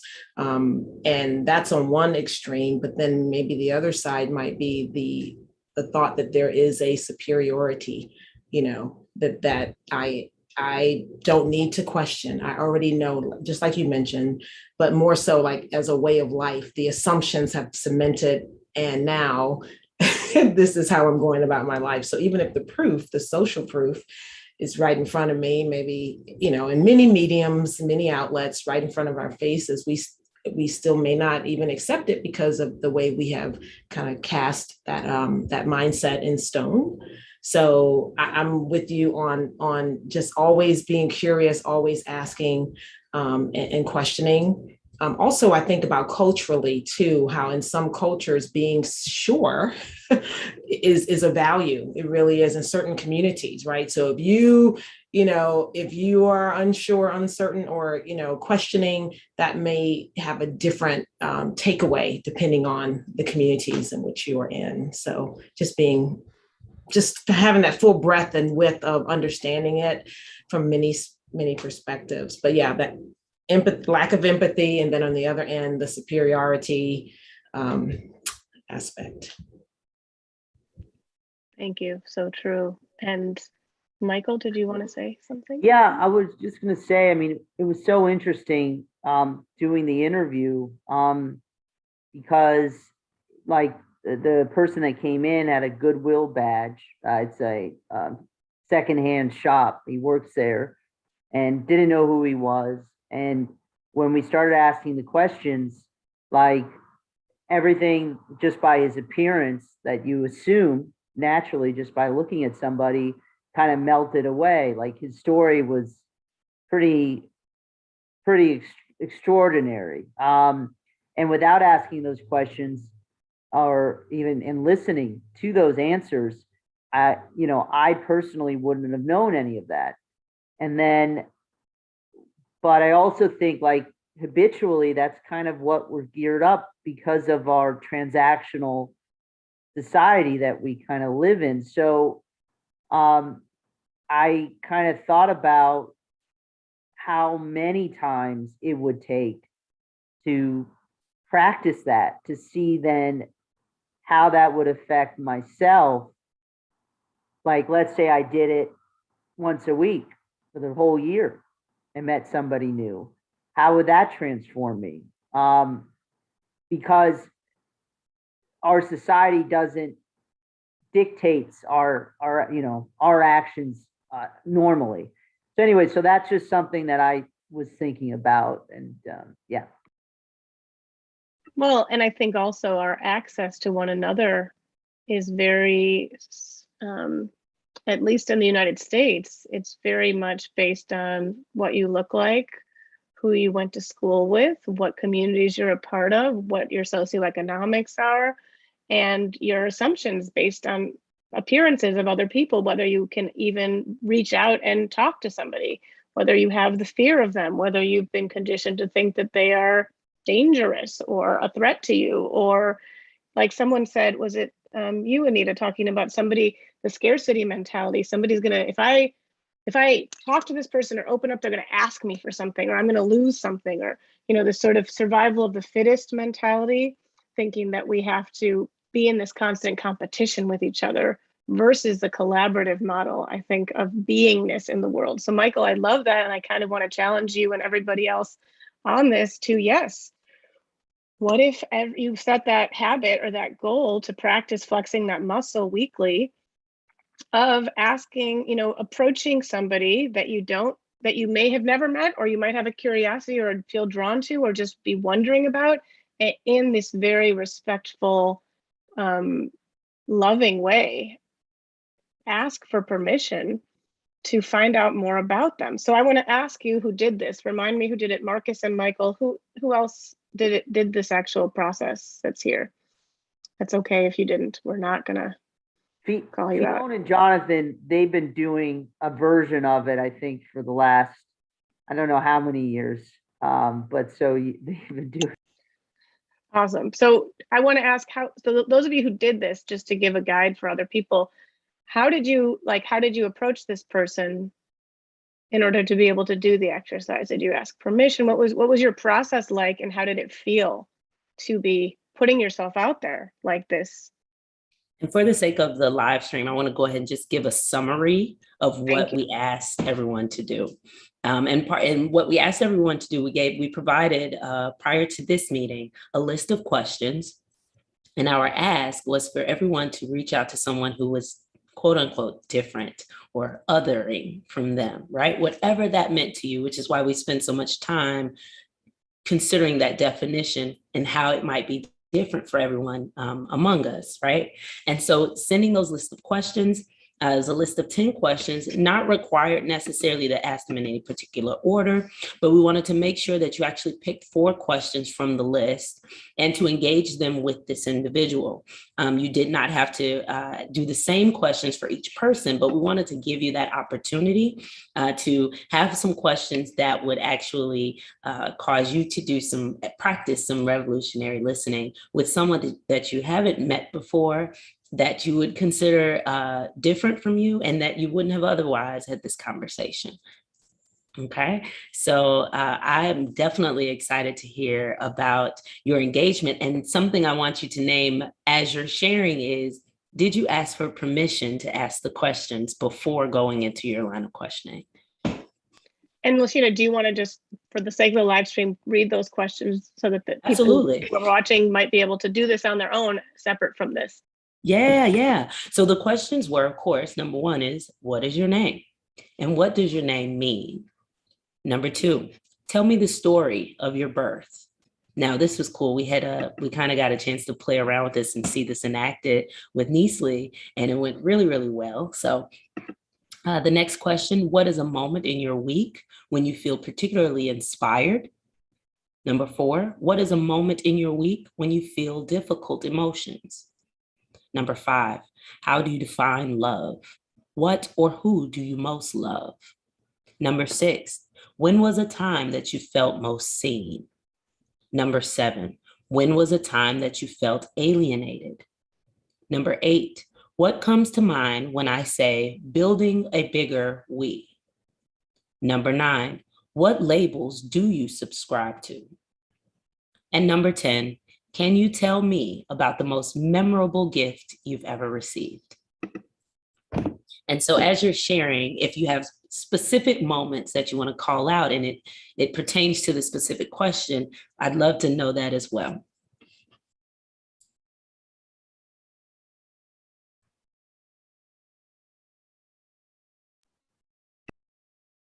Well, I'll share. When we were talking to our hopefully new theater member who's going to hopefully do this training for this project, what I found was he was just recently released.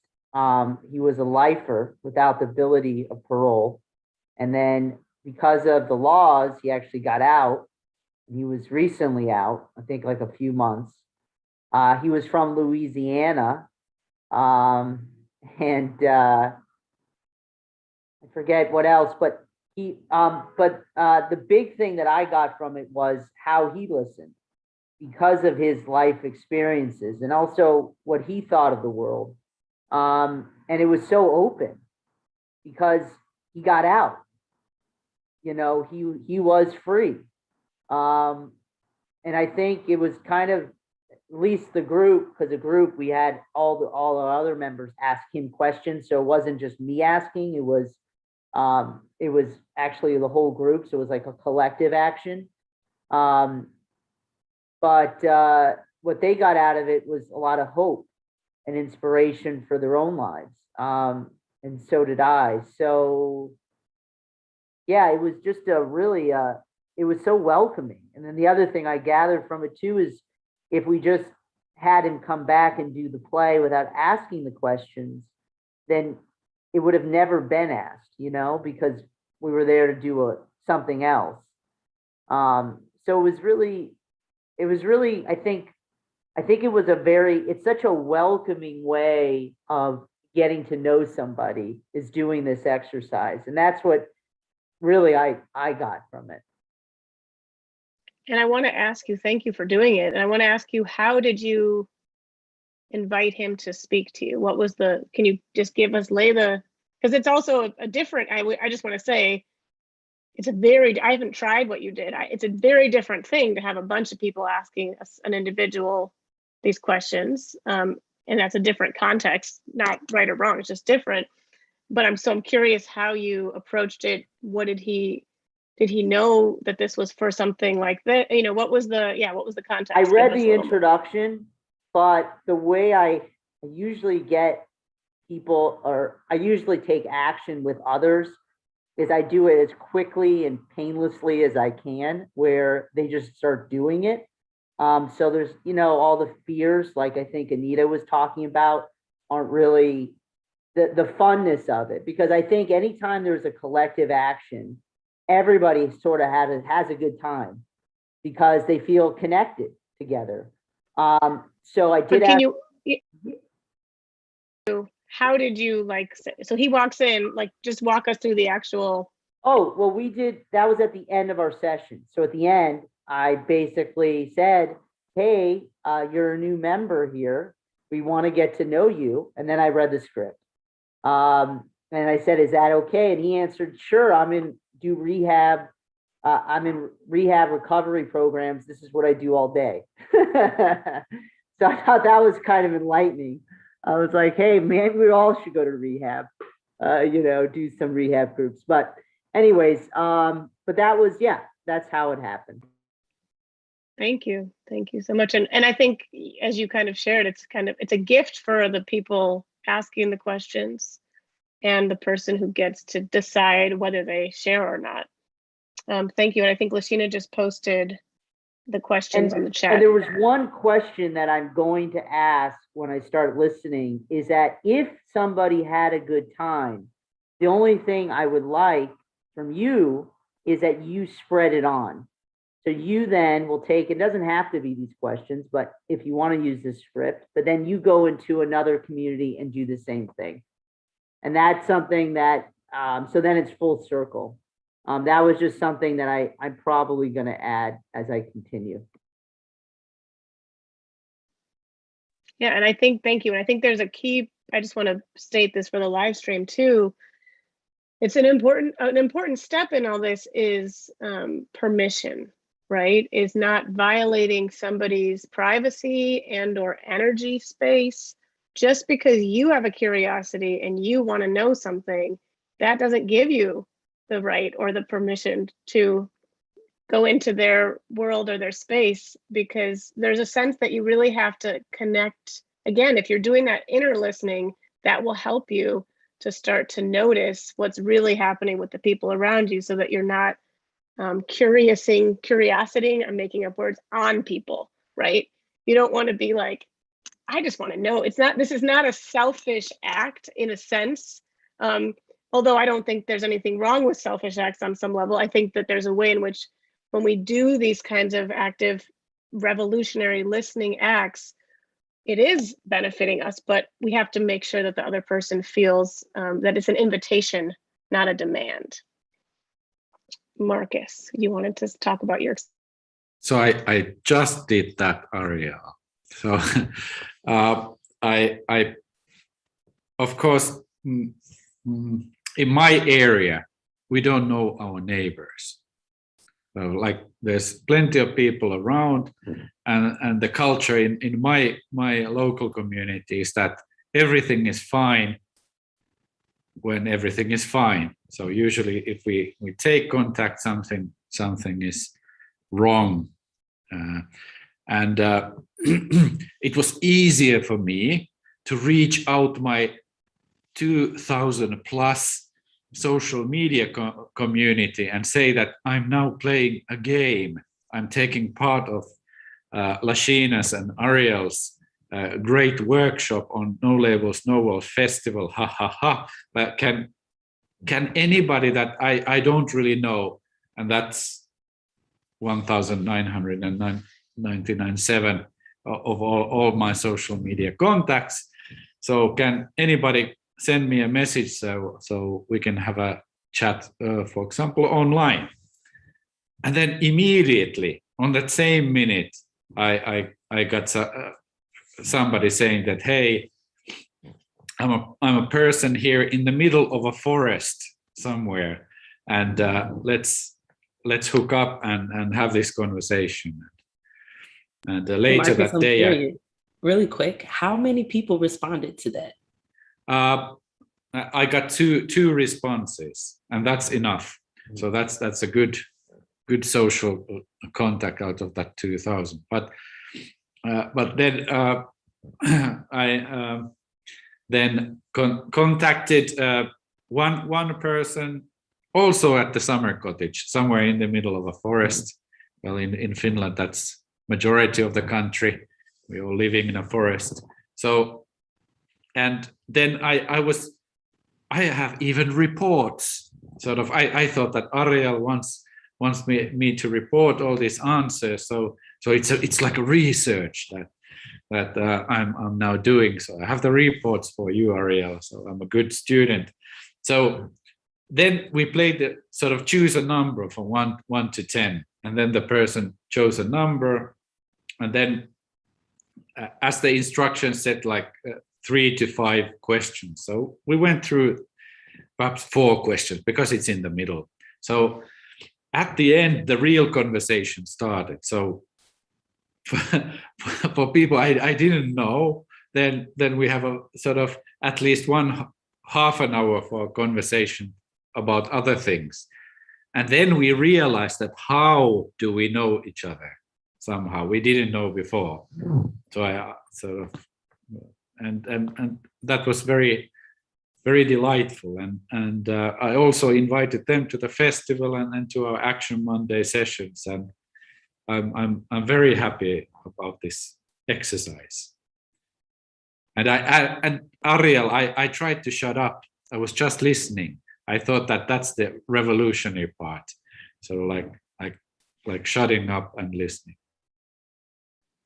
That's so good, Marcus. Thank you. And I just want to call out, and I really am so glad you brought this up, because I was thinking about this morning as I was trying to make sure I ate food before this, which is that that setting this up as a game or making it playful and just bringing more play in general to our life is setting yourself up for more, first of all, more fun in your life, but also more success as far as being the revolution.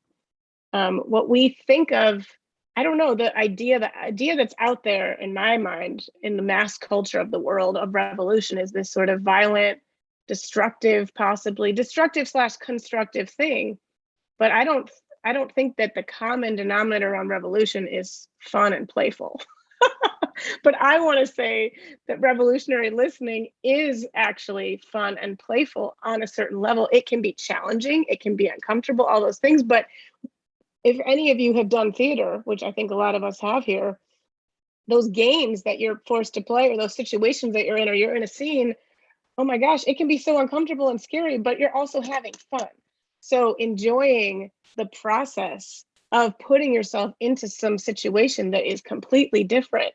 Anita wrote, someone when I think of the word revolution, I think of the Beatles. Yes, there's a song. Yes. But it's about the context in which we approach and those habits that we form. And so I just wanted to call out, I love that you made it a game. I love that you also are talking about something important with neighbors, right? I don't think you're alone. I mean, it may be something in Finland, but I don't think you're alone in the world, and that a lot of people, I think, even in the US and big cities and even in small places, don't know their neighbors and don't reach out to them. So I actually want to challenge you all. And my documentary series is called Belonging in the USA, Stories from Our Neighbors. And I believe we are all neighbors in the world. But can you pick a neighbor that you have never talked to? And I mean a literal neighbor on your block or in your building or something, and just strike up, invite them to this kind of conversation and practice revolutionary listening with them and see what comes of that within yourself. It's not only, it could be about developing an actual relationship with them, but it could just be about trying something you haven't done before and listening to somebody you've never even felt an impulse to listen to. Lashina, I know you have so much. Yeah, so I also wanted to just remind us that we've done revolutionary listening before. And it's when we were kids, right? It's when we had the freedom to ask questions because we had just learned language. And we couldn't wait to practice using our language and hearing how other people played with language. And so being able to go back to that childlikeness that asks questions and is interested in this brand new person who has this really cool hair and has this really cool way of walking and wears this really different type of jacket, right?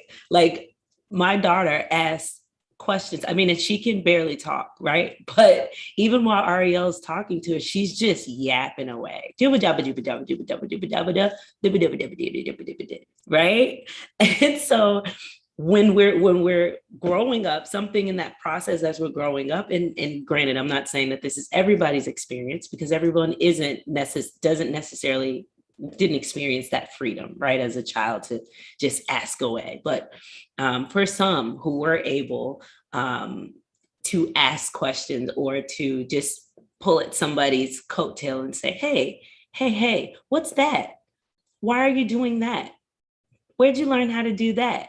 How long are you going to be here? Right? Sometimes it even seems intrusive, but it is something that lives within us to be naturally explorative, right? We've seen that just from Fionn. It's natural for us to be curious. And now it's about opening ourselves back up to that playfulness, to getting to know people, right? The same playfulness we would take to the playground. Now we get to do it on social media, on Zoom. Michael, you mentioned being kind of Zoomified, right? Or just getting a lot of internet and Zoom faces. But being able still to open yourself up to somebody else's reality is fun. It's how me and Ariel met, right? Like just saying, I don't know who you are, but who are you? You know, and then having that reciprocal exchange with someone that you wouldn't have otherwise had it with is fun. So thank you for that, Marcus. And I want to add too quickly, and I know Jonathan, I think you have something you want to add, which is that something I've realized is maybe unusual about me or different that I'm going to share here because I think it's important to, just call things out. I've always been a person who, when I don't know something, and I mean, I don't know the name of a celebrity or I don't know I don't know something about history, I say, I don't know what you're talking about. Can you tell me about it? So I have no problem, I guess, displaying my ignorance because, gosh, I'm ignorant about most things. I mean, there's too many things and too many countries and too many people in the world for me to know everything. That's what I meant earlier too. There's so much I don't know. So instead of pretending that I know, I just will ask. And maybe you don't know. And I also have no problem saying I don't know to my child, to people in my family. It's so funny. My daughter, who's turning 11 tomorrow, actually, she thinks I know everything. She will ask me all the questions in the world, like you're talking about, Lucina, that childlike wonder.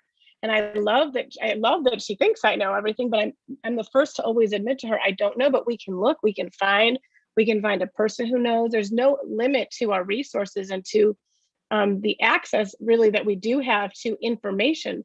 But I think that what we're hungry for as a species is that true connection of not just the information, but the playful, joyful, loving connection with one another.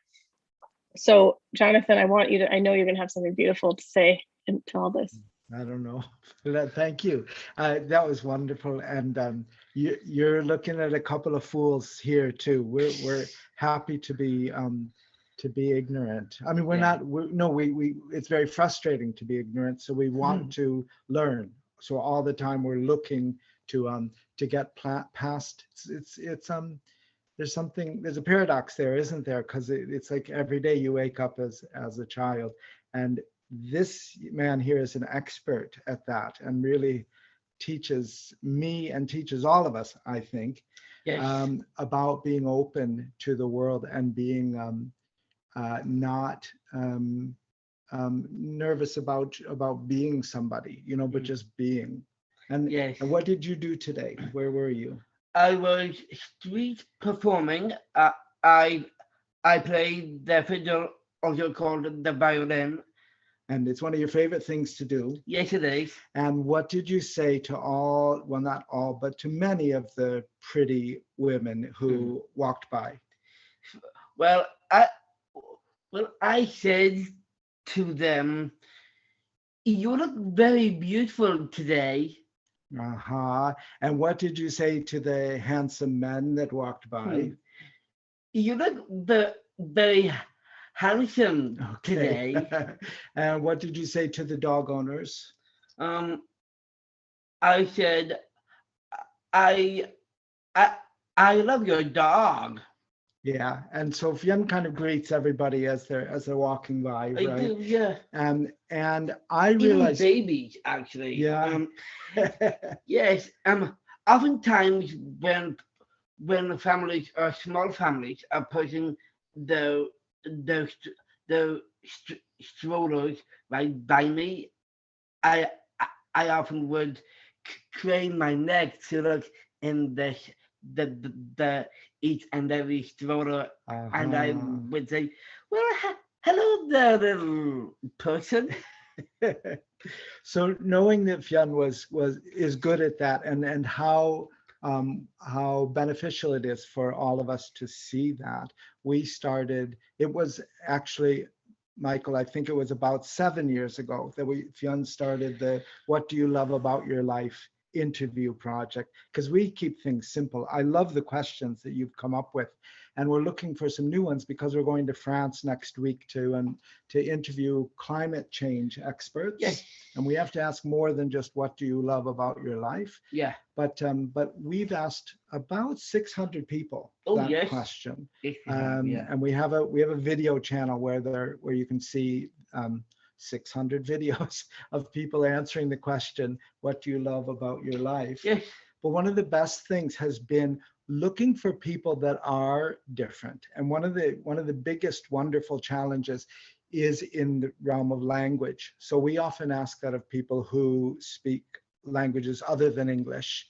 But of course, then you have to solve the problem. How are you going to ask this question? So we find someone else who can help us stand in between and share back and forth what the answerer is answering. Yes. Or people who don't use language at all. And how do you speak to, like, there's a lot of people with Down syndrome who don't have words, right? And so we'll show the answer. We'll have someone who loves them tell us what it is that they love about their lives. Yes. And if they say, I love, or my daughter loves to go surfing, then we take a camera out and we watch them, film them going surfing and that kind of thing. Yes. Or someone who only speaks with hands, right? And then again, we need help with that. So it's been really good to push the boundaries and realize that just this simple exercise of just asking a question and listening. And it's hard to listen when you're doing an interview, right? Because you're thinking about, like, where's the camera and am I doing this right? And what will I say next? Like you said, that's so often the headspace that you can get in.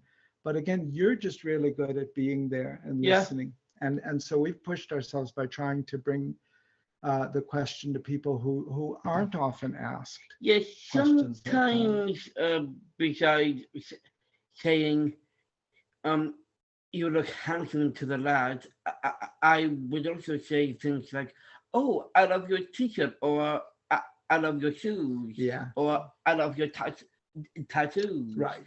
You're good at being stuff like that. spontaneous with that. Yeah, yeah. Well, and I love that question. What do you love about your life? I love that because it automatically puts somebody in a head and heart space that is open and reflective and brings them joy just in the thought and thinking about it. So it's such a beautiful invitation. I'm going to borrow that.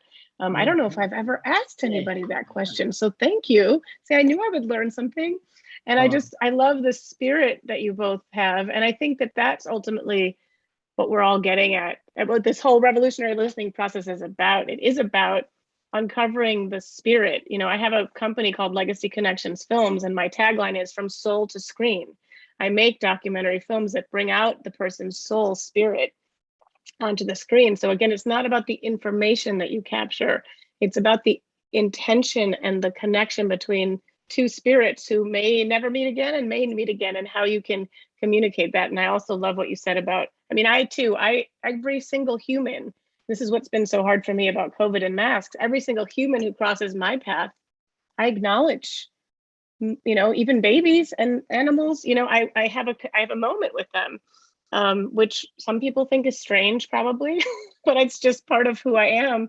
And I don't believe that there's a randomness in those connections. That's why when I met Lashina, I just felt like, well, no, we're supposed to be talking right now because we are in the same space and we're talking, you know.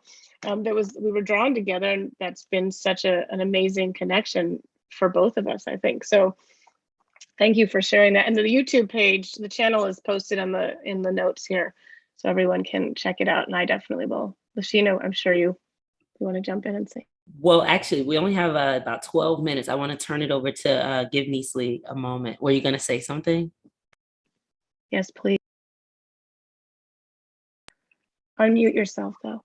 Hi, everyone. It's really good to be here. I literally forgot I was like in the middle of something major, but I'm glad Michael reminded me. So I've been thinking about how I was going to do this, and I gave it a lot of thought, and then I put it away because I wanted to do it in a way that was actually really, really, that was going to matter bigger than just for me, right? I meet people all the time. I was just having a conversation with someone saying, oh, COVID has been a welcome relief because I can actually get away from people for a bit. So meeting people and really meeting people like right through is not an issue. But then I had this epiphany. So I have an event that I do on Saturday afternoons, and it's bringing women together for conversation. And then what I just thought about is, what if you two ladies will come on the platform, and then we'll have this group of people that we can share this information with, and then allow them rooms and opportunities to actually experience this, I call it holy conversation, right? To experience this holy conversation. And so, yeah, that's what I finally decided, that this is how I want to actually do this exercise, is to bring other people into that space. I love that. Holy conversation, because it is the connecting of ourselves, bringing our true selves to the conversation authentically, and then inviting other people to be authentic in that space. Isn't that fellowship? Exactly. Right? Isn't that a form of worship?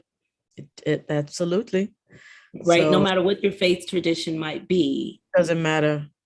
It's the humanity in us all. And even the one, whether you feel any kind of spiritual whatever or not, just the desire to connect holistically with another human being is, as far as I'm concerned, a God-given desire. And as much as we fail and as whatever we are, we don't automatically want to be nice to other people or want to know anything good about somebody else. So yeah, That's. I would be honored to be a part of anything you do. So let's be in touch about that, because that just would sound amazing to me. So, and I do love, I feel like there is, I guess I'm going to add the word sacred to this, because I think there's something sacred about listening deeply again. And so I just want to, I want to give you all space to speak again, but I do want to share, because I've been asked this at other events that I've done, sort of what are my daily habits or practices that I do that help me to be in connection with this idea of revolutionary listening, or sacred space that I create when I'm interacting with myself and others. So I have quite an extensive morning practice and evening practice that I make time for, not as an optional thing, but as a necessary thing to showing up in the world the way that I want to. So, we're talking about, we think about habits sometimes. I think, Jonathan, you said this earlier about, brushing your teeth, right? You don't decide whether, you just do it, right? Well, it's the same kind of thing. We can have all these rote habits we can have destructive habits, we can have constructive habits, we can have revolutionary habits. So I'm going to encourage you all, and I'm going to tell you just a tiny bit of what I do. Maybe you can share some habits that you have that have been, that have made some revolutions within yourself that connect in this way to what we're talking about. So for me, I meditate, sometimes 10 minutes, sometimes 40, depends on how much time, sometimes 2 minutes if I don't have time. I write, I journal, I do morning pages from the Artist Way, basically. I connect with spirit. For me, that's what I connect with, divine spirit. And I then also, I have a card deck, and I have a book that I read every morning with daily sort of, it's a calendar, it's 365 days of inspirational ideas. And so those are my morning practices that just get me, it's not like I wake up every day like, oh, everything's wonderful. No, I am a human being. There's lots of bad days. It's hard to be a person. So what can I do to get myself at least into a deeper connection with my center and who I want to be? And then in the nighttime, I do a similar sort of I don't meditate as much, but I do a card deck thing. I write out 5 things I'm grateful for, though sometimes it turns into 25. And sometimes I struggle to find one thing I'm grateful for. And then I do some writing just sort of about anything that I want to process out through the day. And so those are my ways to touch base with my listening connection to myself, which I think really does help me be a better listener and show up better for the people around me, because I'm giving myself that space. Today, for instance, I left the house and I realized, oh my gosh, I didn't do half of those things. So what did I do when I came back home before this is I quickly jumped on the back porch and made sure that I did those things, because I wanted to show up for you all from that centered space. So yeah, anyone want to speak to any of that, or some habits that maybe this revolutionary listening idea has sparked for you, or ideas? Well, I wanted to say, like, the habit, like I want to do is to do more of revolutionary listening. And that's why I was going to sign a pledge to kind of do it at least once a week, and then post it on the No Labels, No Walls group page. And then hopefully ask others that maybe had a good similar experience where I asked the questions, then to do it themselves. Because what I was hoping is perhaps, and I don't know how everybody here feels, and Ariel, Lashina, like maybe a year from now, if, for instance, Fiona and Jonathan, when you go to France and you ask people and you document and you post it on the group page, and then maybe people from France then will go and ask questions in their community. And then from all these small actions, we can see what the collective impact can be. So, and we would have then documentation of that for our next festival. So I just wanted to, and Anita, you can interview dogs if you like you were saying, they're very friendly in Finland, just kidding. But you have a dog, it's Cindy. If you know your neighbors, you can ask them. But I was just gonna ask the group kind of, would that be something? Because one of the things is, how does the revolutionary listening lead to an evolution or revolution? And maybe this is a way it can. So I just wanted to throw that to the group, because I know we have 5 minutes, and seeing if that could be the next action from this. Is everybody willing to at least do it once a month? and then show us like your effects, or what do you think, Ariel? I love the idea of a revolutionary listening pledge. I just think that sounds so cool. And I'm sure we, you could write something up and we could, look at it. I also think that what Jonathan and Fiona said is really important. It doesn't, our questions were a guide. They don't have to be those questions. It's the questions that show up in the moment for you that feel true and authentic, right? We just wanted to give you some examples because sometimes people get tongue-tied and don't. I ask questions for a living, so I have no problem thinking of a million questions when I'm with someone, but some people are shyer about that. So use any questions. I love what do you love about your life is a great question. So yes, I'm done. I think that's great. I do though want to say that I think that we're a very data-driven world and that some of this deeper stuff is not quantifiable. And I think it's great to investigate and explore that sort of an inner process this way. But I also want to caution against looking for sort of outcome on a deep process like this, because it's not outcome based. It's like inner nurturing based, which you can't always label. Labels. I absolutely agree. And I think that's why if people like, at least if I, let's say once a week and I show that I'm doing it, like when you said, did you ask for permission before you asked the series of questions? It almost like we're giving other people permission to do the same, to meet new people, because we're doing it and ask people questions. And that would be the only kind of thing I was thinking as far as the documentation process. I think if we're doing it so go ahead, Lashina. I just think that if we're doing it, as long as the focus is also on how did I grow from this experience and what impact did I have on the world around me through doing this? What were you going to say, Lashina? Well, I was actually wanting to open it up also really quick and just ask, was there anyone that had someone decline the questions? Because I also want to name that that's difficult. And I want to create space here for you to process that, for us to kind of do some revolutionary listening with you and to free you again to try again. Well, good. I'm glad you guys did. Is that because you asked people that you knew you were going to say yes? Well, of course, because we've done it so many, we have been turned down a few times along the way. Yeah. And it is hard, isn't it?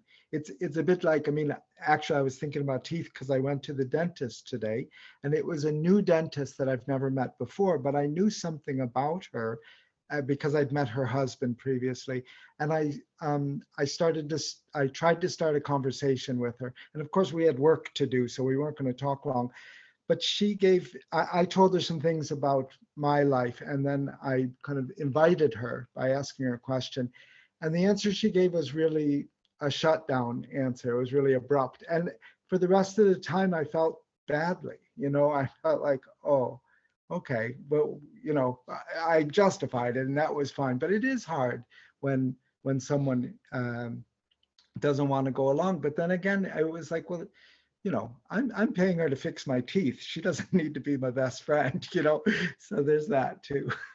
Yeah. Well, and Daniela mentioned this earlier, but empathy, right? And lack of empathy and empathy building. This is an empathy building exercise, a game. And it's also to be empathetic to oneself too, and to notice, oh gosh, when you are open-hearted in the world, yes, you will get rejected. So thank you, Lashina, for bringing that up. You will get rejected and you will have that, ouch, wow, I was trying to offer you something and you just rejected me. It hurts.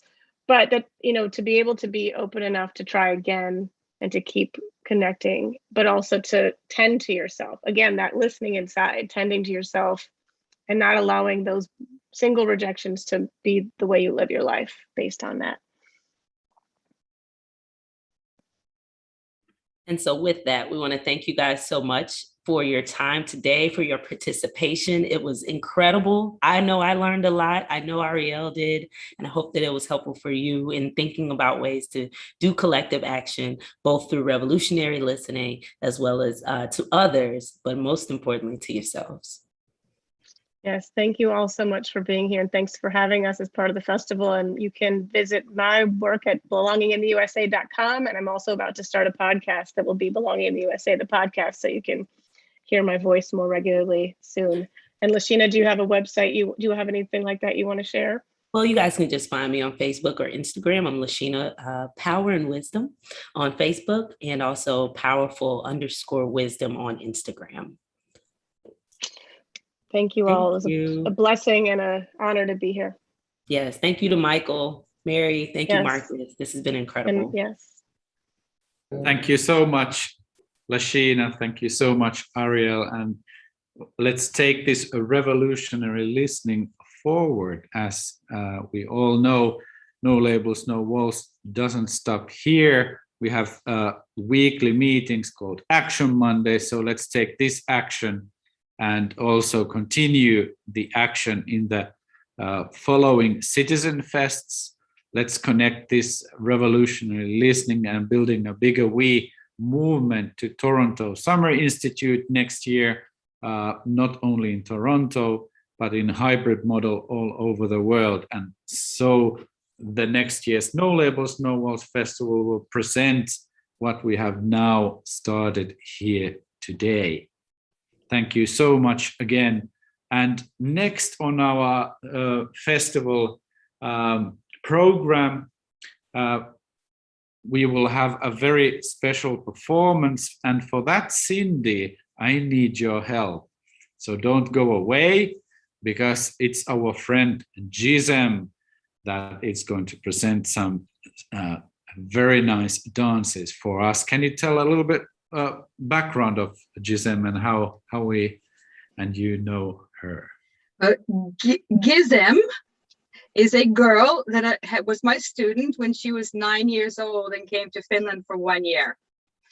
And now she is graduated from university and she's got her PhD. She works in Prague. She's from Istanbul and she just got off the flight to go to Istanbul today. She's arrived. She sent me a message that she's unpacking. So my guess is she is here somewhere soon. She dances. You'll soon see. Thank you so much, Cindy. Gizem writes, the first video is called Qualia. Mm-hmm. And Gizem writes, just as we are, as a cup of coffee, as the way we perceive the world in our inner world, mm-hmm. a short dance movie from the streets of Prague. So yes. Let's, Gizem is coming. Yeah, I figured she would. She hasn't been home long. She just arrived from Prague. There she is. Hi, sweetie. Just on time. I wasn't sure there was going to be introduction like this. Where's your mom? Is she there? Yes, at the corner. Okay. Gizem, welcome to No Labels, No Walls Festival, and Mother too. Yes. All are welcome to the festival. How are you doing, and what would you like to tell about your art and performances? Okay, well, first off, thank you for the chance to present. So the art, you will see 2 pieces of dances.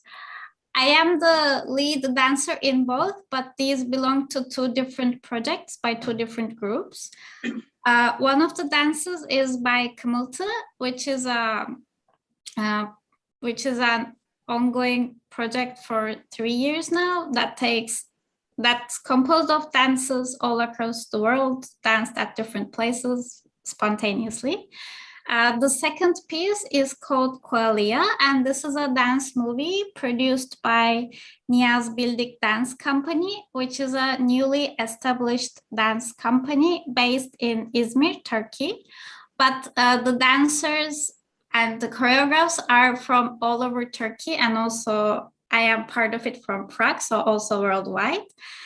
And we started on Zoom, but part of us, whenever they can meet, whenever restrictions allow, they meet together, we work together, and there's a lot of ongoing projects. The movie Qualia you will see is one of the first finished filmed works, and the company has much long-winded projects going on.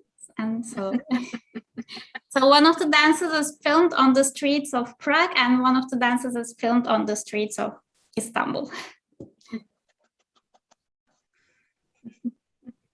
Thank you so much. And let's go to the way to Üsküdar.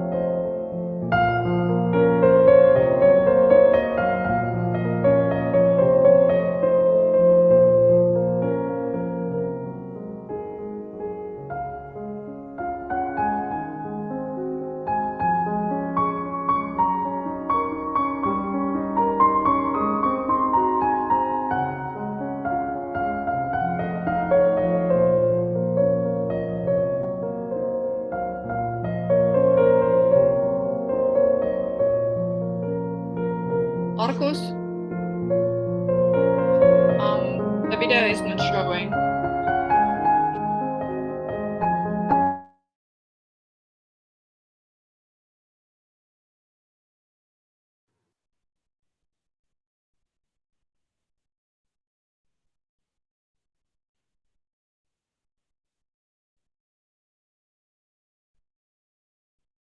Okay, let's go back to the recording. Just a moment.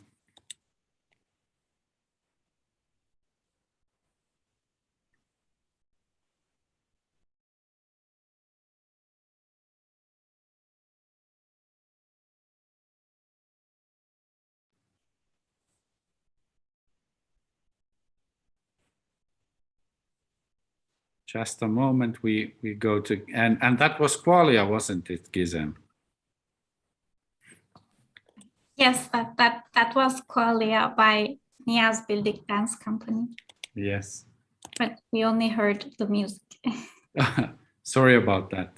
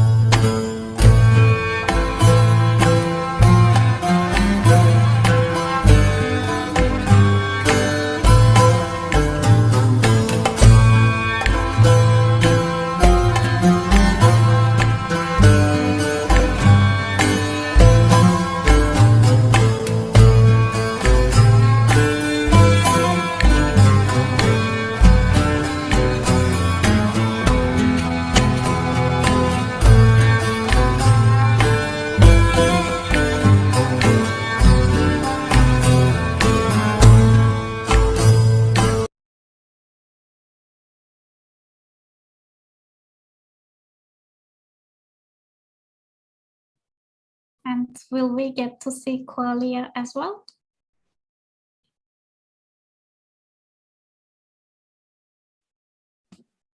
No. Marcus has left the building, it seems. He's maybe checking into it why it didn't work. Here he Yes, comes. yes, it's coming. Just a Yay. minute.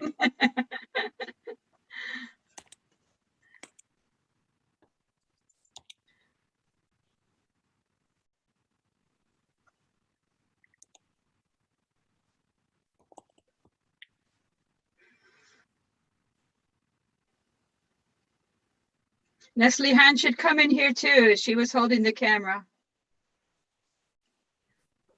Yes, it's. I'm just here watching. Okay.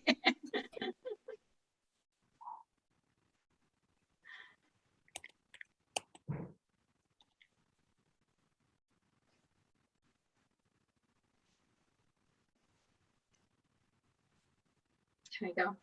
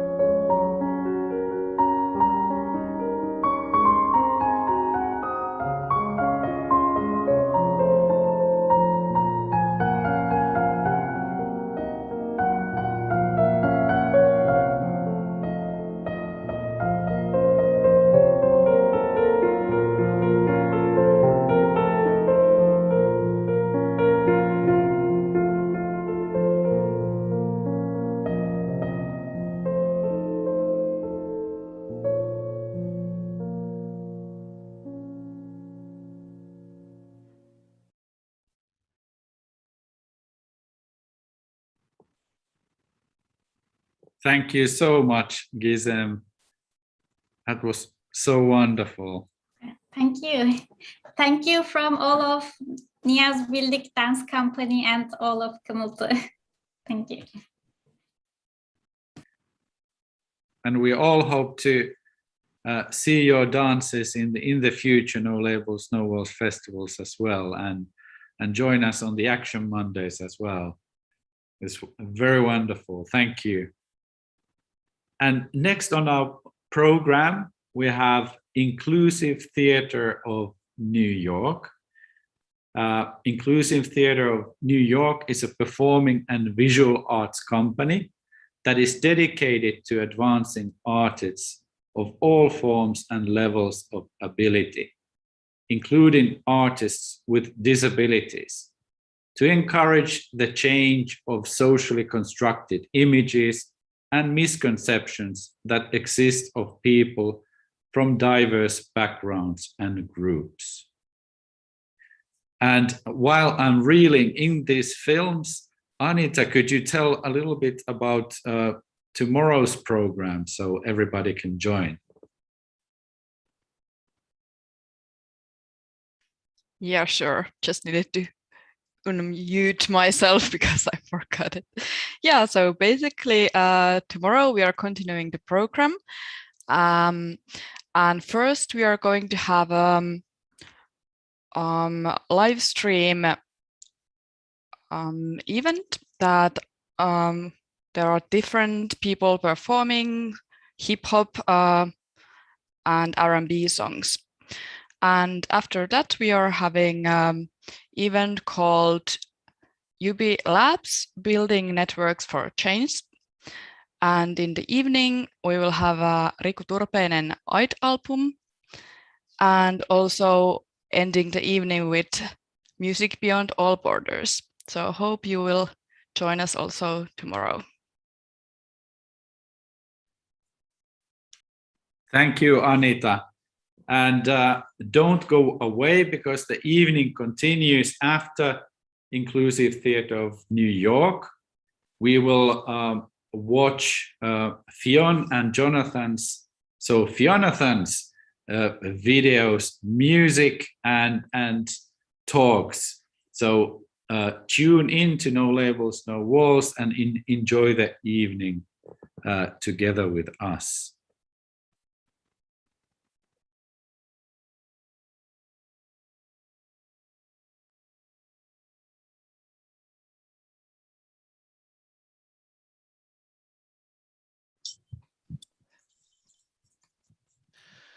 Ms. Farhani? Yes. I'm Detective Mills. Sorry about the restraints. Standard procedure until we sort things out. Better you handcuff me than shoot me. Before we get started, would you like coffee or maybe tea or a soda? Yes. Tea, please. No sugar. All right. I'll be right back.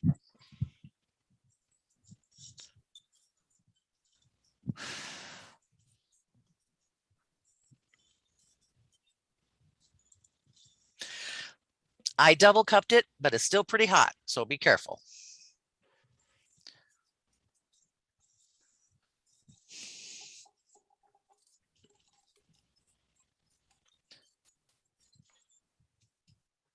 Thank you. Now your name, Adila. It's pronounced Adila. All right. Your ID says you live on North Park Avenue. Yes. I'd like to ask you a few questions to clear up a few things about what happened on the bus. Yes, of course. One of the men you shot said you screamed Allah Akbar when you pulled the trigger. No, ma'am, that is not right. Then tell me what is right. The phrase you mean is Allahu Akbar. God is greatest. Oh. But I didn't say that either. I said nothing. What does the other man say? Not much, I'm afraid. He's dead.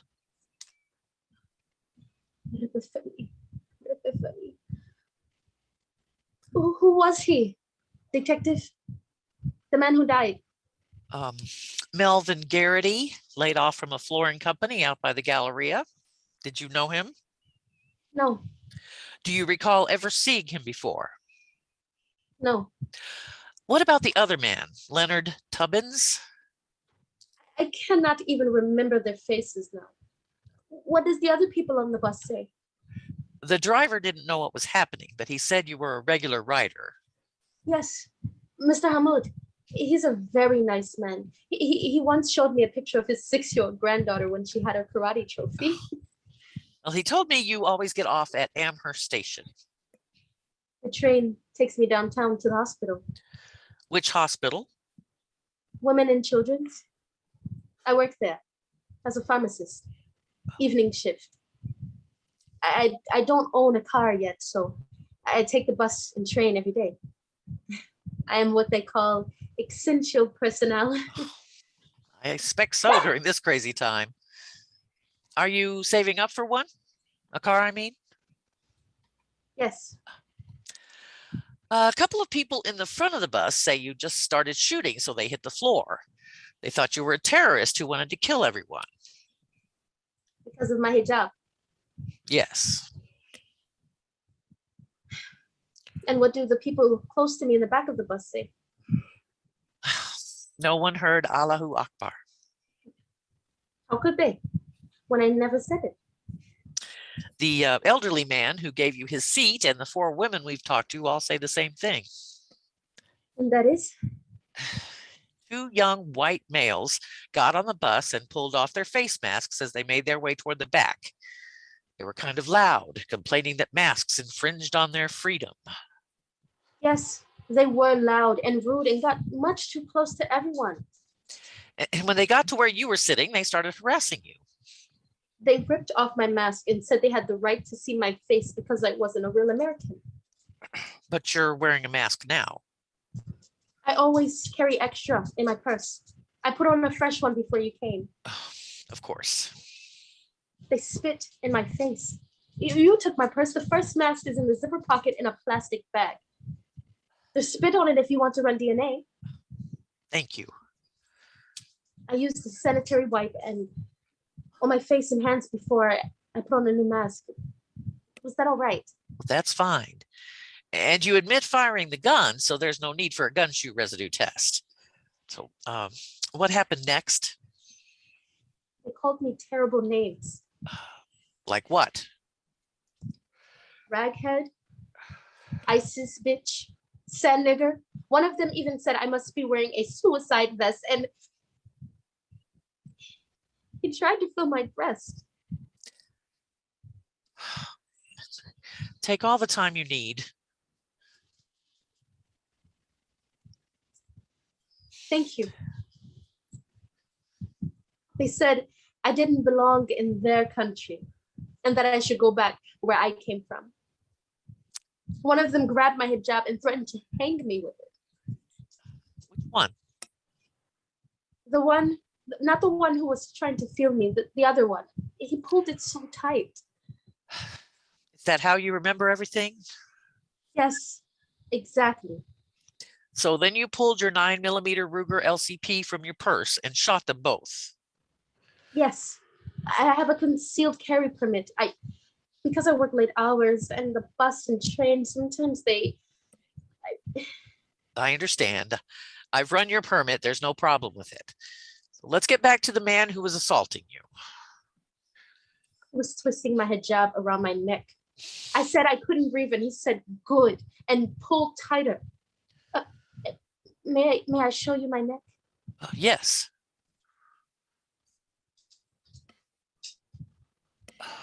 Oh my.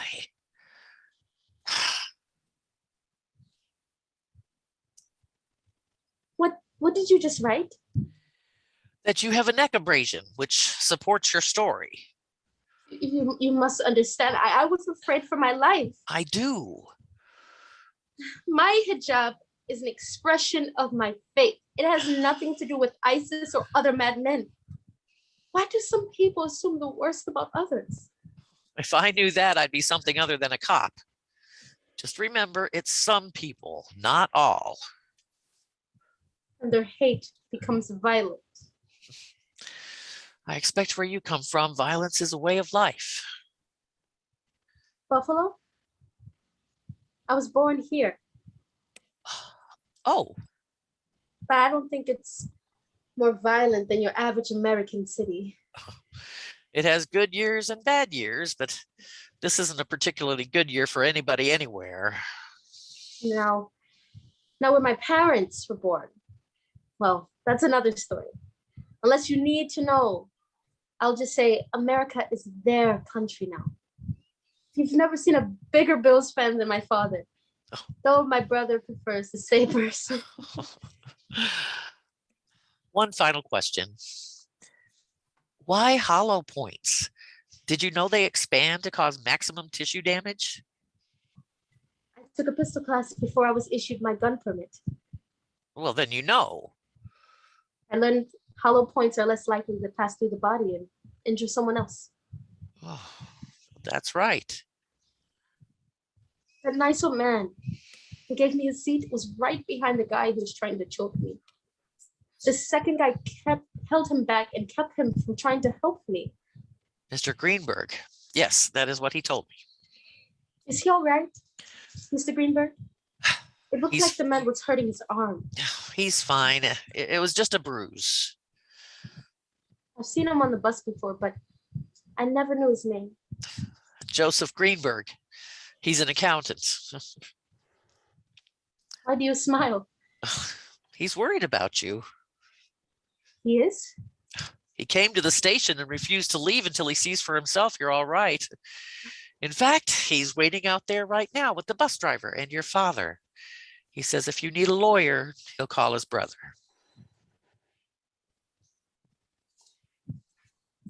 In Arabic, my name, Adila, means justice. How can it be justice if someone, an innocent person like Mr. Greenberg, is hurt for someone else's wrongdoing?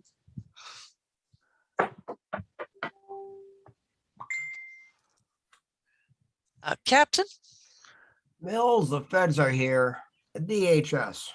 Well, that took no time at all. Tell me they're not in camo.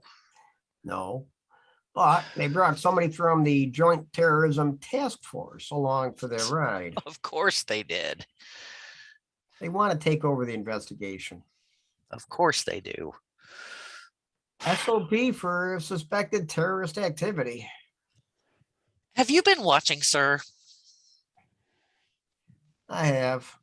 Well, then you know one terrorist is dead and the other was wounded. This young lady shot them in self-defense.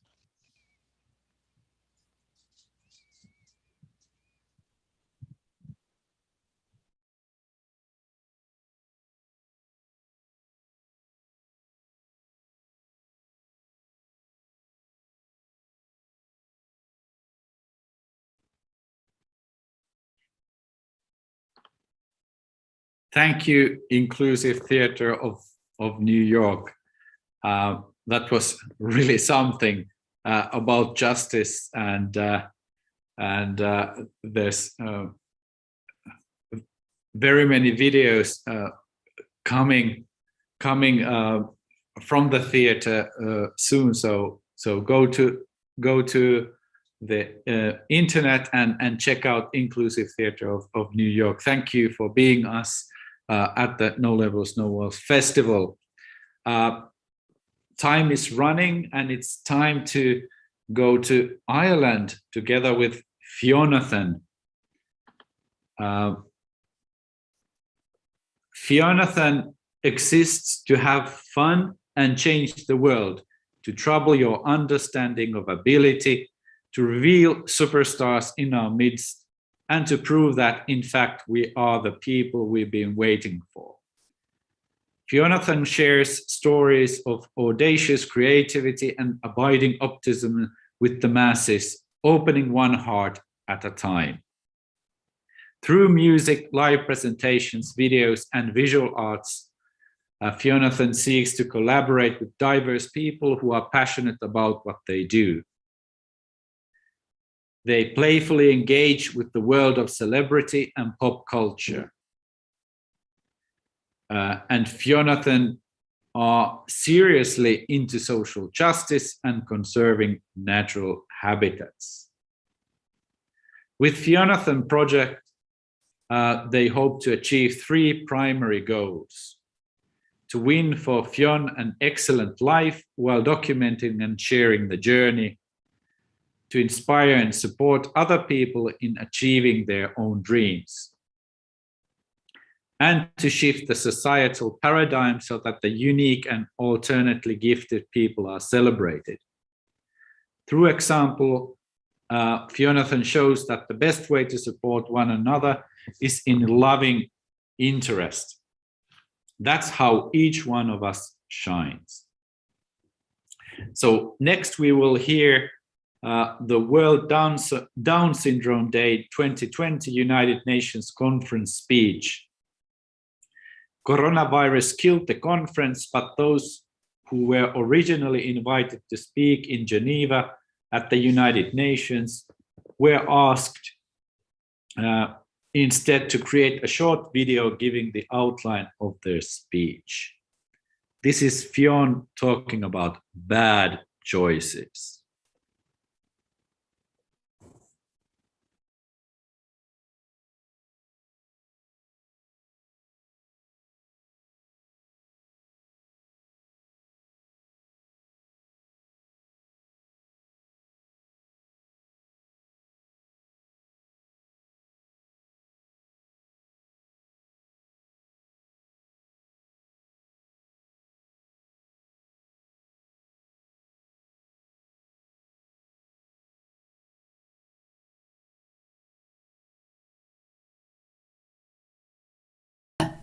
Hello, my name is Fionn and my speech is titled Bad Choices. Who says whether a choice you make is a good one or a bad one? During childhood, it's often your parents and your teachers who decide whether a thing is safe, healthy, and worthwhile. Bad choices are choices that authorities in our lives think are bad.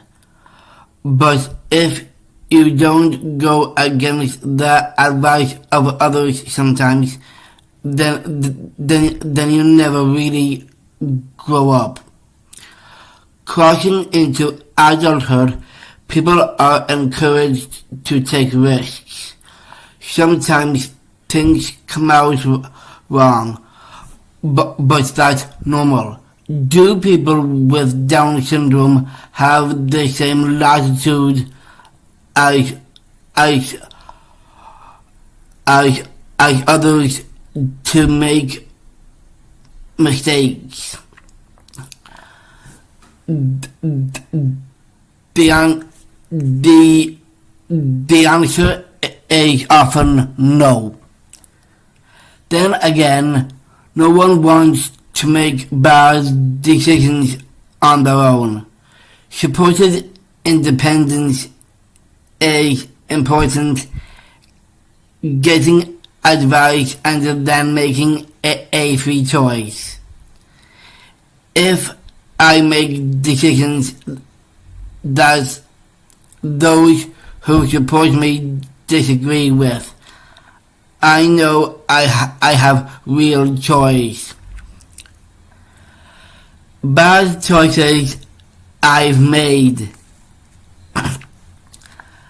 My dad thinks that being a One Direction fan is a bad choice.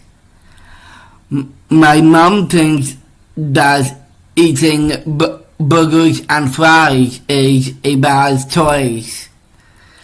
The Department of Education thinks that going to a mainstream school is a bad choice. The disability officer thinks that refusing day service is a bad choice. I am the first person in Ireland with Down syndrome to manage my own government grant for direction because I could see that going to a day service would mean giving up too many choices. I have served as an expert on the government task force on personal budgets, and I am ambassador to the Citizen Network, making sure people worldwide have choice and control. So my advice to you is this: try to make good choices, but take some risks, and don't be afraid to make a few bad choices too.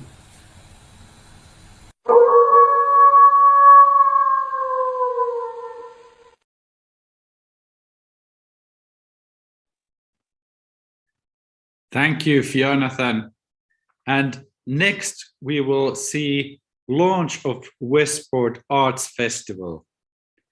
Fionn Crombie Angus gives a speech launching the 250th exhibition at McGing's Pub in Westport.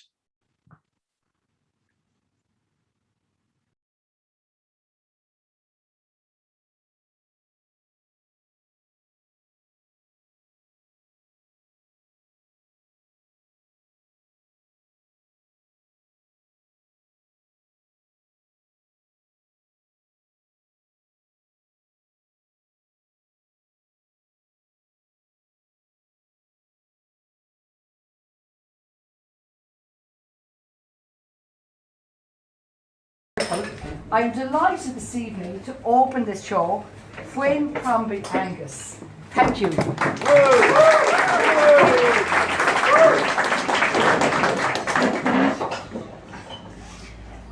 Hello, my name is Fionn Crombie Angus. I am an Irish citizen and an artist.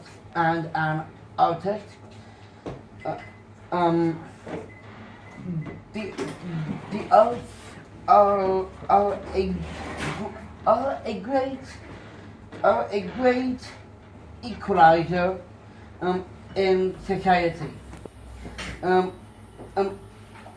Anyone can learn to express themselves in one medium or another. I am both a visual artist and musician. I have exhibited and performed around Ireland, as well as London, New York, Vancouver, the island of Zanzibar, and deep in the Amazon jungle.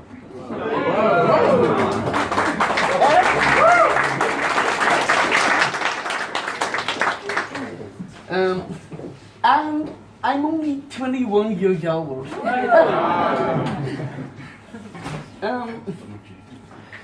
Art allows the artist to get to know their inner self and to share that journey with the community. I am very proud to open this exhibition, and I want to thank the organizers and the community for this wonderful festival. Let the fun begin.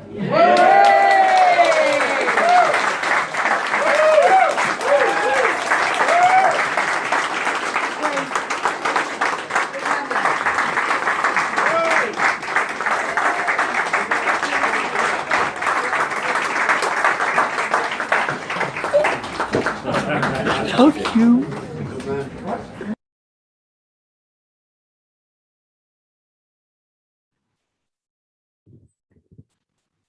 Thank you, Fionn, for that lovely speech. It was wonderful to see people celebrating and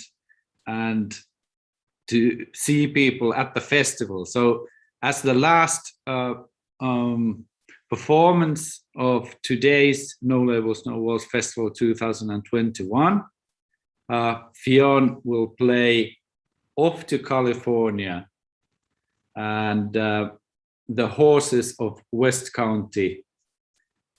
So let's tune into this tune and let's meet tomorrow, 1 p.m. UK time, 3 p.m. Finnish time, and very, very early in California and everywhere else. I'm very glad that we had 4 shared actions this evening or day or morning, and a lot of meetups with people from all over the world. On behalf of Kukunori and the Kukunori Week celebrations and from the Kukunori team, I would like to wish you all well and hope to see you tomorrow. Michael, would you like to say something as well? Yeah, fun starts tomorrow. Let your friends know about it, your family, etc. Join in on the shared actions. It's going to be great.